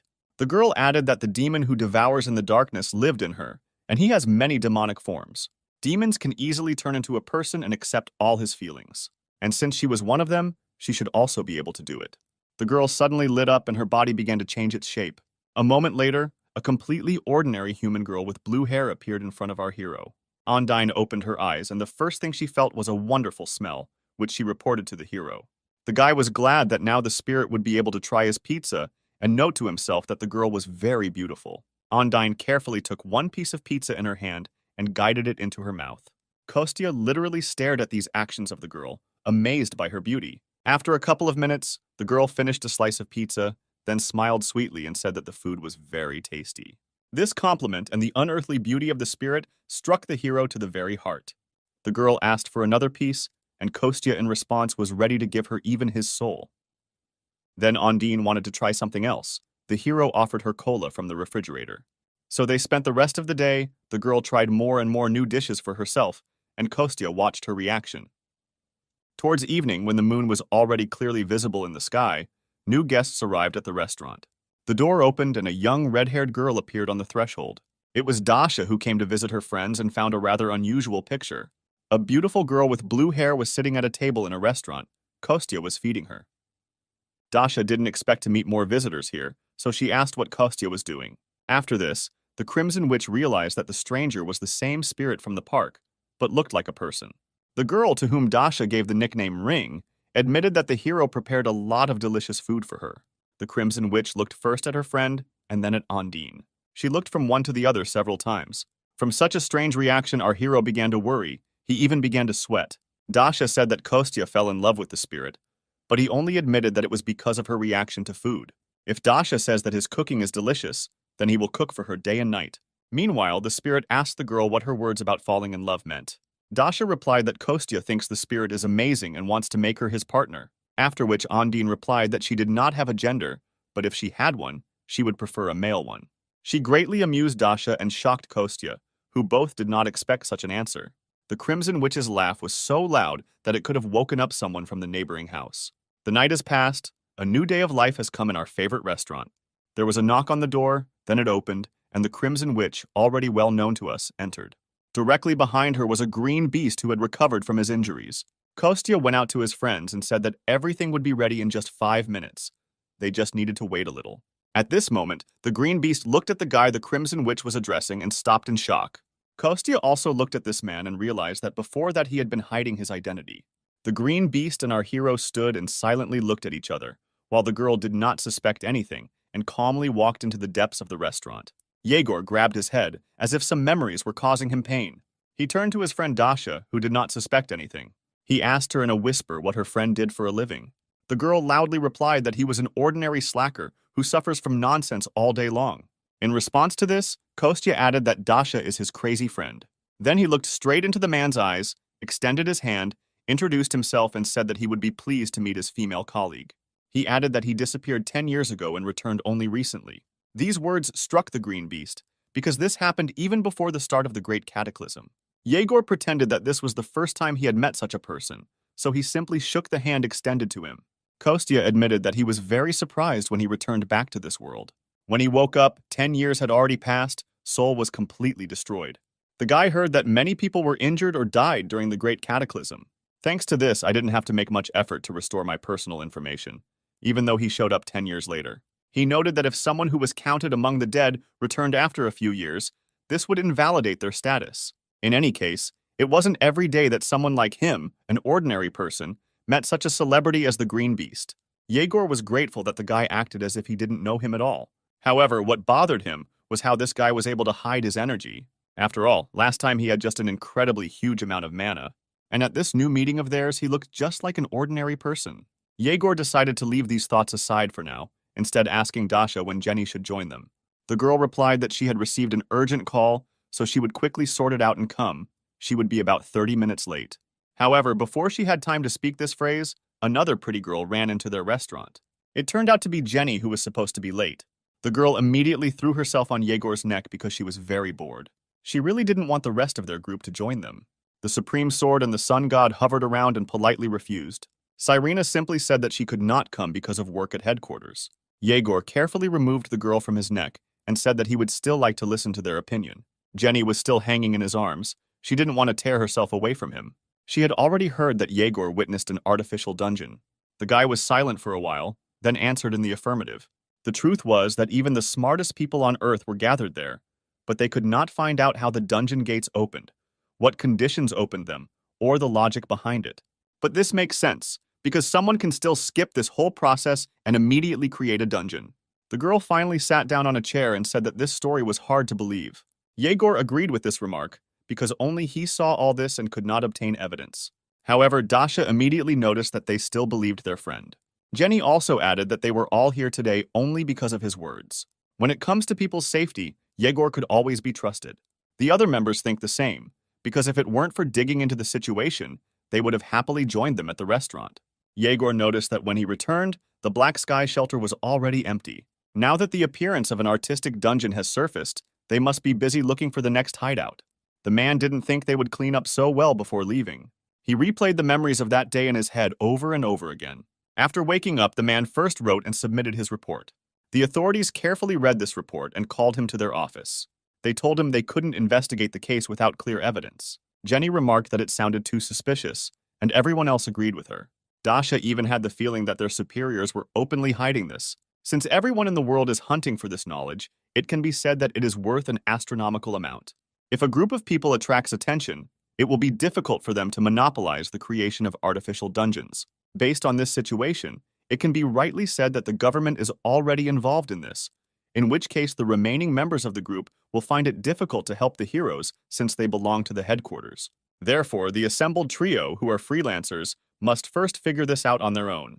An artificial dungeon must first be activated before it can become a resource. Yegor plunged into memories and noted that the artificial dungeon he saw was at the level of a disaster of such magnitude that they would have to sacrifice one city, even if there were 3 of them. Many people can die so many because they entered. Because it is such a valuable resource, the government will take the position of sacrificing many for the common good. Therefore, to stop this, they need to make the knowledge of the artificial underground public. The girls supported their friend's idea and said that it sounded very exciting. Kostya heard absolutely every word they said and was not entirely happy about it. He didn't understand why the guys were talking about such important things here. The guy didn't want to attract attention to his restaurant at all and dreamed of just living in peace. A few days later, when there was the same beautiful sunny weather, it happened at one of the Seoul subway stations. Somewhere in the depths of the depot, where it was dark and damp, gray rats were running. There, among the dirt and fetid odors, a detachment of elves passed. Their new commander-in-chief asked his subordinates how far they had come. The creation of the dungeon gate had finally stabilized. The efforts of about 50 dwarves who had been working on it for 2 months had finally yielded some results. The commander did not understand at all how they could belong to the same race if it takes as many as 50 to catch up with the work of one person. Now that Raisa was dead, they could no longer rely on Philip. However, they were able to somehow compensate for this huge difference. The new commander-in-chief tiredly leaned his hands on his waist and sighed heavily. He then slowly turned to face his subordinates. The dark elf clapped his hands to attract the attention of everyone gathered.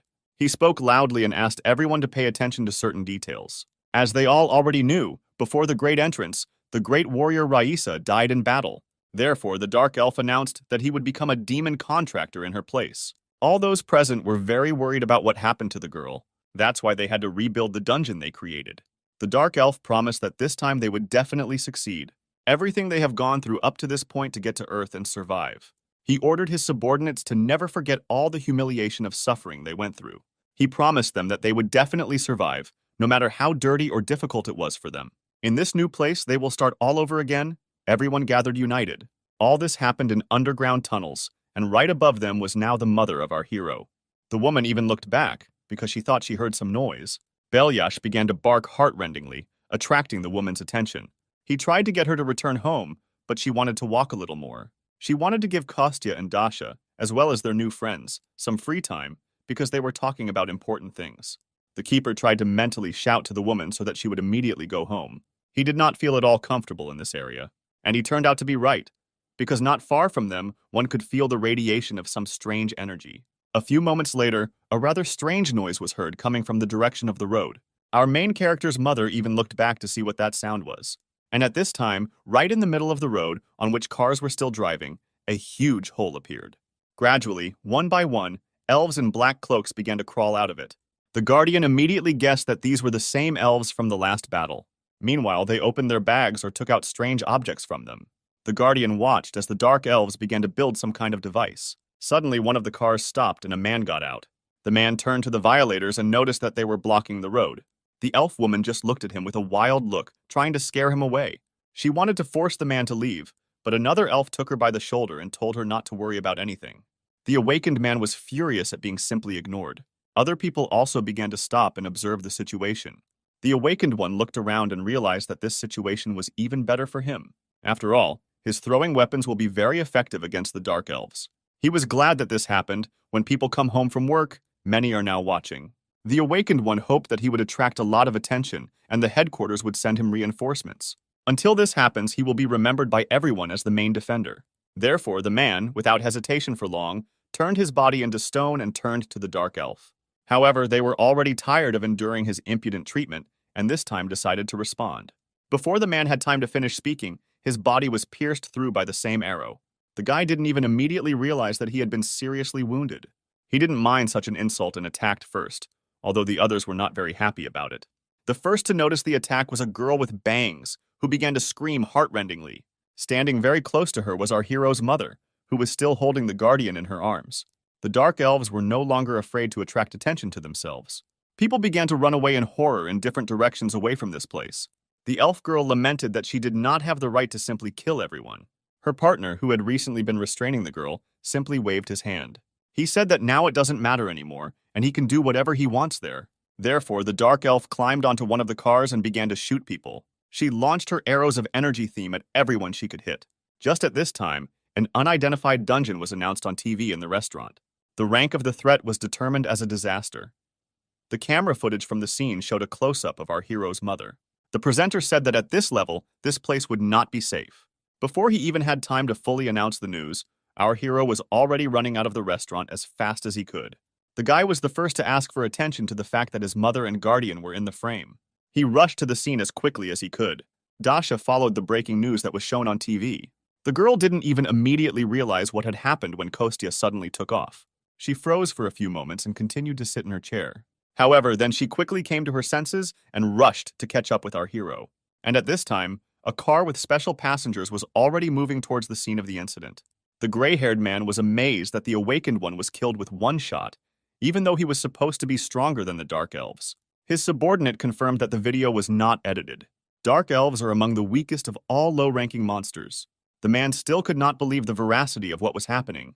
The Dark Elves were clearly up to something, and it seemed that it had to do with breaking news about the dungeon. The chief was furious with the realization that they had been outwitted by some elves.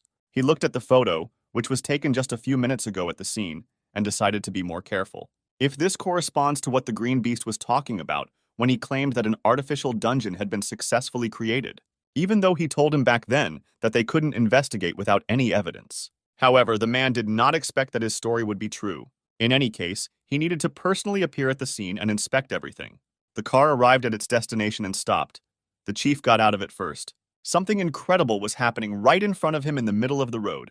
The elves were surrounded by military men, defending the dungeon, and shot at everyone. The man was unhappy that the army had still not managed to take full control of the situation. The approaching fighter reported that they were slowly closing the distance to the elves and putting pressure on them. However, the weapons they use seem very powerful. These are magic arrows, a coating of dark magic that elves should not be able to use. Also, these dark elves themselves were much stronger than usual. They were better with a bow. They also have a 120% increase in the sensitivity of their 5 senses during combat.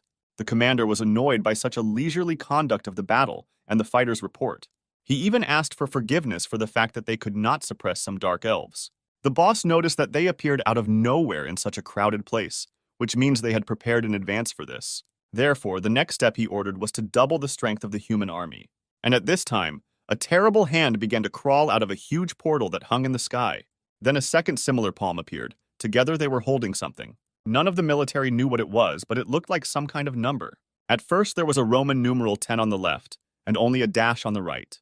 Then the numbers changed, and now there is 9 on the left and 59 on the right. The boss guessed almost at first glance that these numbers meant a countdown.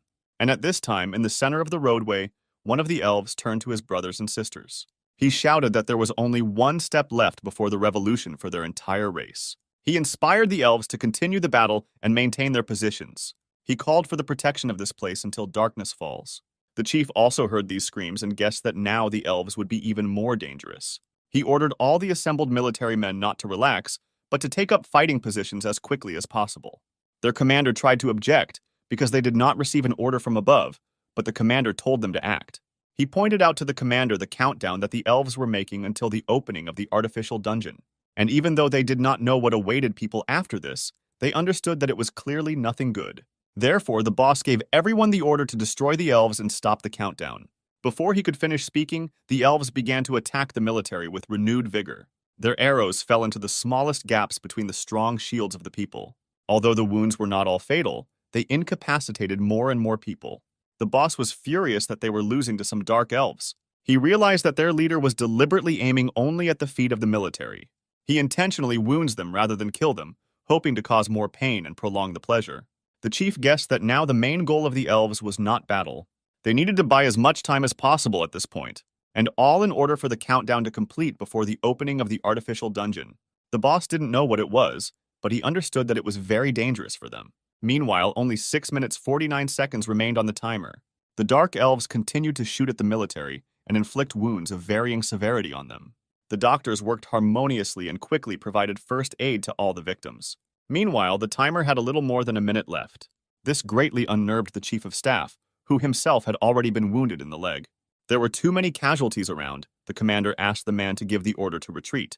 He even said that it might be better to declare an evacuation for the entire city of Seoul. The commander confirmed that the evacuation order had recently been issued, but there would be no order to retreat. The detachment commander and the doctors standing nearby were shocked by this decision, because there were a lot of wounded.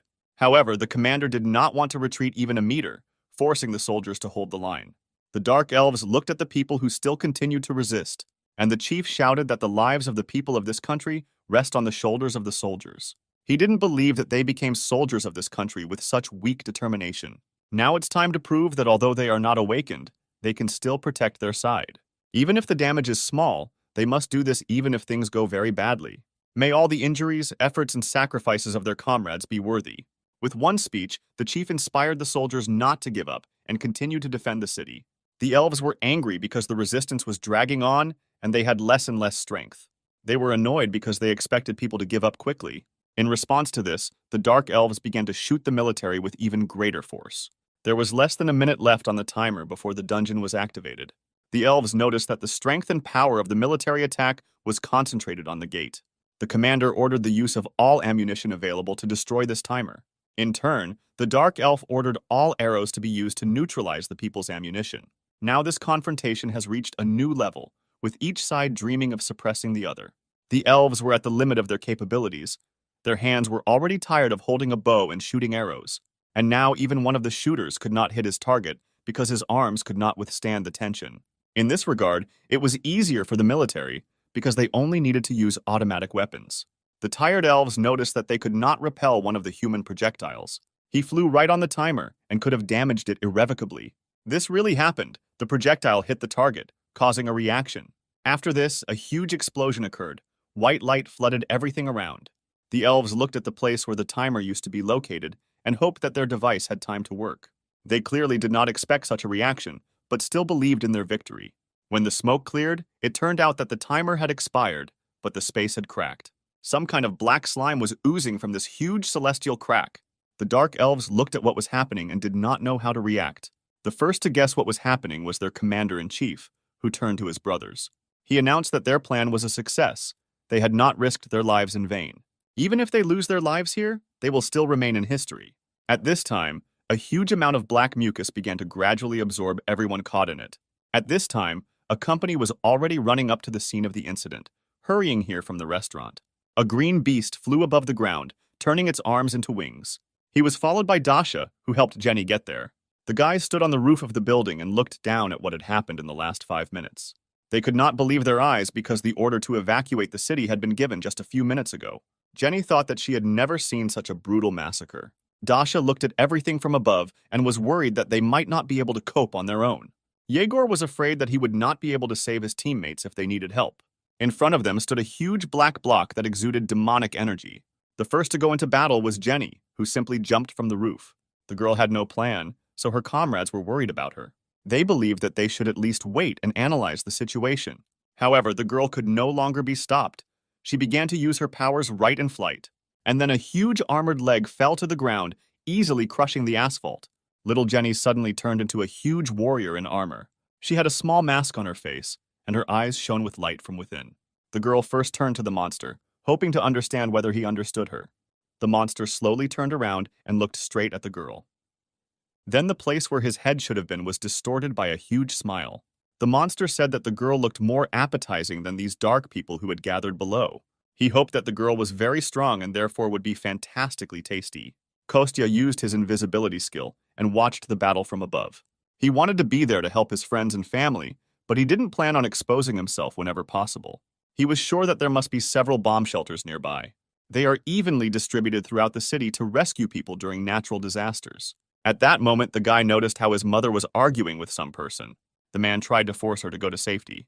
However, the woman was eager to return and help the children who were still in danger. The policeman tried to reason with her and leave this matter to the special forces, to which the woman replied that these people were more concerned about a hole in the ground than the lives of citizens. Kostya looked at all this and dreamed only that it was not his mother. To begin with, the guy decided to mentally contact the guardian, who was still sitting in the woman's arms. He was very angry that the guy was delayed so much. Kostya even asked the guardian to make his mother lose consciousness in order to send her to safety. The guardian could have done this easily, but he was also worried about the children. Then Kostya admitted that he had already taken them to a safe place. Only after this did the guardian agree to use his power on our hero's mother. He gradually began to exude a small amount of energy that surrounded the woman. The policeman did not even immediately understand why this strange lady stopped arguing with him and became silent. He already thought that something had happened to the woman because she suddenly just fell to the ground unconscious. After this, the keeper was able to leave the woman in good hands and join Kostya. After that, grabbing the guardian with his own hands, our hero rushed towards the direction from which the dark energy was leaving. In fact, this was not the only thing that bothered him. Something else was bothering him. He was even going to tell the keeper about this, but at the last moment he changed his mind and fell silent. At this time, Jenny fought with a creature consisting of dark matter. In her full form, the girl had unusually high strength. This allowed her to fight huge monsters with her bare hands. Her blows were so powerful that they forced even such huge monsters to retreat. In this matter, she was helped by a green beast, which again turned into a huge crocodile. He used his powerful jaws to hinder the monster's movements. Also in his arsenal was a very strong tail, which delivered blows. Having made a series of blows, the guys stepped aside a little to assess the consequences. In fact, they had long noticed one small oddity behind this monster. Now their fears were confirmed, because not a single attack of theirs resulted in any damage. The guys realized that the monster had a sufficiently large concentration of mana and magic for them to take shape. His body seemed to consist of 2 parts, which had to be attacked simultaneously. They were desperately looking for a way out of this situation, because now their attacks were not working. The monster was not taking any damage despite their best efforts. The guys realized that he was waiting until they were completely exhausted. They guessed that the monster was going to absorb their energy after that. just like he had already done with those dark elves who summoned him.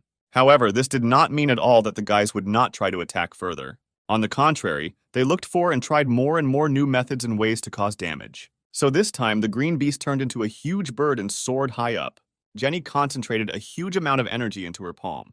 The lightning-fast girl came close to the monster. Then she crawled under his arm and took her opponent's body in a grip. The girl again used her serious physical strength. The monster of the earth tried to tear it off. At this time, Yegor flew high enough to then deliver a crushing blow.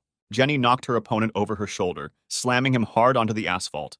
A second after that, Igor struck from above with a powerful blow. Jenny barely managed to roll to the side to avoid being attacked. Then the girl got up from the floor and began to call her friend the Green Beast. She made it possible for him to survive after such a strong blow to the ground. Finally, the smoke cleared, and a not very pleasant picture appeared before the girl. Her friend managed to turn into someone from the cat family and calmly landed. However, the monster managed to pierce his entire body with its spikes. From these blows and wounds, the green beast lost consciousness and turned back into a human. Right now, the monster opened its huge mouth and intended to devour him. Jenny was horrified by what happened and wanted to stop this monster. The girl rushed forward in desperation, hoping to make it in time. Jenny was called the Gold Giant and was a former member of the youth judo team. Thanks to her abilities as well as her friendly and fair character, she became popular among the Rainbow Six circles and beyond. However, the girl was still the youngest member of this team. Due to her age, she was quite rash and eccentric.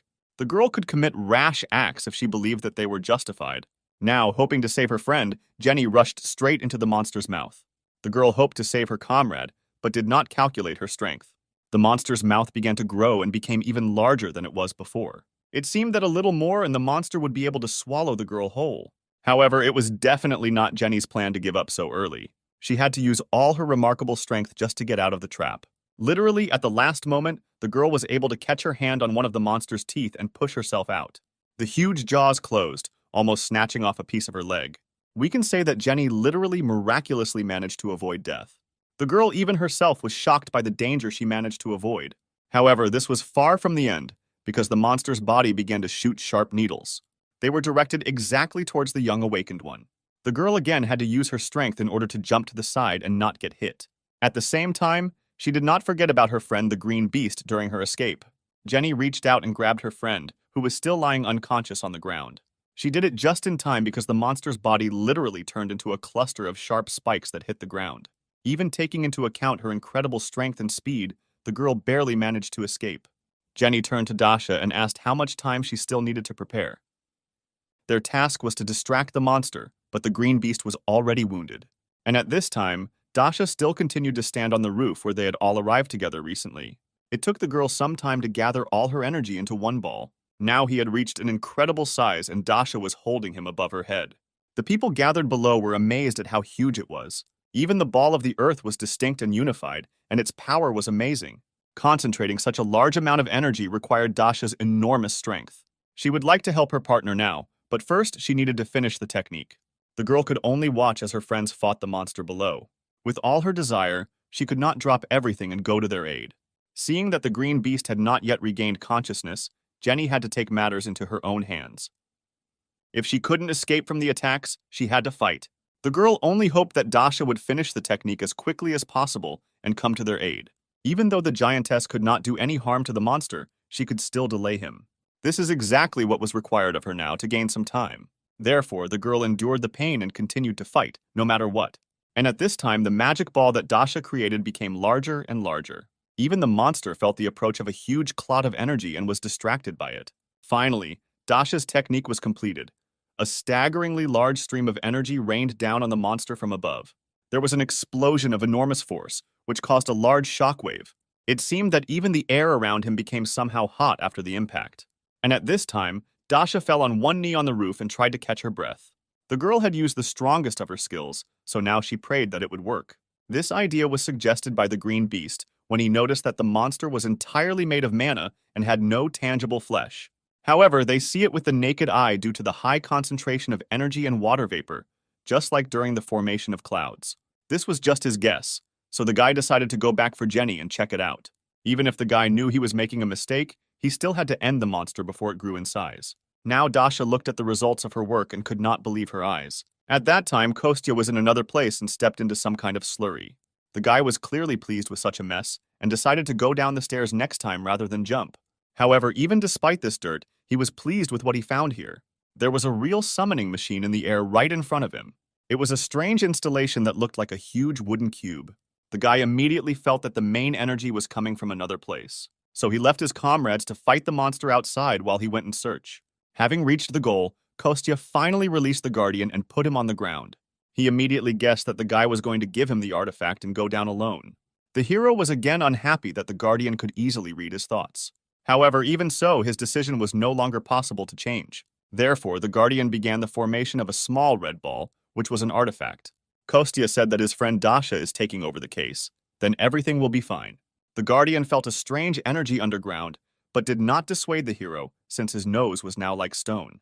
Belyash took on his true form and carefully touched the tip of his nose to our hero's head.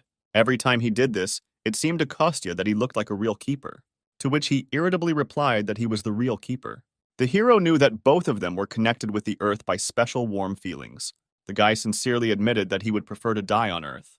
However, he added that it would be even better to stay here forever with his family. While they were talking, the Guardian climbed into the red bubble that was supposed to protect him. Kostya looked at his friend and smiled as if he had seen him for the last time. Literally a moment later, the guy pushed off the ground with force and ran away. At this time, a black executive car was standing a little behind in a traffic jam. Its passengers saw on the news that their road was blocked ahead. Diana looked out the window and thought she noticed something strange. Sergei noticed his secretary's confusion. However, the girl did not explain anything and said to continue driving straight anyway.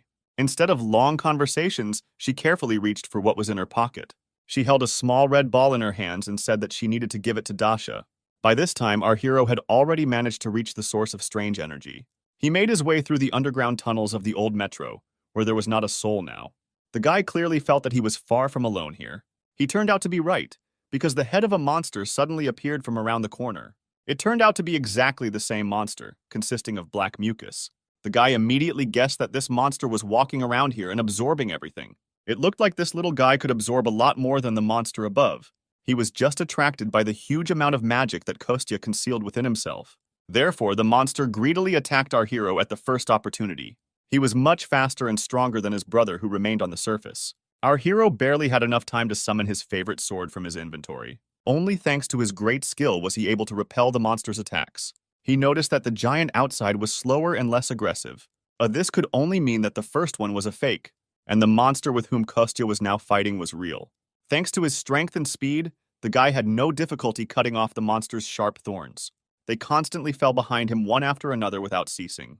However, even these small victories did not particularly help our hero, because as soon as he cut off one thorn, another one grew in its place. However, the hero Kostya himself was clearly not very worried about this. At least he could inflict enormous pain on the monster, which he had not experienced before. The guy decided not to delay, because the bigger the monster, the bigger it grows. Kostya decided to take this battle seriously, so she called up her shield from her inventory. Immediately after this, he changed his energy and now controlled white light. The guy guessed that these attacks could cause the greatest harm to the monster. These changes also took place internally, because they allowed us to control more energy. This was also reflected in the appearance of our hero. His hair became white. The guy realized that the monsters were not even close to the third rank. His speed increased many times, allowing him to instantly get closer to the monster's body. The monster clearly did not expect this, and did not even have time to react as it should. This gave our hero a slight advantage in their heated battle. Now Kostya could deliver lightning-fast blows of enormous power even more often. However, the monster was like a worm. It moved even if it was cut down. Therefore, the guy suddenly came up with a slightly different tactic. Instead of several quick blows, he decided to deliver one powerful one, cutting all the tentacles at once. This allowed him to gain literally a few moments while the monster was recovering. This meant that Kostya had enough time to accumulate even more energy. The guy intended to burn the monster to the ground with his white flame. He braced himself for it, then grabbed the handle of his ball tighter. Then he rushed to attack the monster until he finally came to his senses. However, what happened next was something the guy did not expect at all. Literally, at the last moment before the strike, the monster screamed and asked for help. Our hero was surprised by this behavior of the monster, but did not have time to do anything. With one strong blow, he cut the monster in half, and that childish voice did not come from his head. And during this time, Sergei and Diana managed to get to the scene of the incident, and were now trying to get closer. The policeman stopped them from going and said that entry into this area was currently prohibited. Sergei said that they need to come in early and study the situation before the hunter unit arrives here. The young man introduced himself and said that he had the right to command the guild's troops. However, the policeman still refused to make an exception and corrected it and let him through. While they were trying to negotiate, Diana simply stepped aside and broke through the fence. She shouted to the policeman that she had already broken the rules, so she would be held accountable later. And now the girl, deftly pushing away from various obstacles, headed straight into the depths of the battle. Sergei looked at the behavior of his subordinate and did not understand where such agility came from in her. However, he noticed that now a falling building was flying straight towards the girl. Diana no longer had time to jump to the side and was preparing for a strong blow. However, the same Sergei came to her aid, charging the magic bow with his energy. The guy fired one accurate shot, which he rushed far ahead. The arrow, which consisted of energy, carried like a whirlwind across a huge distance. She easily broke the falling building exactly in half. This allowed Diana to move on to her destination unhindered. The cop was impressed that the guy managed to cut through the building with one blow. He was also struck by the girl's fearlessness, who rushed straight into the center of danger. Dasha also continued to stand on the roof of the building and look down at the monster she was fighting. Diana landed on a nearby building, not far from the girl herself. She took a deep breath and screamed with all her might, trying to attract Dasha's attention. The Crimson Witch did not even immediately realize that someone was calling her name. However, then the girl began to look around and look for where that sound came from. After that, she noticed Diana, who was on a nearby building and was calling her. Despite everything dangerous, the girl climbed here in order to give her something valuable. Diana swung with all her strength and threw a small red ball towards the Crimson Witch. Dasha had natural dexterity, so it was not difficult for her to catch the artifact. The secretary shouted that this thing has the ability to increase the strength of its holder, which means she could help the girl fight more effectively against the monster. Dasha looked at the small red ball in her hand and couldn't believe it. However, she decided to trust her friend who told her this. The Guardian still continued to travel in his red protective bubble. Now he flew up and stopped right above Jenny lying on the ground. Initially, he planned to inhabit the body and deal with the situation on his own. He remembered his last conversation, which he had with Diana. Then the wolf was in his true form as a huge white beast. Diana thought that this was the same dog that helped her develop her skills.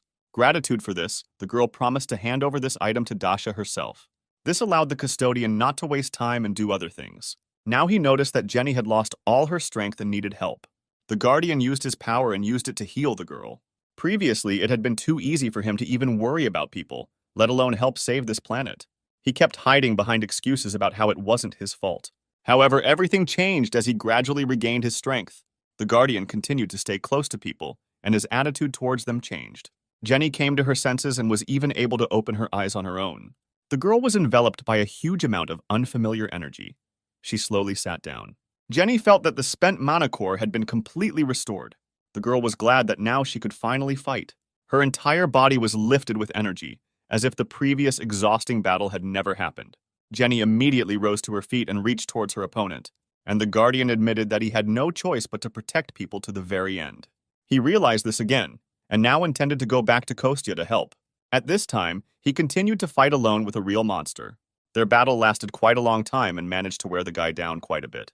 He was lucky that so far not a single person had come to this station and could stop them. Our hero decided to change his powers again, this time to sacred water. Immediately after this, all his weapons were covered with a thin layer of water. The course of the battle changed a little after Kostya first heard a human voice from the monster. So he tried to reach his consciousness and talk to the monster. First of all, he was interested in whether he really devoured all the dark elves that were in this place. The monster didn't answer him, just smiled bloodthirstily. Kostya was amazed that the monster had the audacity to laugh right in his face. The monster found this situation very funny and did not see any problems. He explained to the guy that the dark elves themselves voluntarily became part of him. He also said that they had one last wish at that moment. They begged him to give eternal torment to those people who did not accept it. The monster found it funny that Kostya himself rejected the elves, and now he was worried that they had been devoured. The guy admitted that dark elves are different from ordinary elves. Dark elves mainly worship, deify, and present their wealth to the demon. And the problem is that in the process, there is not enough land and wealth. Therefore, the souls of other times or all their lands are sacrificed. Therefore, if their ways of existence do not change, then they will be welcome neither on this planet nor anywhere else. Plus, they didn't ask the young children's consent when they chose this path, so he no longer intends to protect them. Immediately after this, the hero pushed off the ground with force and headed towards the monster. He moved his hand with the sword in it back, intending to strike. The monster clearly did not intend to sit idle and responded by attacking the guy himself. However, even this was not a particular obstacle for our hero. He just grabbed his sword more comfortably in his hand and promised to burn the monster from the inside. Kostya was heading straight into the middle of the monster's mouth, which was preparing to swallow him. Right before this, the guy managed to use his power of the sacred fire. Therefore, he fell straight into the monster's mouth and immediately released all the accumulated energy. The monster was clearly not wildly delighted with this situation. Kostya was amazed that this monster managed to devour his flames. He didn't understand how this happened, because the attribute of darkness was supposed to be weak against white flames. However, instead, the monster only began to attack our hero with more and more tentacles. But this time, the guy barely managed to put up a shield to protect his face. After the attack, some strange spots remained on the surface of the metal, which gave our hero an idea. He realized that he was fighting against a leech spirit because he had encountered one before. One of them just stuck to his shield and didn't want to fall off. While the guy hesitated, more and more spirits attacked him from above. Kostya had to use all his internal energy to create a protective field around himself. The hero quickly realized that he must not give this parasite the opportunity to spread. Therefore, he will decide to absorb everything spiritually and the energy that is here. At the same time, he still needed to continue to fight off the monster's attacks. The guy barely had enough strength to do several things at the same time. He had to put more and more effort into this each time. One of the monster's severed tentacles ended up right behind our hero. He had a mind of his own, so he tried to detain the guy. However, the hero was not so simple and used his power of white flames to free himself. All this time, he also did not forget to absorb the energy released here. The monster looked at his opponent and was truly amazed at his durability. Even he thought this guy was too reckless to be human. Kostya had already managed to stand up during their battle and was now breathing heavily. The boy noted that if this battle was intended to slowly drain his stamina, then it was quite successful. However, this did not mean that the guy was going to give up right then and there. He still continued to bravely fight alone against the monster. However, he missed the moment when one of the spirits managed to attach to his leg. Immediately after this, a huge amount of strength left the guy at once, forcing him to fall to his knees. Kostya couldn't believe that he had made such a stupid mistake and fallen into a trap. The monster looked at his opponent and smiled bloodthirstily. As soon as he saw the guy, he immediately smelled the blood of his people. He admitted that he could exist here as long as he had enough wealth and a catalyst. However, judging by the smell of the guy's blood, the wise decision for him would be to run away from here. However, now the hero looked different than then, so the monster began to absorb him. His entire structure was much higher than that of a human, but even with that, he was still a human. As he returned to the environment of the earth, his body slowly adapted to it again. So the hero would have remained in the hands of the monster if Ondine had not attacked him at that moment. The water spirit pierced the monster's body with one blow, which helped the hero. It took him a few moments to spit out all the black mucus that had accumulated in him and catch his breath. At this time, the girl took on her original form and protected the guy. He was glad that his new acquaintance appeared in this place at such a timely time. If it weren't for her, then everything would have ended very tragically for him. The girl's attack allowed our guy to free himself from being absorbed by the demon. He had almost come to his senses while the monster was deciding what to do with them next. The guy realized that he had practically said goodbye to his long life. He was indeed very lucky that the water spirit came to his aid. Ondine smelled the demon, so she rushed to this place. The girl was glad that she decided not to ignore this feeling and went to investigate. Now she understood that together with Kostya, they had a much better chance of defeating the demon. The guy also decided not to refuse extra help and join forces with the water spirit. The monster, meanwhile, did not relax either, but quickly found its bearings and attacked the guys, forcing them to separate. Kostya shouted that demons are much weaker against high-frequency flames than against water. Using water at high frequency also helped, but was not very effective. However, this thought prompted the guy to try another new method. Therefore, the guy immediately asked the girl to share the power of the spirits with him.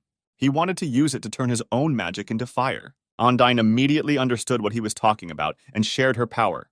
However, the monster did not want to allow this, so he tried to attack the girl as quickly as possible. He pierced her body in many places right through with his tentacles. Immediately after this, the monster decided to focus all its attention on the water spirit. He directed all his tentacles directly at the girl, piercing her entire body many times. Kostya even began to worry about the safety of the water spirit. However, the girl was also not as simple as it might seem at first glance. She grabbed the monster's tentacles with both hands and directed her water streams towards him. This allowed her to quickly weaken the monster for a short time and free herself. Ondine decided not to waste time and continue doing what she was interrupted. The girl concentrated all her power in one hand and directed it towards our hero. Kostya almost immediately felt an incredible surge of magical powers. The monster, meanwhile, did not stop attacking the guys again and again. Kostya needed to seize the moment to attack, but so far he could only dodge. The monster delivered a huge number of blows per minute, making the guy sweat. He had to fully concentrate on this battle so as not to miss a single blow. This went on for some time. The monster attacked, Kostya repelled all his attacks. The monster was amazed that the guy was able to withstand all his blows, but according to his calculations, he should have run out of all his strength long ago. However, Kostya could not only withstand the blow, but even reflect it. Suddenly, the guy let go of his sword and shouted something about a crack. He then quickly channeled his remaining energy into the blades of the blade. He grabbed the handle with both hands and drove the sword straight into the monster's tentacle. This attack made the monster worry because he could not move. The fire quickly spread through his body, so he had no choice but to cut off his tentacle himself. However, Undine, who attacked with a stream of water, did not allow him to do this. The girl moved into the background and chose the best time to attack. The monster was furious that some earthly people managed to resist him. Meanwhile, Kostya did not relax. On the contrary, he pumped more and more energy into the blow. At this time, a huge loud explosion occurred on the ground. The green beast was a little to the side and was wrapping its wound with a fresh bandage. Jenny also fought the monster and worried about the remaining members of her team. Daria was high in the air all this time and struck from there. She immediately shouted to her partners that the explosion was not caused by her.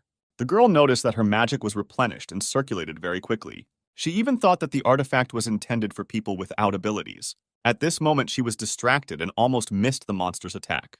Dasha noticed that the monster was not initially fast, but now it suddenly began to rush around even more violently. She took a close look at how the monster behaved during the battle. The girl noticed that the monster began to behave a little differently. Now he even began to recover much more slowly than he did before. Dasha breathed more air into her lungs and began calling Jenny loudly. She showed her the number 36 using her fingers. Dasha asked her friend to knock the monster down in 36 seconds. The girl added that if Jenny couldn't knock down this piece of clay, she would completely burn it herself. Jenny immediately responded seriously to her senior colleague's request. She also shouted to the green beast about this so that he would act together. At this time, Igor had already turned into a huge bird again and was flying nearby. Jenny decided to use different types of attacks on the monster. To begin with, she kicked him straight in the chest and practically cut him in half. The girl was surprised that she could do it so easily now. However, then a slightly different new problem appeared.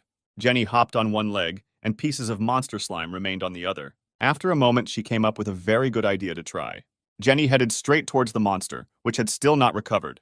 The girl hit him with her left hand directly in the head area. However, her hand immediately seemed to get stuck again in this black, vile slime. Then the monster tried to quietly reach out and grab the giantess with it. However, the girl noticed his movement and grabbed the monster's hand. Immediately after this, the monster began to disintegrate into small individual pieces of liquid. Yegor didn't know whether the monster was doing this on purpose or whether he was like this on his own. However, he realized that if Jenny could immobilize him, then they could win. He explained to the girl that they needed to deliver one targeted joint strike.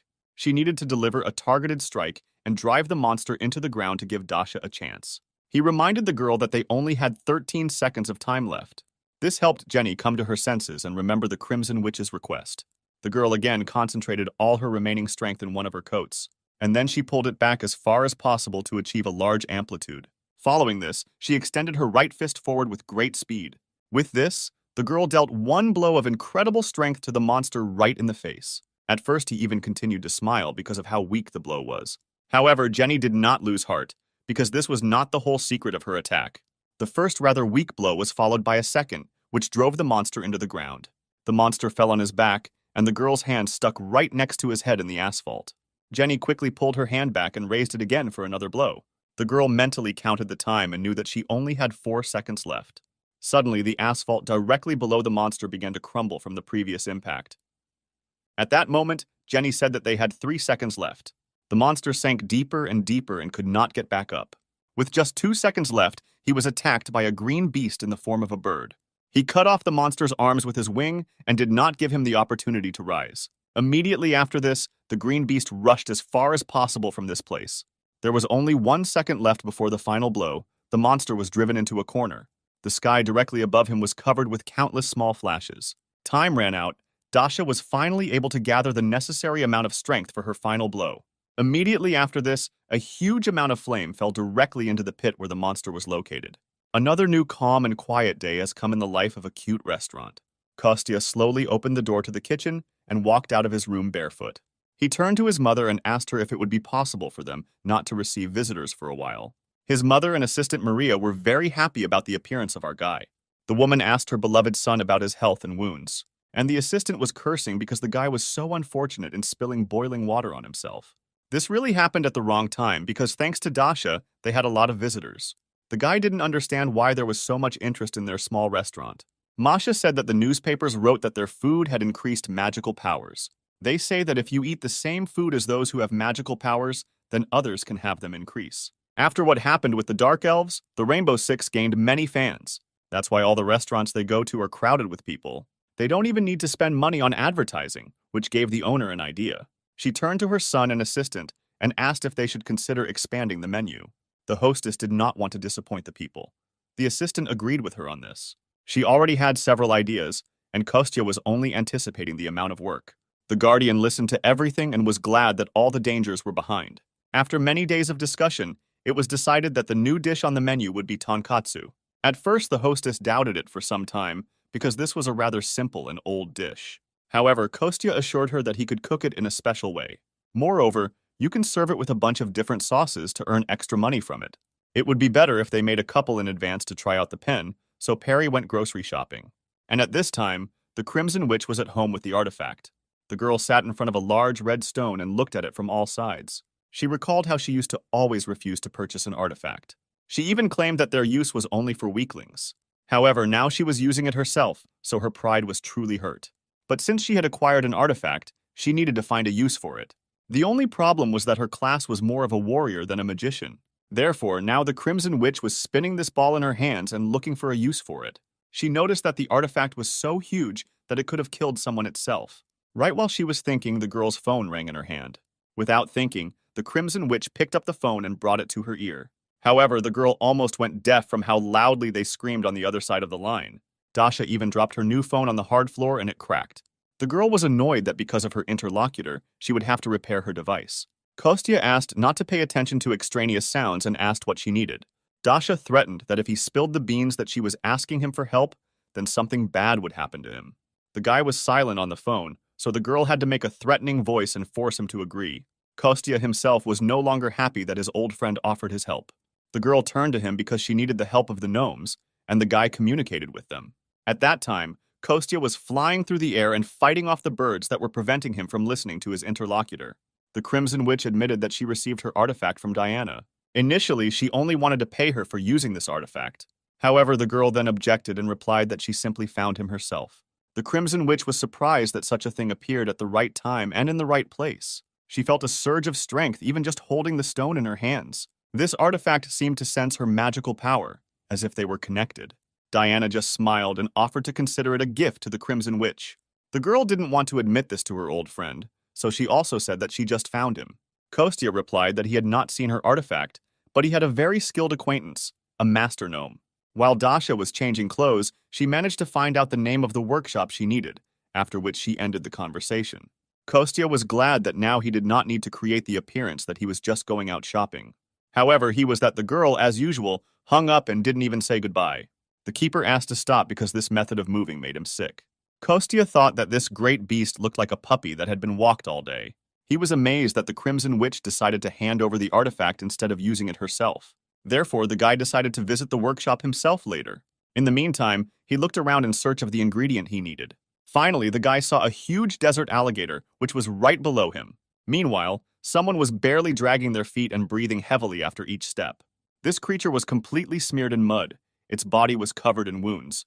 The little gnome walked forward with all his strength and thought that he did not want to die. He walked in all those moments when he was beaten before surfaced in his memory, or those when his friends died from exhaustion, without food or water. Having experienced so much danger in his life, the guy did not want to give up just like that. And at that moment, a huge white beast flashed right above him. The boy raised his head up and thought that his days were now numbered. And meanwhile, a huge white beast landed on the ground right in front of him. The dwarf fell to his knees and began to beg the monster not to eat him. At first, the huge beast seemed very scary to him because the sun blinded his eyes and prevented him from seeing. However, it turned out to be not a monster, but Kostya, who was surprised to meet a gnome in these places. The boy also did not expect to stumble upon an ordinary person here. He bowed his head forward and began to tell what he got confused in these places. However, the guys didn't trust him at all because they noticed something strange. From under his clothes, a special black mark could be seen on his left hand. It absolutely meant that this dwarf had entered into a contract with a demon. Therefore, to begin with, they decided to ask the gnome how he ended up here in the first place. The guy said that he was a slave, he was kidnapped by a criminal organization, and he had to repair various things for them, and then he ran away. Kostya noticed that the boy had clearly been beaten often, judging by the wounds on his body. It was dangerous to stay here alone, so he offered to take the dwarf to a safe zone. He knew that those who make contracts with demons are unclean in soul. However, such people are often simply deceived. Their innermost desires are used. They offer less than fair deals to those in need. Moreover, it was not often possible to meet gnomes in such a position. The guy was simply interested in listening to his story. Together, they all sat on the back of a huge white wolf and rushed off into the distance. Before the last leaf had time to fall to the ground, a huge green animal landed in this place. It turned out to be the previously familiar huge green beast in the form of a cheetah. He carefully leaned right down to the red blood stain on the ground and sniffed it. However, the beast also felt some other smell, in addition to the main one. He realized that the escaped prisoner had encountered someone else on the way. This dwarf was the only one of those who remained alive from the Blackvine tribe. Therefore, the cheetah needed to find him at all costs. At this time, Kostya, the guardian, and the little gnome came to the gnome's workshop. The old man was just sitting and dealing with the artifact at the table in his office. He was very surprised by the sudden appearance of his old acquaintance. Kostya introduced him to Petya, whom he found in the dark zone. He was kidnapped by a criminal organization. However, mentally, the guy conveyed to his friend the information that this gnome had entered into a contract with the demon. The old man was horrified that such a gnome appeared in his workshop. Kostya said that everything was fine because he attached a protective device to the guy. However, before he could finish speaking, he heard a very familiar speech outside the door. There was a lot of excitement in the park because the green beast from the Rainbow Six had visited. He persistently asked for an audience with the leader of the gnomes, although it was not recorded in advance. However, the master refused him because first he had to get permission. However, Yegor tried to go inside the workshop, bypassing the rules. Kostya noticed that his new acquaintance Petya began to shake violently with fear. He mentally asked the elder to let the green beast into the workshop. So the old man got down from his chair and went to greet the guests. Yegor was still trying to break through the master when the boss himself came out to him. The elder turned to a member of the Rainbow Six and asked why he came here. At this time, Kostya covered the dwarf's mouth with his hand and made them both invisible. Yegor admitted that he was pursuing the villain and followed in his footsteps right here. He walked confidently into the workshop to look around. The man walked through the doors and stopped right in the center of the room. He looked around, but did not see anyone here except the chief master. Yegor admitted that he felt a familiar aroma in this room, after which the ruler admitted that a crimson witch had recently visited him and brought him an artifact. After that, only Yegor calmed down a little and apologized for his intrusion. He also reached into his breast pocket and pulled out his business card. The villain could be nearby, so Yegor asked the foreman to tell him if he noticed anything suspicious. Immediately after this, the green beast again turned into a huge bird. He thought that he had completely lost the trail and flew away from this village. Immediately after this, Kostya was able to remove his invisibility mastery. He released the poor gnome to the ground and asked if he would tell them the truth. The old man was also not delighted with such lies to the awakened hunter. Kostya ordered the gnome to tell him why he is considered a villain and is being pursued by the Rainbow Six. The guy looked very sad but did not look like a villain at all. He decided that he no longer had the slightest opportunity to hide the truth. Petya began to slowly unbutton his overalls and took off his shirt. Only after this, Kostya and the elder noticed that the guy had a soul stone in his chest. Our hero was amazed at this discovery because he did not expect such a turn of events. With tears in his eyes, he begged not to extradite him because he only had 6 months to live. The main thing for him was to hold out for this period, and after that he was ready to suffer any punishment. The soul stone, as its name suggests, is a stone that stores souls, as well as one of the main and most common ways a demon uses dark magic. All these stones always differed in color and brightness. The brighter the stone burned, the greater the number of souls contained in it. After that, Petya plunged deep into his memories and began a sad story. Once upon a time, he argued with his master, father, and Chief Tony. At that time, this young guy was only 15 years old. His mentor was so angry that he didn't even want to talk to him anymore. The leader was clearly dissatisfied with something, and this was not the first time they had argued. He forbade the young guy to engage in any nonsense. However, Petya sincerely believed that dark magic would help their tribe move on. Then they will no longer have to forge any stupid swords and shields. They will be able to learn to use and master real magical power. However, this conversation angered the leader of his tribe to the core. Now the man understood why everyone called this guy a goner. He ordered Petya to get all these stupid thoughts out of his head. Immediately after this, return to your work and no longer anger the leader. But instead, Petya went not to the workshop, but to his room at home. The guy was upset because these stubborn sheep did not listen to him. Times are changing. There was no need for them to cling to outdated traditions and foundations that no longer mean anything. The guy believed that gnomes would never be recognized if they continued to stagnate in one place. Therefore, the guy collected the necessary things, then put them in a backpack and hung them on his back. He decided to leave home and learn dark magic on his own. The guy was determined. He even got ready and went out into the yard. The point was that he wanted to become his father's successor, and he absolutely did not want to give up this opportunity to his younger brother. He didn't care if his brother was considered a genius. His abilities would mean nothing compared to his dark magic. However, the guy didn't knock on the door of various workshops. They didn't recognize him anywhere. Everyone just pointed a threatening finger at him and drove him away. Poor Petya walked like this for a very long time. Even his clothes were already worn out. One day, the guy simply fell to the ground in the middle of the road from fatigue. He continued to lie there for some time, not even trying to get up. Petya was annoyed that everything turned out differently than he had imagined. Dwarves had never before enjoyed anyone's respect on this planet. His tribe was no exception, and they were too stubborn and conservative. Petya wasted 3 months. He spent all the money he had. Nobody needed a gnome, unable to even make a normal kitchen knife. The guy sat and cried because he just wanted to learn the element of dark magic. This would have solved absolutely all his problems, but nothing worked. Suddenly, Petya realized that it was not he who said the last part of the phrase. A beautiful demoness appeared right in front of him and came out of the portal. The guy looked up at the attractive girl and asked who she was. However, she replied that her identity did not matter. She saw in this gnome despair, but at the same time an abundance of curiosity that no one shared with him. Petya confirmed her words and said that he wants to change everything, but does not know where to move next. After which, the girl promised to show him the way if he agreed to take this path. The same guy rose to his feet and promised that he would be infinitely grateful for the help.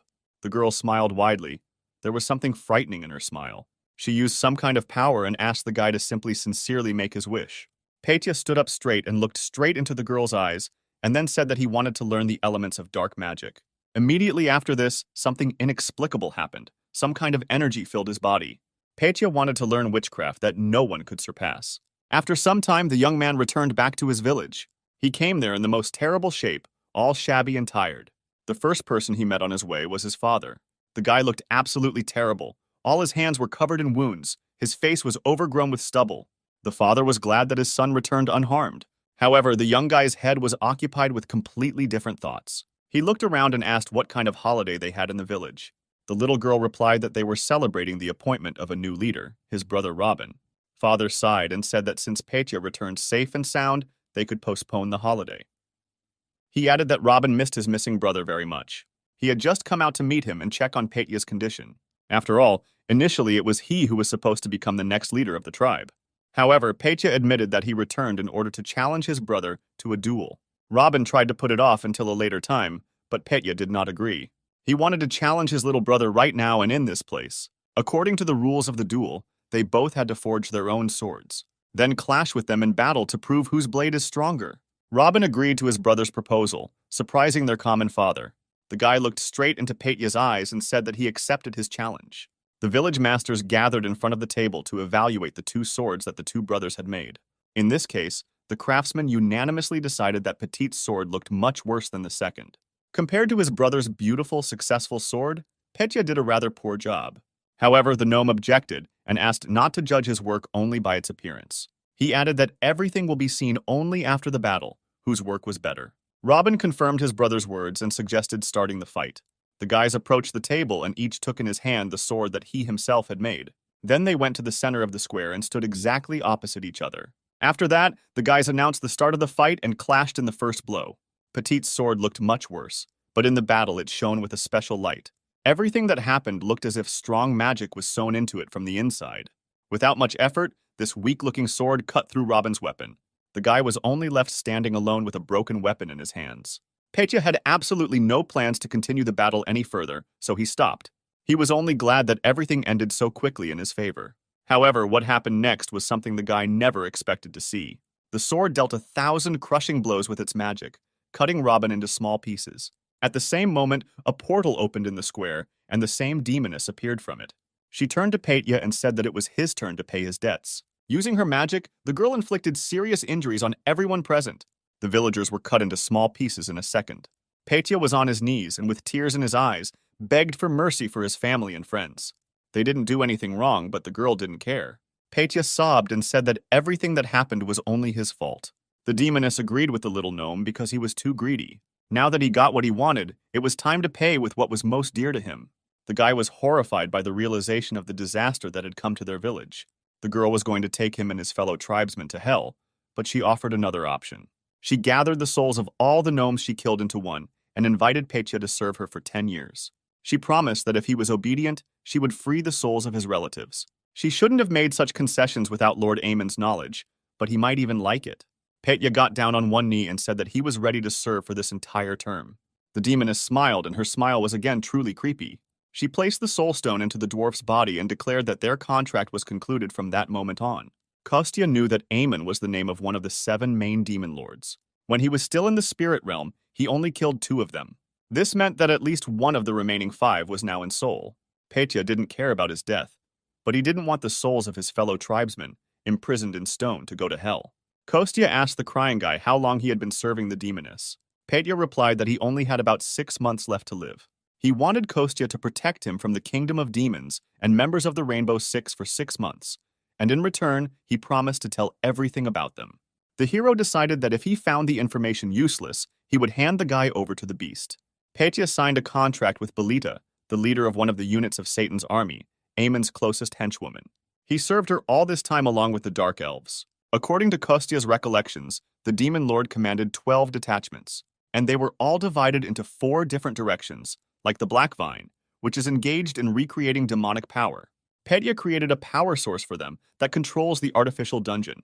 Kostya did not believe that such a small gnome could have enough strength and skills for this. Petya agreed with him, but there were enough of them. The hero suggested that there were other directions under the leadership of the rest of the demon lords around the world.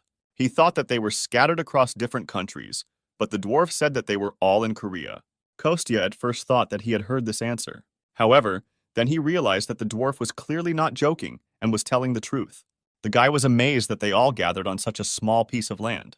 The dwarf added that he heard from someone that a divine revelation had come to the rulers. It said that a warrior would appear in Korea who would save the entire earth. That is why all the rulers were now searching for this very hero.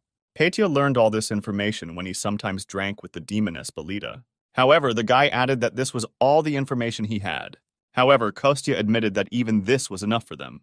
An elder intervened in the conversation and said that he had a proposal. He asked the hero if it would be normal to arrange for Petya to work in his workshop.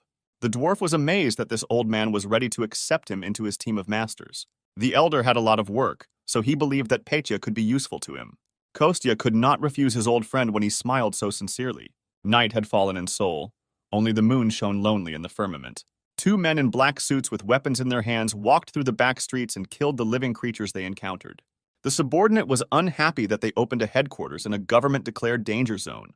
The boss replied that because of the monsters, there weren't many places they could do business from. Any enterprise on a common territory was doomed to failure from the very beginning. He also reminded his subordinate not to forget his manners. After all, they were not going somewhere now, but to talk with their leader. Diego was the boss of Korea's largest gang, Dongchun, and the leader of the Blue Sky Syndicate. The men came into his office, bowed, and began to report on the dungeon. It may have been fake, but the dark demonic energy was amazing. It couldn't compare to the energy of a real dungeon, but everything worked perfectly. Diego was unhappy that such a stupid gang took the place of the leader. His right-hand man and chief assistant handed over an important document to his boss. He reported that their red candy project was rejected. Diego was not happy about this news, but he initially suspected that he was doomed to failure. However, the secretary added that the blue candy project has already prepared its first prototype. It was a small blue capsule, which consisted of 2 parts. Diego was pleased and clarified when it was made, after which he wished to immediately go and check out this project. He was interested to know about all the results of this experiment. So the men got together, got into their cars, and went to the base in the middle of the night. It was a closed training ground, surrounded by a high fence on all sides. Security was at a high level. Sleep inside was only possible through massive doors.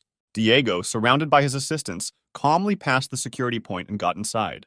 There, a laboratory assistant ran to meet him, getting dressed as he went. He suggested that Mr. Chairman conduct an inspection of the base. The company moved deeper into the structure, and Diego asked the researcher about the results obtained. He answered something that it would be better for a man to see everything with his own eyes. He read that no report can fully convey the complete picture. Diego was in the laboratory, and right in front of him hung a huge beast connected to various tubes. The man was pleasantly surprised by the werewolf he saw. The laboratory assistant explained that about 12 minutes had passed since he ate the blue candy. He decided to demonstrate the difference between the blue and red prototypes clearly. The man walked up to the dashboard and began to turn some sensors and press various buttons. Diego walked up to the laboratory assistant and looked at the graphs and diagrams that he displayed on the screen.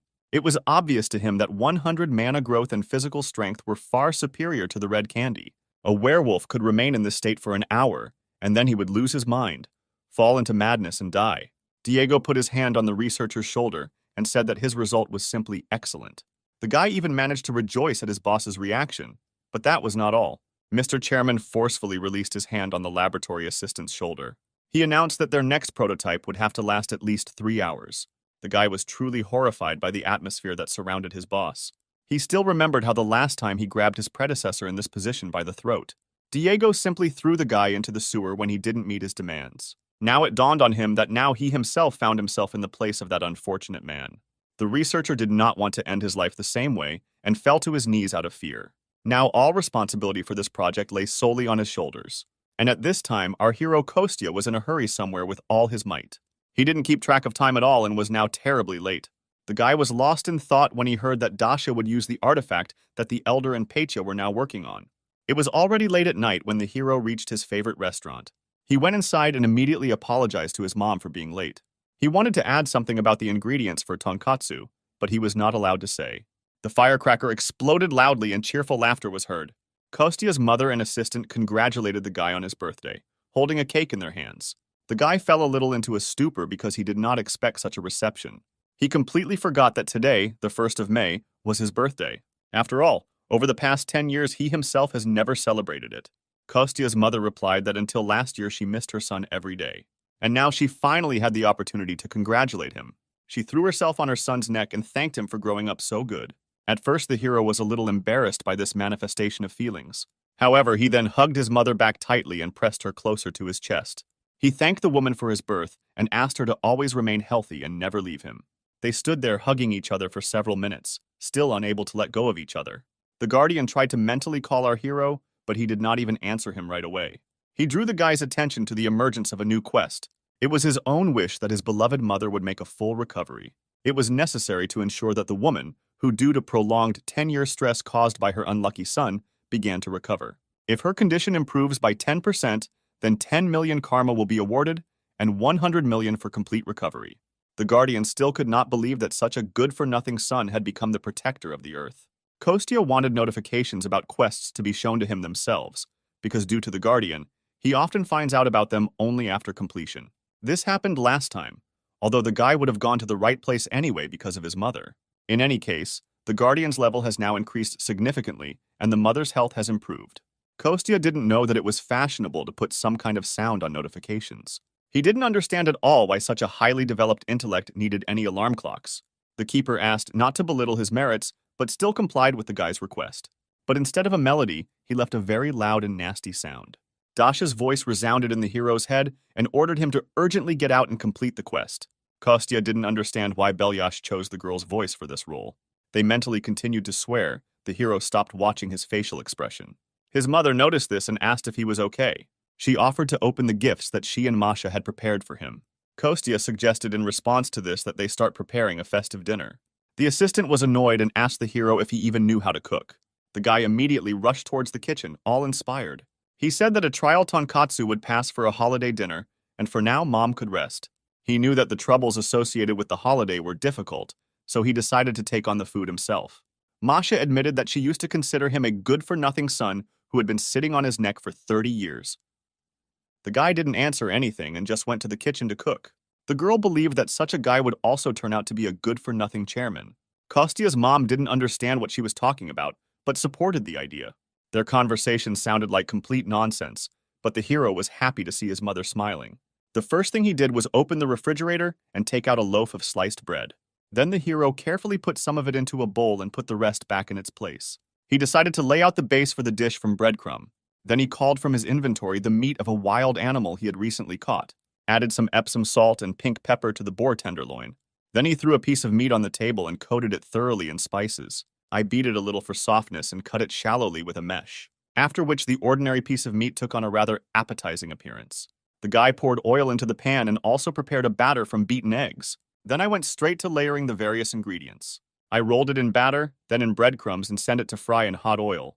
After some time, a very pleasant aroma of ready-made food began to be heard from the kitchen. Kostya served small dishes with his new menu item and went out to the tables. On a plate, he brought out festive tonkatsu for his beloved mother. The dish looked so delicious that even Masha was pleasantly surprised. The guy also prepared the sauce, but asked me to try it without it first. He carefully cut the dish into several parts and allowed the first sample to be taken. The assistant and the hostess simultaneously put a piece of tonkatsu into their mouths. They simultaneously turned to each other and admired his refined taste. The guy was pleased that he had proven to Masha his ability to cook. After that, he asked the girl why she looked away and hid her gift. In fact, she thought that the hero did not know how to cook at all and bought him a book on the basics of cooking. But just in case, I decided to bake him a birthday cake.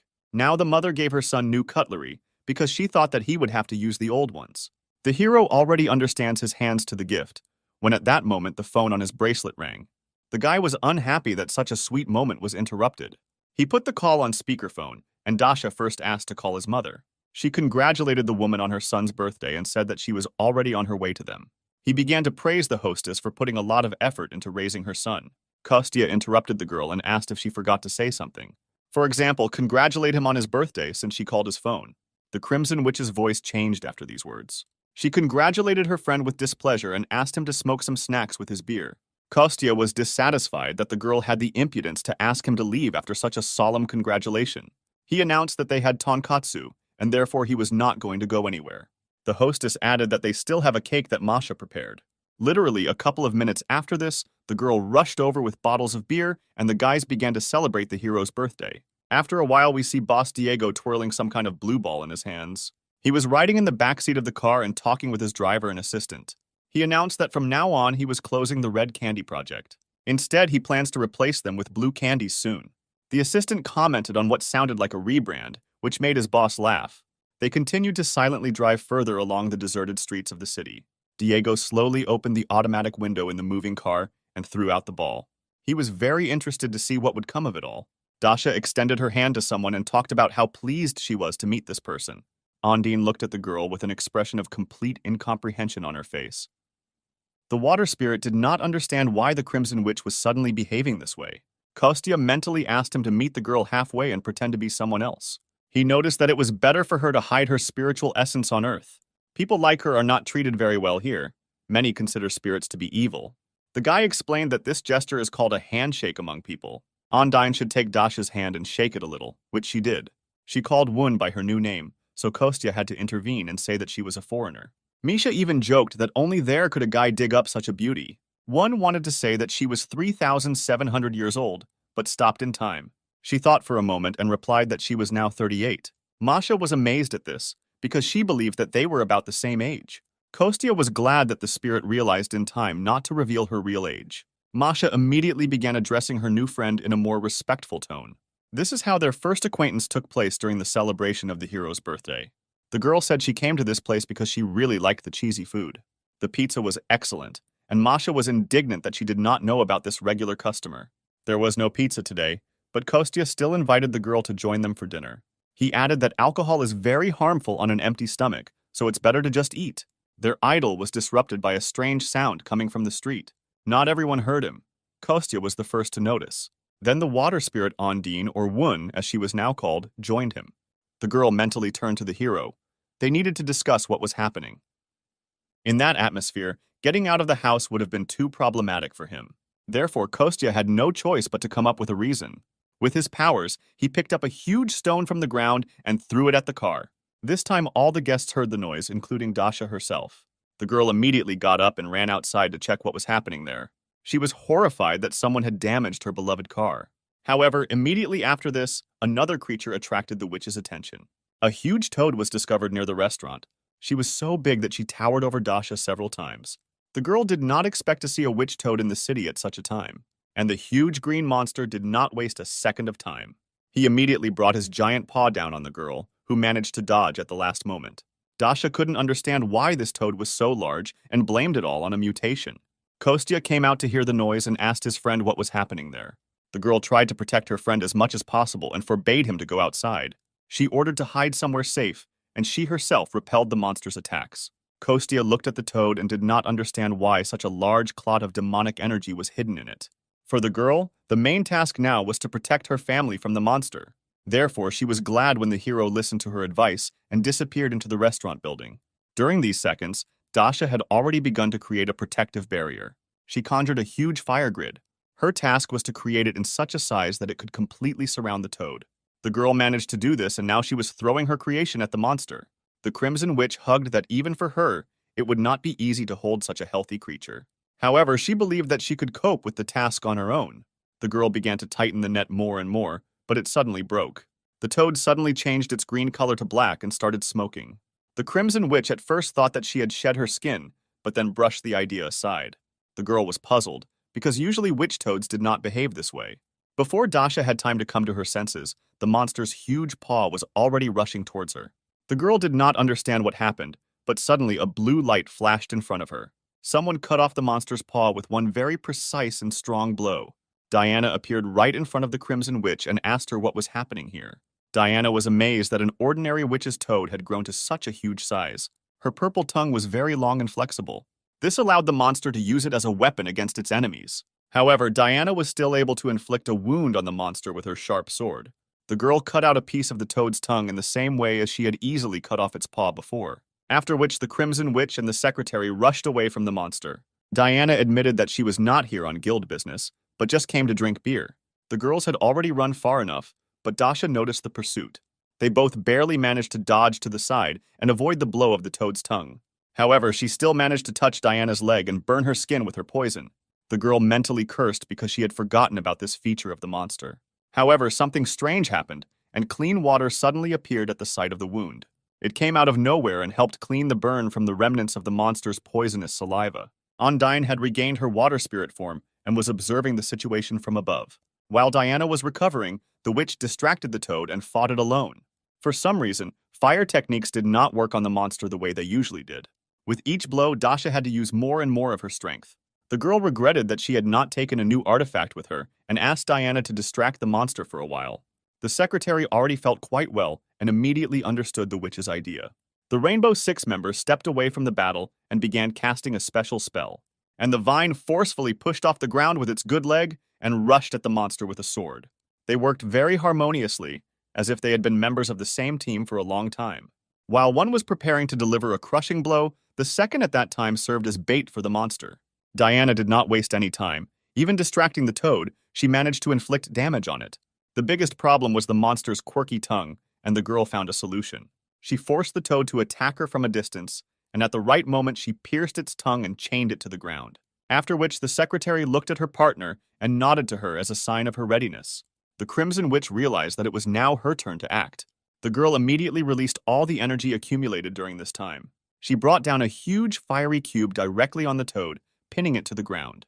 Even Diana was amazed by her friend's amazing abilities. Dasha's scarlet hair fluttered against the background of the fire, and the secretary understood why she was nicknamed the Crimson Witch. Although the battle was over, something haunted the girl. Even Kostya himself and the Guardian had already climbed out of their hiding place. The hero looked at what was left after the monster and noticed the expression on his friend's face. The girl was extremely serious, although she should have been happy about her victory. The guy sincerely believed that she was proud to be among the top 6 in the country. All the people of Korea are ready to literally carry it in their arms and love it very much. After all, there are about 50 million defeated people in the world, and Dasha is one of the best among them. The witch was aware of her strengths, but believed that she still had room to grow further. Kostya knew perfectly well what she was thinking about now, so he loudly thanked his friend for saving her. He realized that he was too deep in his thoughts and wanted to distract the girl from them. Dasha seemed to wake up from a dream and asked to repeat what he had said earlier. Kostya admitted that if it weren't for her, they would all have died, and the restaurant was not damaged. If Dasha had not been here, the hero's birthday would have turned into the anniversary of his death.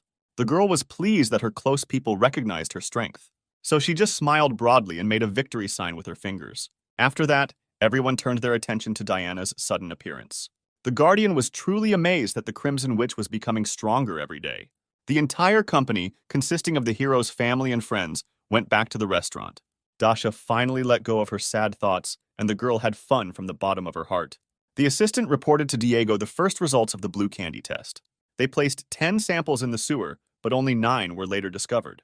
The boss ordered to look further, because they should have figured out earlier, as fashionably, whether this was a defect. On the table in front of the man were 9 different reports about 9 mutants that had appeared.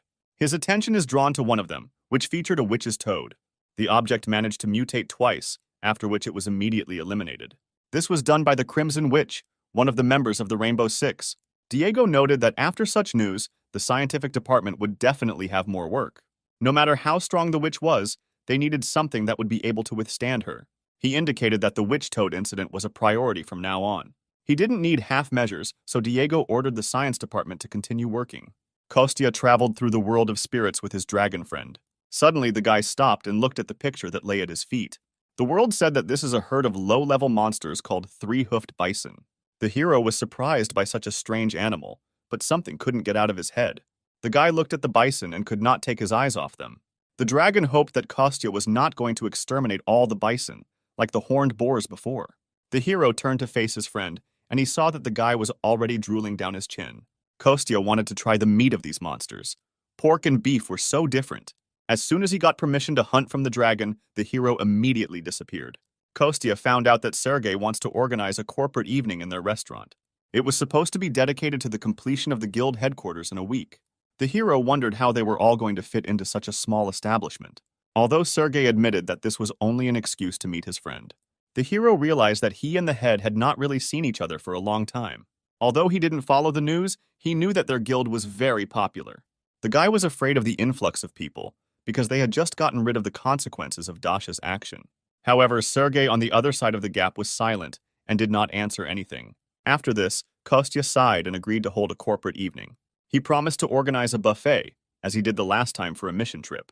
However, Sergei replied that all of his employees would prefer a grill party to a buffet.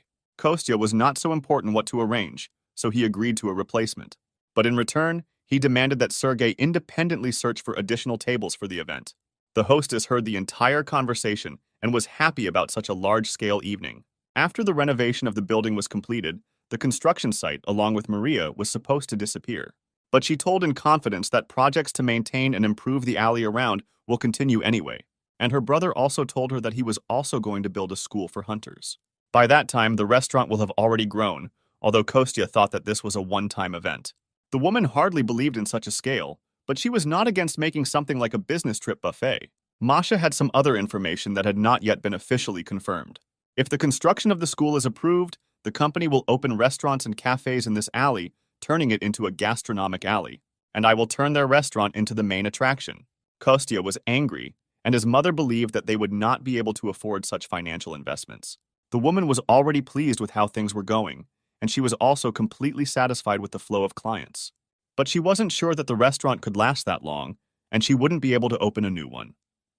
However, Masha added that their guild will be involved in the project and will take full responsibility for all finances. The restaurant has already been verified. They will only need to make a good impression. Kostya didn't understand who cared about their old restaurant, but Masha called him stupid. In the old days, the quiet alley of restaurants was empty, but suddenly a crowd of people suddenly rushed there. For any place to become profitable, you need something to lure customers there. Kostya guessed that they would be lured to the new alley with a restaurant. The chairman himself would be attending this corporate event, so they needed to stand out and make a good impression. The girl suggested adding a twist to the grill party to make the event memorable. Kostya was amazed that Masha came up with this whole plan after the conversation she had just heard. The girl believed that they should thank her for such a first-class idea. The hero decided that there was logic in the girl's words, so he accepted her offer. He announced that he would take over the corporate evening and headed off somewhere. He said that he would go for groceries, and at the same time we would take a walk with the puppy. The guardian knew where the three-hoofed bison lived, so he could take the hero to them. Kostya asked to remind him to take rock salt, after which he grabbed the puppy and ran away. The guy turned around the corner of the restaurant, where no one would have noticed him, and jumped high into the air. Moving through the air at great speed was his favorite. It allowed him to get to the place he needed in the shortest possible time, although the keeper did not like it. And now the hero quickly reached the desired location and looked around in search of bison. A few minutes later, he found a whole herd of animals in a field nearby. However, among these ungulates, there was also one unusual abode. On the ground in a small nest sat a yellow little chick called Peng. The guardian did not feel the energy of a divine being in him, but only a mystical creature. Kostya did not think that he would meet a mystical creature on Earth. He wanted to save the chick from evil monsters, so he used his energy. Thanks to this, he created a huge fire whirlwind and threw all the bison away. The guardian only sighed heavily, looking at such arbitrariness of the hero. And at that moment, the chick noticed our guy and called him Mom. Kostya did not expect such a turn of events at all, so he froze in one place. Our hero did not at all expect that the chick would consider him its mother. After some time, when the guy dealt with the bison, he had to return home. The restaurant owner did not expect her son to return so early. The guy appeared at the restaurant's door, carrying several bags with him. In his left hand, he was holding something very heavy, and the woman did not understand what it was. Kostya said that he bought the stone marble from the elder, and that it was made from salted ore. Now you don't have to suffer, but simply take pieces of meat and rub them with salt. He also took samples of such meat with him. He will try it in the evening and see. Masha was glad that she too could try this unusual dish. The guy was talking further about all his purchases when a strange sound came from his pocket. The hero did not expect that the little yellow chick would make itself known so early. The owner of the restaurant also heard this sound and was surprised by it. Masha also realized that she had misheard herself, so she demanded an explanation. While the hero went hunting and then visited the gnome's workshop, evening fell outside the window. The little yellow chick of the divine bird Peng was placed on a small gray cushion. Masha believed that her boss acted like a junior school student. He explained that the chick had lost its mother and was crying, so he took it. The restaurant owner was unhappy that her son brought a bird to their home. She ordered it to be sold at the market, because if the chicken is left without a mother, it will be very lonely and die. The woman hit her son on the back and reminded him that in elementary school, he also brought home a chicken, and it died. The owner was also worried that their puppy might eat this chick. He was afraid that the chick would turn out to be a spirit or an intelligent being. Over time, when he grows up, he may well become a golden phoenix. Guardians theorize that this chick is a descendant of the creature that once protected Joseon. At some point, he simply went blind, then left one egg and disappeared. The keeper decided to attract the owner's attention, so he approached her and began to bark. The woman realized that the puppy clearly wanted to be held. She carefully picked up the fluffy animal and slowly brought it to the chick. The owner was worried that he might eat him, but the keeper only licked the yellow baby. Kostya was happy with this reaction and promised to build a chicken coop at the back entrance. The woman didn't know what to do with the 35-year-old little boy, so she allowed it. Kostya was so happy about this that he even clenched his fist in honor of the victory. That if he doesn't forget to grow up with them, he can become big and strong, perhaps even more powerful than his ancestor. The guy was already anticipating that the chick would grow up and be the best of the best. However, the guardian noted that it takes about 300 years for a golden phoenix to mature. The man was covered in sweat with fear and shouted something about a mistake. He was hung by his feet right above a barrel of wastewater. Researchers claim that the effect of blue candy can last up to 10 hours. Diego smiled and said that such a smart guy could not live in exile. He added that if a guy doesn't understand anything when someone tells him something, then he should just listen. The boss promised that he would find out how he died only in the other world. The researcher begged to give him a little more time and promised to make the perfect medicine. He added that even the lowest beings can evolve and destroy. Eventually, the man noticed that his wife and little daughter were waiting for him at home. However, Diego was not so easily moved to pity by bitter tears. He raised his finger to his lips and ordered the laboratory assistant to shut up and listen carefully. He recalled that the previous scientist's accident was not due to shortcomings in his research. In this case, the guy did not understand at all why they wanted to kill him now. Diego replied that one must be careful with secrets. There is no other way except the death of a person who is no longer needed. He asked the laboratory assistant not to be offended, because now he knew the reason. The boss asked the scientist if he had heard a rumor that he was making deals with the devil. The guy remembered that he himself had previously suppressed such conversations in the laboratory. However, his boss said that they were truthful and began to unfasten his cufflinks. He showed off his black mark, which was the distinctive symbol of the devil. However, the man noticed that the devil was not trying to destroy the earth. He added that the devil loves to eat human souls. He especially loves tormented souls because various trials make a person stronger. In addition, the devil is pretty tired of running the farm alone, so he enters into contracts. That is why Diego became his deputy, who makes human souls stronger and runs the farm. Tests harden people, which is why blue candy was invented. In any case, the boss no longer needed the researcher. He felt sorry for the guy because he never received the Nobel Prize. The scientist at least asked to protect his family, because they thought that he worked in an ordinary pharmaceutical factory. The boss smiled and noticed that he was a very loyal and devoted person. The scientist was glad that at least his family would be safe. However, Diego then smiled bloodthirstily and said that his wife and daughter would die too. The man was horrified by such news, but did not have time to do anything. In one of the quiet night corners, something strange was happening. Some gray creature with spikes on its tail walked and killed its relatives. It had already reached incredible sizes. There was a white horn on its head. After each murder, something incredible began to happen to the body of this creature. Inside, there was a small blue bead that required more and more energy. It was she who allowed this creature to be so strong and fast. After Diego dealt with the scientist, he moved on. He and his assistant showed up to meet other lab technicians in the middle of the night. He was given a diplomat containing about 100 blue candies. All the corpses of the test subjects were found in the black zone underground. They were piled in one place. Diego praised the workers and asked about the whereabouts of the lost blue candies. The laboratory assistant was horrified and shook, but wanted to answer the man something. He failed to do this because a hole opened right below him, from which a monster emerged. The assistant wanted to protect his master, whose suitcase was cut open and fell open. All the medicines from it fell to the ground in the most chaotic order. Diego noticed that this huge rhinoceros mole was looking right at him.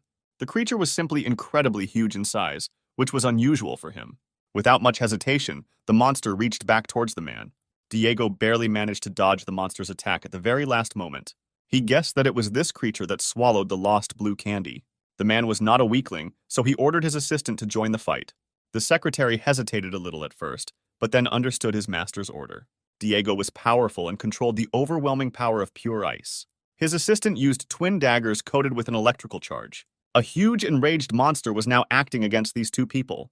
His main weapon was his spiked tail, which had to be stopped first. That is why the boss's assistant began to surround the creature with chains. Finally, he managed to catch one of the daggers on the monster's tail. Immediately after this, the man activated his ability to manipulate electricity. The charge was transmitted along a metal chain to the creature and caused it to struggle in agony. However, even this was not enough to stop the monster. Then Diego himself entered the game, directing his ice blocks downwards. The man turned the entire space under the monster into one continuous skating rink. The creature's paws were frozen, which allowed it to be immobilized. Diego was sure that the monster was not alone here. He informed his assistant that they could not let the monster escape. Immediately after this, the chairman pushed off the ground and headed into battle. Ice blocks and sharp daggers could no longer restrain the monster. Therefore, the assistant decided to return his weapon and attack again. But this time he decided to use not one blade, but two at once. The man spun them with all his might and directed them towards the huge monster. The daggers sank deep into the creature's face, right next to its huge horn. Immediately after this, an electrical discharge was sent directly to the brain. After the creature was completely immobilized, it was Diego's turn. The man went into a trance and used his power of submission against the monster. This allowed him to quickly get close to this huge creature. For a few moments, absolutely nothing else happened on this quiet street. At this moment, Diego mentally fought with the consciousness of the monster. The man definitely emerged victorious, so the monster's eyes dimmed. After the battle was over, both men began praising each other for a job well done. The secretary came closer and tried to pull his daggers out of the monster's head. However, for some reason, he failed to do this. It was extremely strange. But before the long-haired man could do anything, the monster attacked him. He shook his head and threw the man up when he was not expecting it, after which the monster opened its mouth very wide and swallowed the guy whole. From the smile on Diego's face, one could guess that he did this on his orders. The man once again proved that for him there are no irreplaceable people. The garden behind our hero's restaurant was beautiful. The little beetle, guardian of the tree of the world, was surprised by his new neighbor. He had beautiful sparkling yellow wings, which he was just showing off. Kostya named the chick Kolbin, which translated as a debilitating chronic disease. The guy believed that it would be useful for the chick to gain strength from a large tree. He would like the chick to grow up in a normal environment, so he asked for the help of the spirit. He was not going to refuse, but did not understand how he should be raised. At that moment, something incredible happened. The roots of the tree began to move. The little yellow chick was completely surrounded by young shoots. Kostya sincerely did not believe that if the little bird had been a little bigger, he would have been able to control life on the entire planet. The guy looked at the cage of bars and realized that Kolbin was in the right place. A large light truck drove up to a restaurant we knew and stopped. Kostya ran out of it immediately to meet the guests who had arrived. At the wheel of this truck sat an elder dwarf, his old friend. First of all, the guy apologized to the old man for asking him to lie for him. The man noticed that the artifact was finished anyway and was just asking to use it in business. He noticed that Petya unexpectedly had more talent than he initially thought. Lately, the guy has lived up to expectations, and there's almost no trace left of his gloomy look. Kostya was happy about this and promised to find time later and bring a bunch of delicious ribs. The elder's mouth watered at the mere memory of those beautiful ribs they ate in the spirit world. At that moment, the guy was asked about something from the restaurant, so he got distracted. The elder walked around the car in a circle and asked where he could stay. Now the guys were all together in front of the new huge guild building. They gradually walked around unloading the car and setting up brand new tables and chairs. It was at this moment that Sergey and Diana came up to them to say hello. Kostya was glad to see his friend, because he was always busy with school. They joked and rejoiced at this meeting, agreeing to sit down for a drink. The guys were worried because they had too much work lately. Sergey had heard a lot about how their little restaurant had been very popular lately for its ribs. He also noted the excellent subtle taste of their new tonkatsu dish. Kostya admitted that he just made them one day for his visitors, and he got lucky. The guy didn't have time to finish because Dasha attacked him from behind. She simply slammed her feet into the guy's back and knocked him to the ground, surprising everyone. The elder saw his customer and said that he was just about to visit her. He reported that the artifact she entrusted to him last time was ready. He promised that he would finish his work by lunchtime and return it to the owner, which made her very happy. And at this time, the girl completely forgot about her friend, whom she left lying unconscious. A little later, the presenter announced the beginning of the ceremony for the completion of the construction of the new main headquarters of the guild. This festival brought together a lot of people from completely different professions. The presenter asked all visitors to calmly take their seats. It was time for Sergey to go on stage, so he said goodbye to his friends. The guy was glad that he had chosen a day with such good weather for the ceremony. However, suddenly a very loud and scary squeak was heard from somewhere. It was through the city system that they announced an emergency in their area. The announcer said that a monster of an unregistered species had appeared, and a high level of power was observed. The Crimson Witch was puzzled by the fact that this was not an ordinary alarm, but a signal about a monster. However, it was our hero Kostya who was most irritated from this company. The guy didn't like the fact that the appearance of monsters always happened so suddenly. To this, the Crimson Witch answered him that they were in the middle of an unstable zone. The ground shook under the guy's feet, and they saw a huge creature appear from afar. Neither Kostya nor Dasha had ever seen such a strange monster before. It was the most ordinary rhinoceros mole, but of absolutely incredible size. The Crimson Witch was worried that she might not be able to cope with him alone.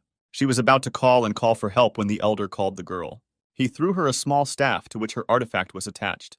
The girl caught him, after which Dasha pointed her finger at Sergey and called him. She ordered the guy to gather people from the guild and run away with them immediately while she distracted the monster. Sergey immediately realized that it would be better for him to listen to this girl. After this, the Crimson Witch immediately turned to face her friend Kostya. She told the guy to take his mother's hand, prepare dinner, and wait for her. Immediately after this, the girl jumped into her white sports car. She pressed the gas pedal to the floor with her foot and abruptly jumped out of her parking space. The girl was in a very big hurry, so she allowed herself to break traffic rules. Only this driving style allowed her to quickly reach the monster's location. Suddenly, Dasha heard whose voice it was, which said that the girl would die here. A man was waist-deep with a huge monster and was on his head. He knew that this girl was a Crimson Witch from the Rainbow Six. The huge monster immediately attacked Dasha with its tail with sharp spikes. The girl barely had time to dodge and realized that she had seen this man before. He turned out to be the most wanted man in all of South Korea, Diego. The man was even a little pleased that the girl was able to quickly remember him. Dasha immediately admitted that she did not understand what was happening here at all. However, she promised the criminal that she would not leave him and his pet just like that. The monster's strength was so great that after each of its blows, dents were left on the ground. Even Dasha, with her unusually high speed, found it difficult to keep up with dodging. Besides this, she needed to find time somewhere to attack. The girl's main goal now was to cause maximum harm to the man. And now Dasha swung her new staff, hoping to strike him. However, at the last moment, this attack was blocked by the monster with its claws. At the point of impact, an explosion of fiery energy from the Crimson Witch immediately occurred. The man looked at his rival and became more and more irritated by the minute. He didn't like how ignorantly the girl was using Wanda's artifact. Maximum squeezing of the handle of this staff increases its firepower many times over. At the same time, he also had the ability to work like explosives. However, the side effect was that it made your arms get tired quickly. Dasha was worried because she didn't have time to ask how to use the staff. The girl used it for the first time and had no idea how to handle it. However, she was able to notice during the fight that he still increased her strength. Previously, the power was scattered throughout her body, and now it was concentrated in the staff. The girl realized that he was collecting all her chaotic magical energy. After this realization, it became easier for the Crimson Witches to control the energy. Now the girl knew exactly at what moment she could quickly release it. This helped her get to the head of the huge, scary monster even faster.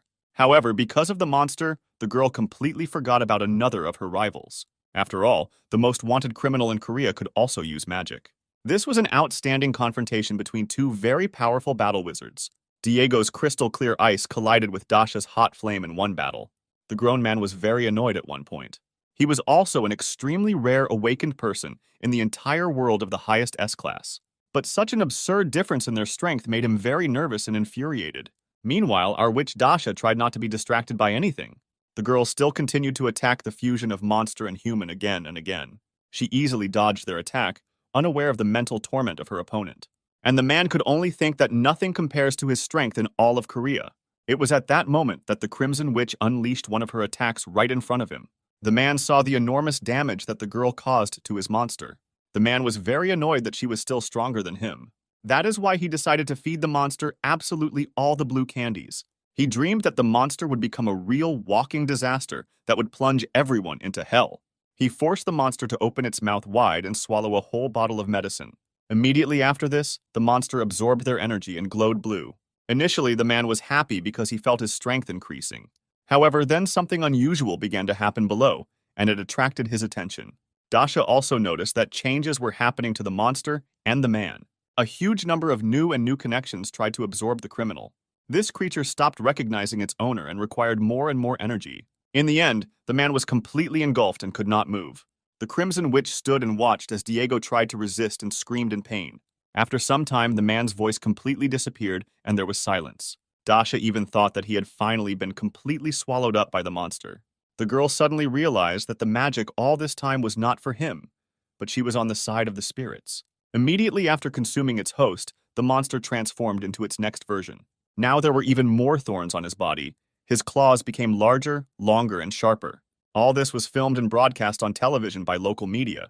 Kostya realized that the strength and size of this monster was in no way comparable to last time. He knew that all he could do from this monster was turn around and try to escape. However, the guy looked at the TV screen again and realized that not everyone thought so. Instead of attempting to escape, the Crimson Witch took her magic to an even stronger level.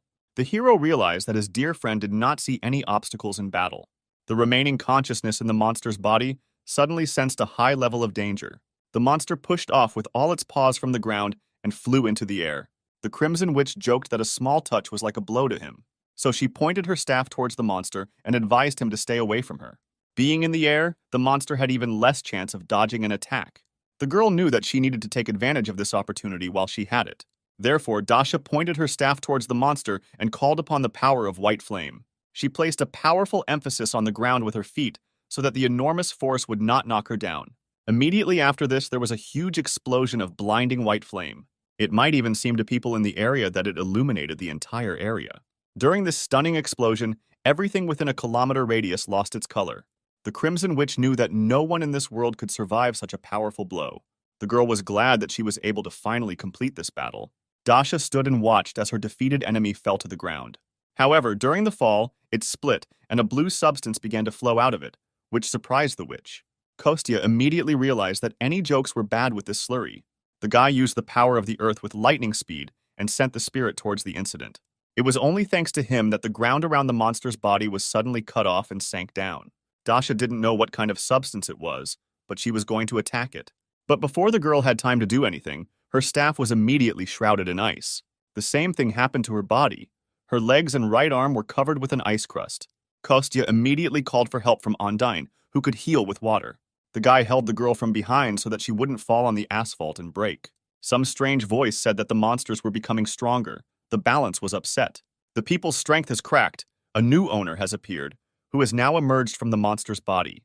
He instantly climbed into the body of our hero while he was busy helping his girlfriend.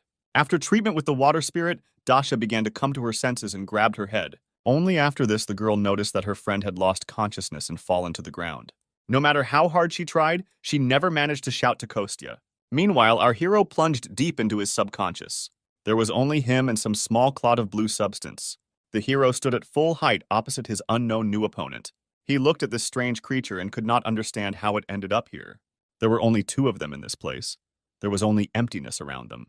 It took Kostya a little time to guess that it was a rhinoceros mole.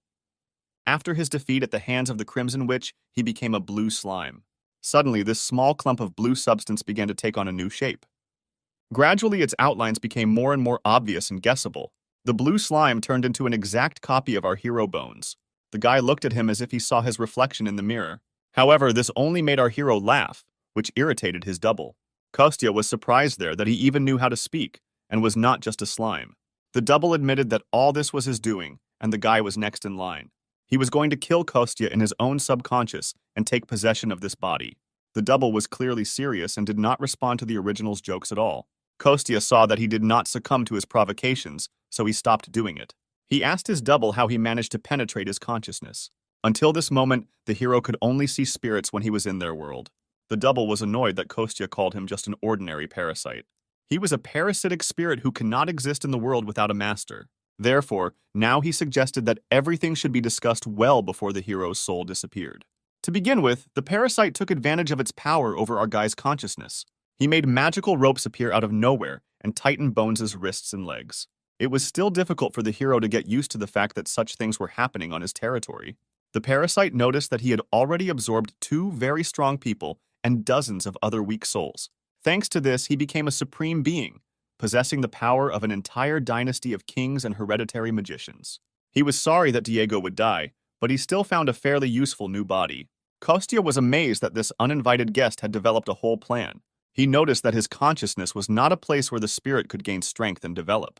Such impudent treatment from the guy without a drop of fear irritated the parasite. It infuriated him that usually a person a little stronger than a dog dared to lecture him. He knew that this guy's power level was unstable, falling and then rising again. Kostya could not deny all this now, because all his strength had disappeared. That is why he no longer had any mana or any strength left. The guy didn't know at all whether he would be of any use at all without them. The parasite admitted that he is a creature that is capable of controlling all powers. It is also constantly evolving and has the power to accept, absorb, and change various energies. That's why he promised to make sure that Kostya's soul died. The parasite believed that this speech should have impressed our hero. The guy noticed that if the parasite absorbs all his powers, the hero will simply destroy him. He asked the spirit if there was any way for him to restore his imbalance. The parasite laughed and said that the subconscious world would never be a good place to live. The guy's soul was filled with suffering that still captured him. Besides, he did not understand how the hero was going to destroy him with his hands and feet tied. Kostya did not understand what kind of tied hands and feet we were talking about if he could easily remove the ropes. The parasite fell into a stupor that the guy managed to free himself from control so easily. Moreover, Kostya noticed that he had not suffered at all before, as his double believed. The guy replied that his soul is his real fortress, because he is a man. The world of knowledge is just a place that was completely immersed in darkness. It is always and for everyone located approximately somewhere between consciousness and subconsciousness. This is a place that has its own laws of space and time.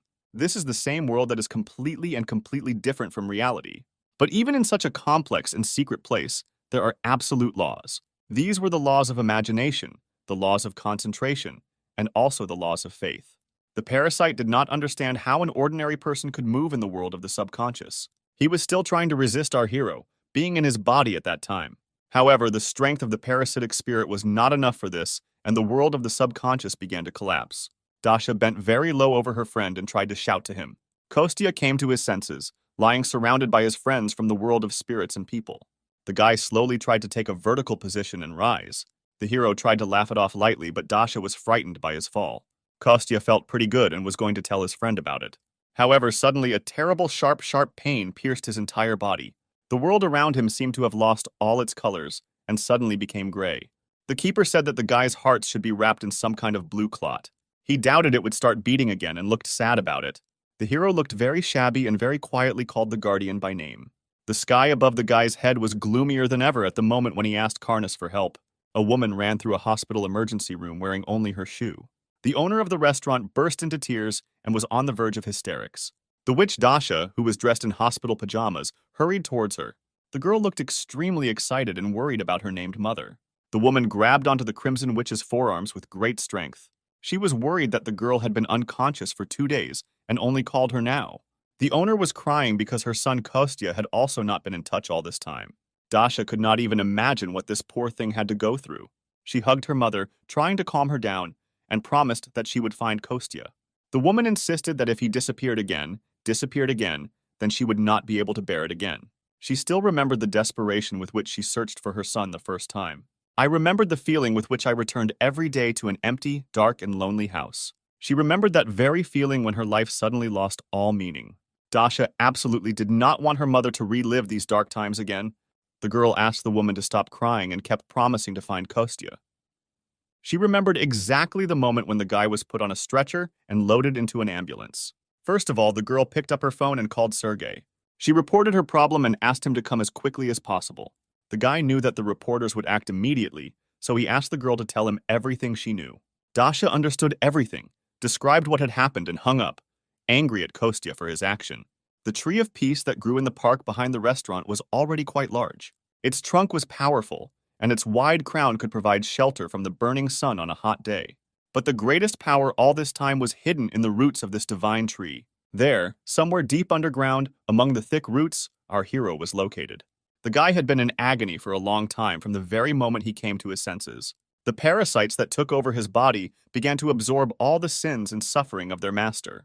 With a non-beating heart, he had 24 to 36 hours to live at most. But the most important threat was not even the loss of precious life itself. The parasite was going to first deprive Kostya of all his powers and then take over his body. The hero, of course, should not have had any problems controlling the first one. However, the main snag was precisely the internal energy. Energy that creates a poisonous effect for all living beings that belong to the magical world. Kostya thought that he would use the parasite's magic and could easily stop him. But the more he spent his strength to get rid of the spell, the more his double absorbed it. Even if the guy tried to use them, he would still die. Kostya suggested that the parasite die together if he still wasn't going to retreat. The guy struggled with all his might and desperately asked for help from a familiar guardian. He admitted that he was still too weak to expel the parasite with pure magic. The guardian and other friends of the hero among the spirits were next to him at such a difficult moment. The guy knew that they were well acquainted with his body, and therefore asked them to look at him carefully. When the time comes, they will need to all use their powers at the same time. The guardian sadly replied that the hero's heart could not stand it and explode. Kostya was well aware that it could break into pieces from overload. However, if the guys weaken their strength, then he will not be able to expel the parasite. He imagined for a moment what horror would begin on Earth if he took over his body. The roots of the World Tree tried their best to help our hero in some way. The guy was not very worried because he himself found and raised all these creatures.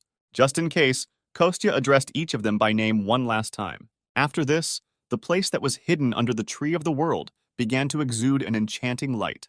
The most crucial moment came, and each of the spirits tried to give all their energy just to save their person.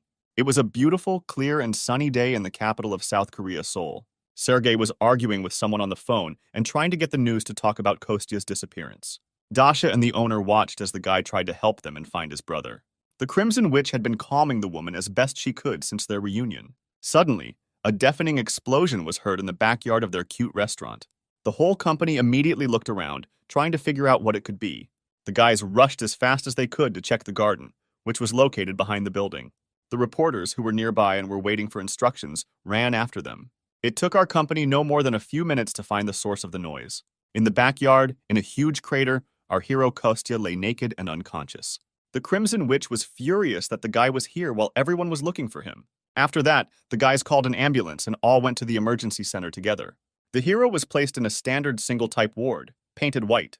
After some time, Kostya regained consciousness. He was wearing hospital pajamas. His awakening was found by a worried Sergei, a crying mother, and an irritated Crimson Witch. The girl even hit the guy in the stomach right after he opened his eyes. Kostya was puzzled that the girl hit him, but apologized to his mother. Only then did he notice that he was in a new, unfamiliar place. Sergei explained that they transported Kostya to the hospital, which belongs to his guild. The hero was shocked that he could not be found for 3 whole days from the moment he disappeared. The guy could not predict such an outcome, so now he had to come up with an excuse. He pretended that he had forgotten everything and didn't know what really happened. Dasha began to have doubts about the fact that the guy didn't remember anything. Sergei proposed to omit this point for now and promised to ask journalists to take action. The Crimson Witch's strange reaction was very easy to understand. After all, when they found Kostya in the yard, it turned out that the guy had awakened. Our hero could not believe that this really happened to him. He frantically replayed the events in his head and tried to analyze them. The guy realized that after his release he lost consciousness and could not hide his magical power. Dasha said that usually when a person first awakens, he destroys everything around him. The girl called this one of the most possible reasons for that explosion in the garden. Everyone was amazed that the guy was not happy about this, because many dream of waking up in order to protect others. However, Kostya replied that he always wanted to be just an ordinary restaurant worker. And he added to himself that he dreamed of being an ordinary restaurant worker who makes people in the area stronger. He didn't want to be drawn into something like this on his own, which irritated Dasha. The girl noticed that to begin with, he could be a simple observer. And after the amendment, I could go with Sergei to the central headquarters. The witch noticed that she did not get along very well with the central headquarters, so she would prefer to stay with her mother. Sergei was happy with this option, but he insisted that Kostya should at least become an observer. But first, he needed to rest well and recover. Sergei brought his friend a small gift in honor of his awakening and began to rummage through the bags. He took out and placed in front of our hero several black-branded bags. It was an expensive brand suit, but Kostya noticed that it was too expensive a gift. The head of the guild did not give up and advised his friend to first open the box and see for himself. What lay inside was not just any standard formal suit. Kostya thought that it was a branded tracksuit from the latest collection. Sergei laughed and said that he simply ordered a new one for his friend, because he always wears the same one. The hero got angry and said that he actually bought all such suits at the market and spent almost 50,000 won on them. In any case, Sergei added that such battle suits are made from high-quality materials from their guild. They prevent magical and physical attacks below level C, such as being shot or stabbed. The clothes were made from recycled spiderwebs from a dangerous spirit. The likelihood of extracting necessary materials from the bodies of magical creatures is constantly increasing. And it is for this reason that it has now become popular to do such things. But this was only a prototype. Bringing such a suit to market would cost several billion. Sergei added that they were going to go to the center tomorrow, and today the guy had to have a good rest. Dasha and the hero's mother also got ready to go out and promised to wait for him at home. The next day, Kostya put on his new suit and noted that it was really very good. It was much better quality than those that the guy had previously bought for himself in the markets. Sergei picked up a friend, and together they went to the central headquarters. The guys arrived at the parking lot, got out of the car, and continued on foot. Suddenly, Kostya stopped not far from the entrance. Something caught his attention. There was a whole crowd of journalists right in front of the main entrance to the building. The guy only now realized that his dream of living unnoticed was gradually evaporating. Reporters immediately noticed the appearance of the guild leader and the new awakened one. They immediately pointed their lenses at them and began filming the arrivals. Kostya was clearly not ready for such close attention to his modest person. He did not understand why so much attention was paid to such an ordinary awakened one. Sergei asked his friend if he really cared so much. Kostya was trembling all over and believed that his reaction was completely justified in such a situation. Sergei added that all this was done in order to find the guy as quickly as possible. The hero's mother and the Crimson Witch were very worried at that time and could not find a place for themselves. Dasha was ready to give up her own treatment and run away from the hospital even barefoot.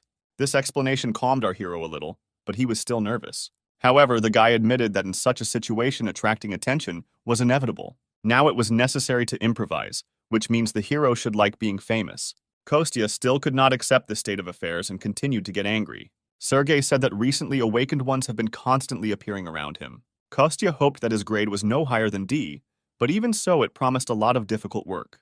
Sergei walked up to the door and put his right hand on the touchpad of the lock. The security system read the necessary information, and the doors swung open. Behind them was a spacious laboratory with a large amount of complex equipment. Kostya was amazed at how quickly the Koreans developed technology. Sergei decided to stay outside and asked his friend to return to him after he was informed about everything. The hero approached a pretty-looking assistant who was supposed to tell him everything.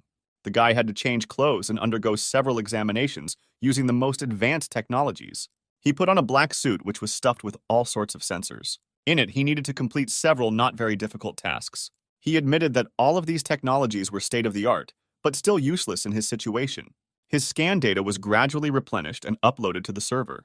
This took a total of several hours of fruitful work by researchers. Sergei and Diana were amazed that their friend had achieved an A-level rank. They could not believe the results because even such a rank was considered extremely rare in the modern world. Kostya was in prostration because he had only closed some hole with magic. He sincerely believed that he had invested too little of his magical powers to achieve such a high level. Sergei believed that his friend should have been happy with this result and considered himself special. He turned to the assistant and asked what the level of the guy's other characteristics was. The level of magical power reached rank D, the level of mana E, the magic circuit as much as S, and Kostya's specialty was telekinesis. He even asked if such results were erroneous, but he was assured of their accuracy. Kostya asked the reason for such a violent reaction from his dear friend. Sergei replied that telekinesis abilities are not very common.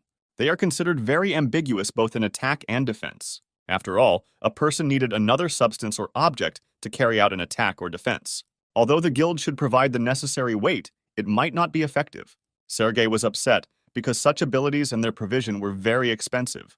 He compared his friend and adopted brother Kostya to a very small well. Despite its actual size, there was too much water raging in this well. Sergei believed that something like an ultra-modern tap pumping water out of this well should have suited him. This explanation seemed very strange and not entirely clear to our hero Kostya. Sergei was upset because he himself considered his analogy to be very suitable for the situation. Kostya decided not to upset his friend even more and replied that he still understood everything.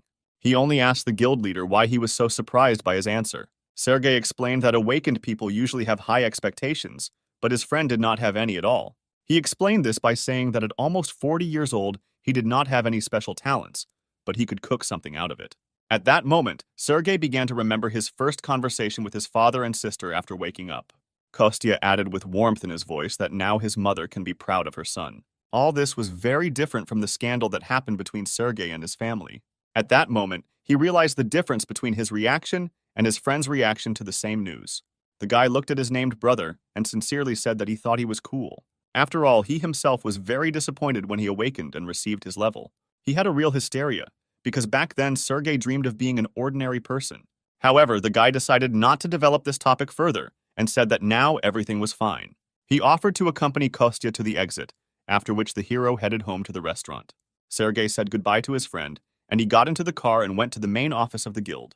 It was a huge building in which the guild's administrative center was concentrated. Sergei went up to the manager's floor and headed to the secretary's desk.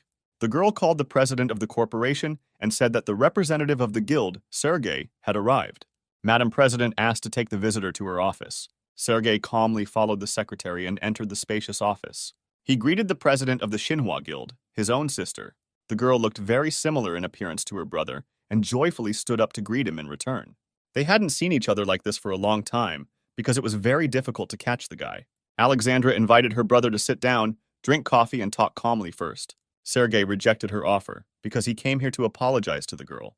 For Alexandra, such a statement from her brother came as a complete surprise. It took the guy a lot of strength to pull himself together and come to her. Their father was the best CEO in the country, and their daughter exceeded all his expectations. The guy recalled those dark times that came after the death of their mother. Sergei believed that 3 years ago, even if the world had turned upside down, he and his father would not have blinked an eye. He admitted that deep down, he sincerely considered his father and sister to be magnificent people, unlike himself, who could not correctly perceive the death of his beloved mother. Therefore, he always looked at their backs and envied them, and they were always busy with something. When Sergei had just woken up, at first he was very happy about it. But then he received the lowest level, which is why he said a bunch of harsh and disgusting words to his family, for which he now asked for forgiveness. The sister just laughed in response to his sudden statement and relaxed. She was very happy to see how her little 10-year-old brother began to grow up. The girl suddenly became very serious and said that she would now reveal a secret. In fact, he and his father also could not bear the death of their mother and wife. This statement amazed Sergei, because all his life he had been sure of the opposite. Alexandra added that if you are always busy, then there is simply no time left to think about sad things. She tried hard to fill the void in her heart after losing her mother and also asked her brother for forgiveness. Although Sergei was an ordinary person, he was by no means an eccentric for them. The girl said that she was very proud of her brother, just like their father. Sergei asked why the girl apologized to him, but she replied that she had wanted to do this for a long time. The guy admitted that he had heard many people call him a disgrace to their family. The secretary entered the office and said that she was about to start a meeting. Although Alexandra said to cancel it, the man still arrived at it. It turned out to be the famous doctor of science himself, named Vladimir Sin. Sergei asked his sister not to worry, because he came without warning just to talk and was about to leave. He told Alexandra not to cancel her meeting with the PhD because of him. Sergei's older sister thought for a while about what would be best for her to do now. The girl was going to have lunch with her brother, so she offered to meet the guests together. Sergei was glad for this influx of kindred feelings, but felt a little awkward. They asked the secretary to go and invite Doctor of Sciences Vladimir to enter. He turned out to be a middle-aged, pleasant-looking man with glasses. He extended his hand to Sergei and said that he was pleased to meet him. The doctor admitted that lately he has often met famous personalities. He came today to say that this time, he decided to adjust the prototype development schedule. Its external form was already ready, so the doctor thought that testing the sample could have been done earlier. Only it was difficult for him to give an exact time, because the artificial intelligence system was unstable. Alexandra noted that their group has been providing his laboratory with all the necessary materials for a long time. However, the supply of living material from magical creatures is constantly dwindling. No matter how exactly they know the makeup of humans, it is impossible to create new humans through technology. The laboratory came to the conclusion that 100 of the artificial intelligences had human intelligence. Therefore, the doctor proposed changing the current plan to improve the artificial intelligence system and using spirits. He added that after the contract between the magical creature and the spirit was signed, great efficiency was observed during their work together. Alexandra objected that in this case their situation could only get worse. That is why Vladimir came to the president today to ask for her permission. The girl replied that she first needed to contact the general director. After Vladimir left, Alexandra looked very exhausted and tired. Sergei suggested we go have lunch and unwind a little before going to see our father. He promised to call the restaurant he frequents and book a table for them. The girl liked this idea and asked her secretary to cancel the previous reservation. Of course, Sergei had his dear friend's restaurant in mind when he invited his sister to have lunch with him. And Kostya received a message from the head of the guild that he would soon bring a very important person to his establishment, and tried to guess who it would be this time.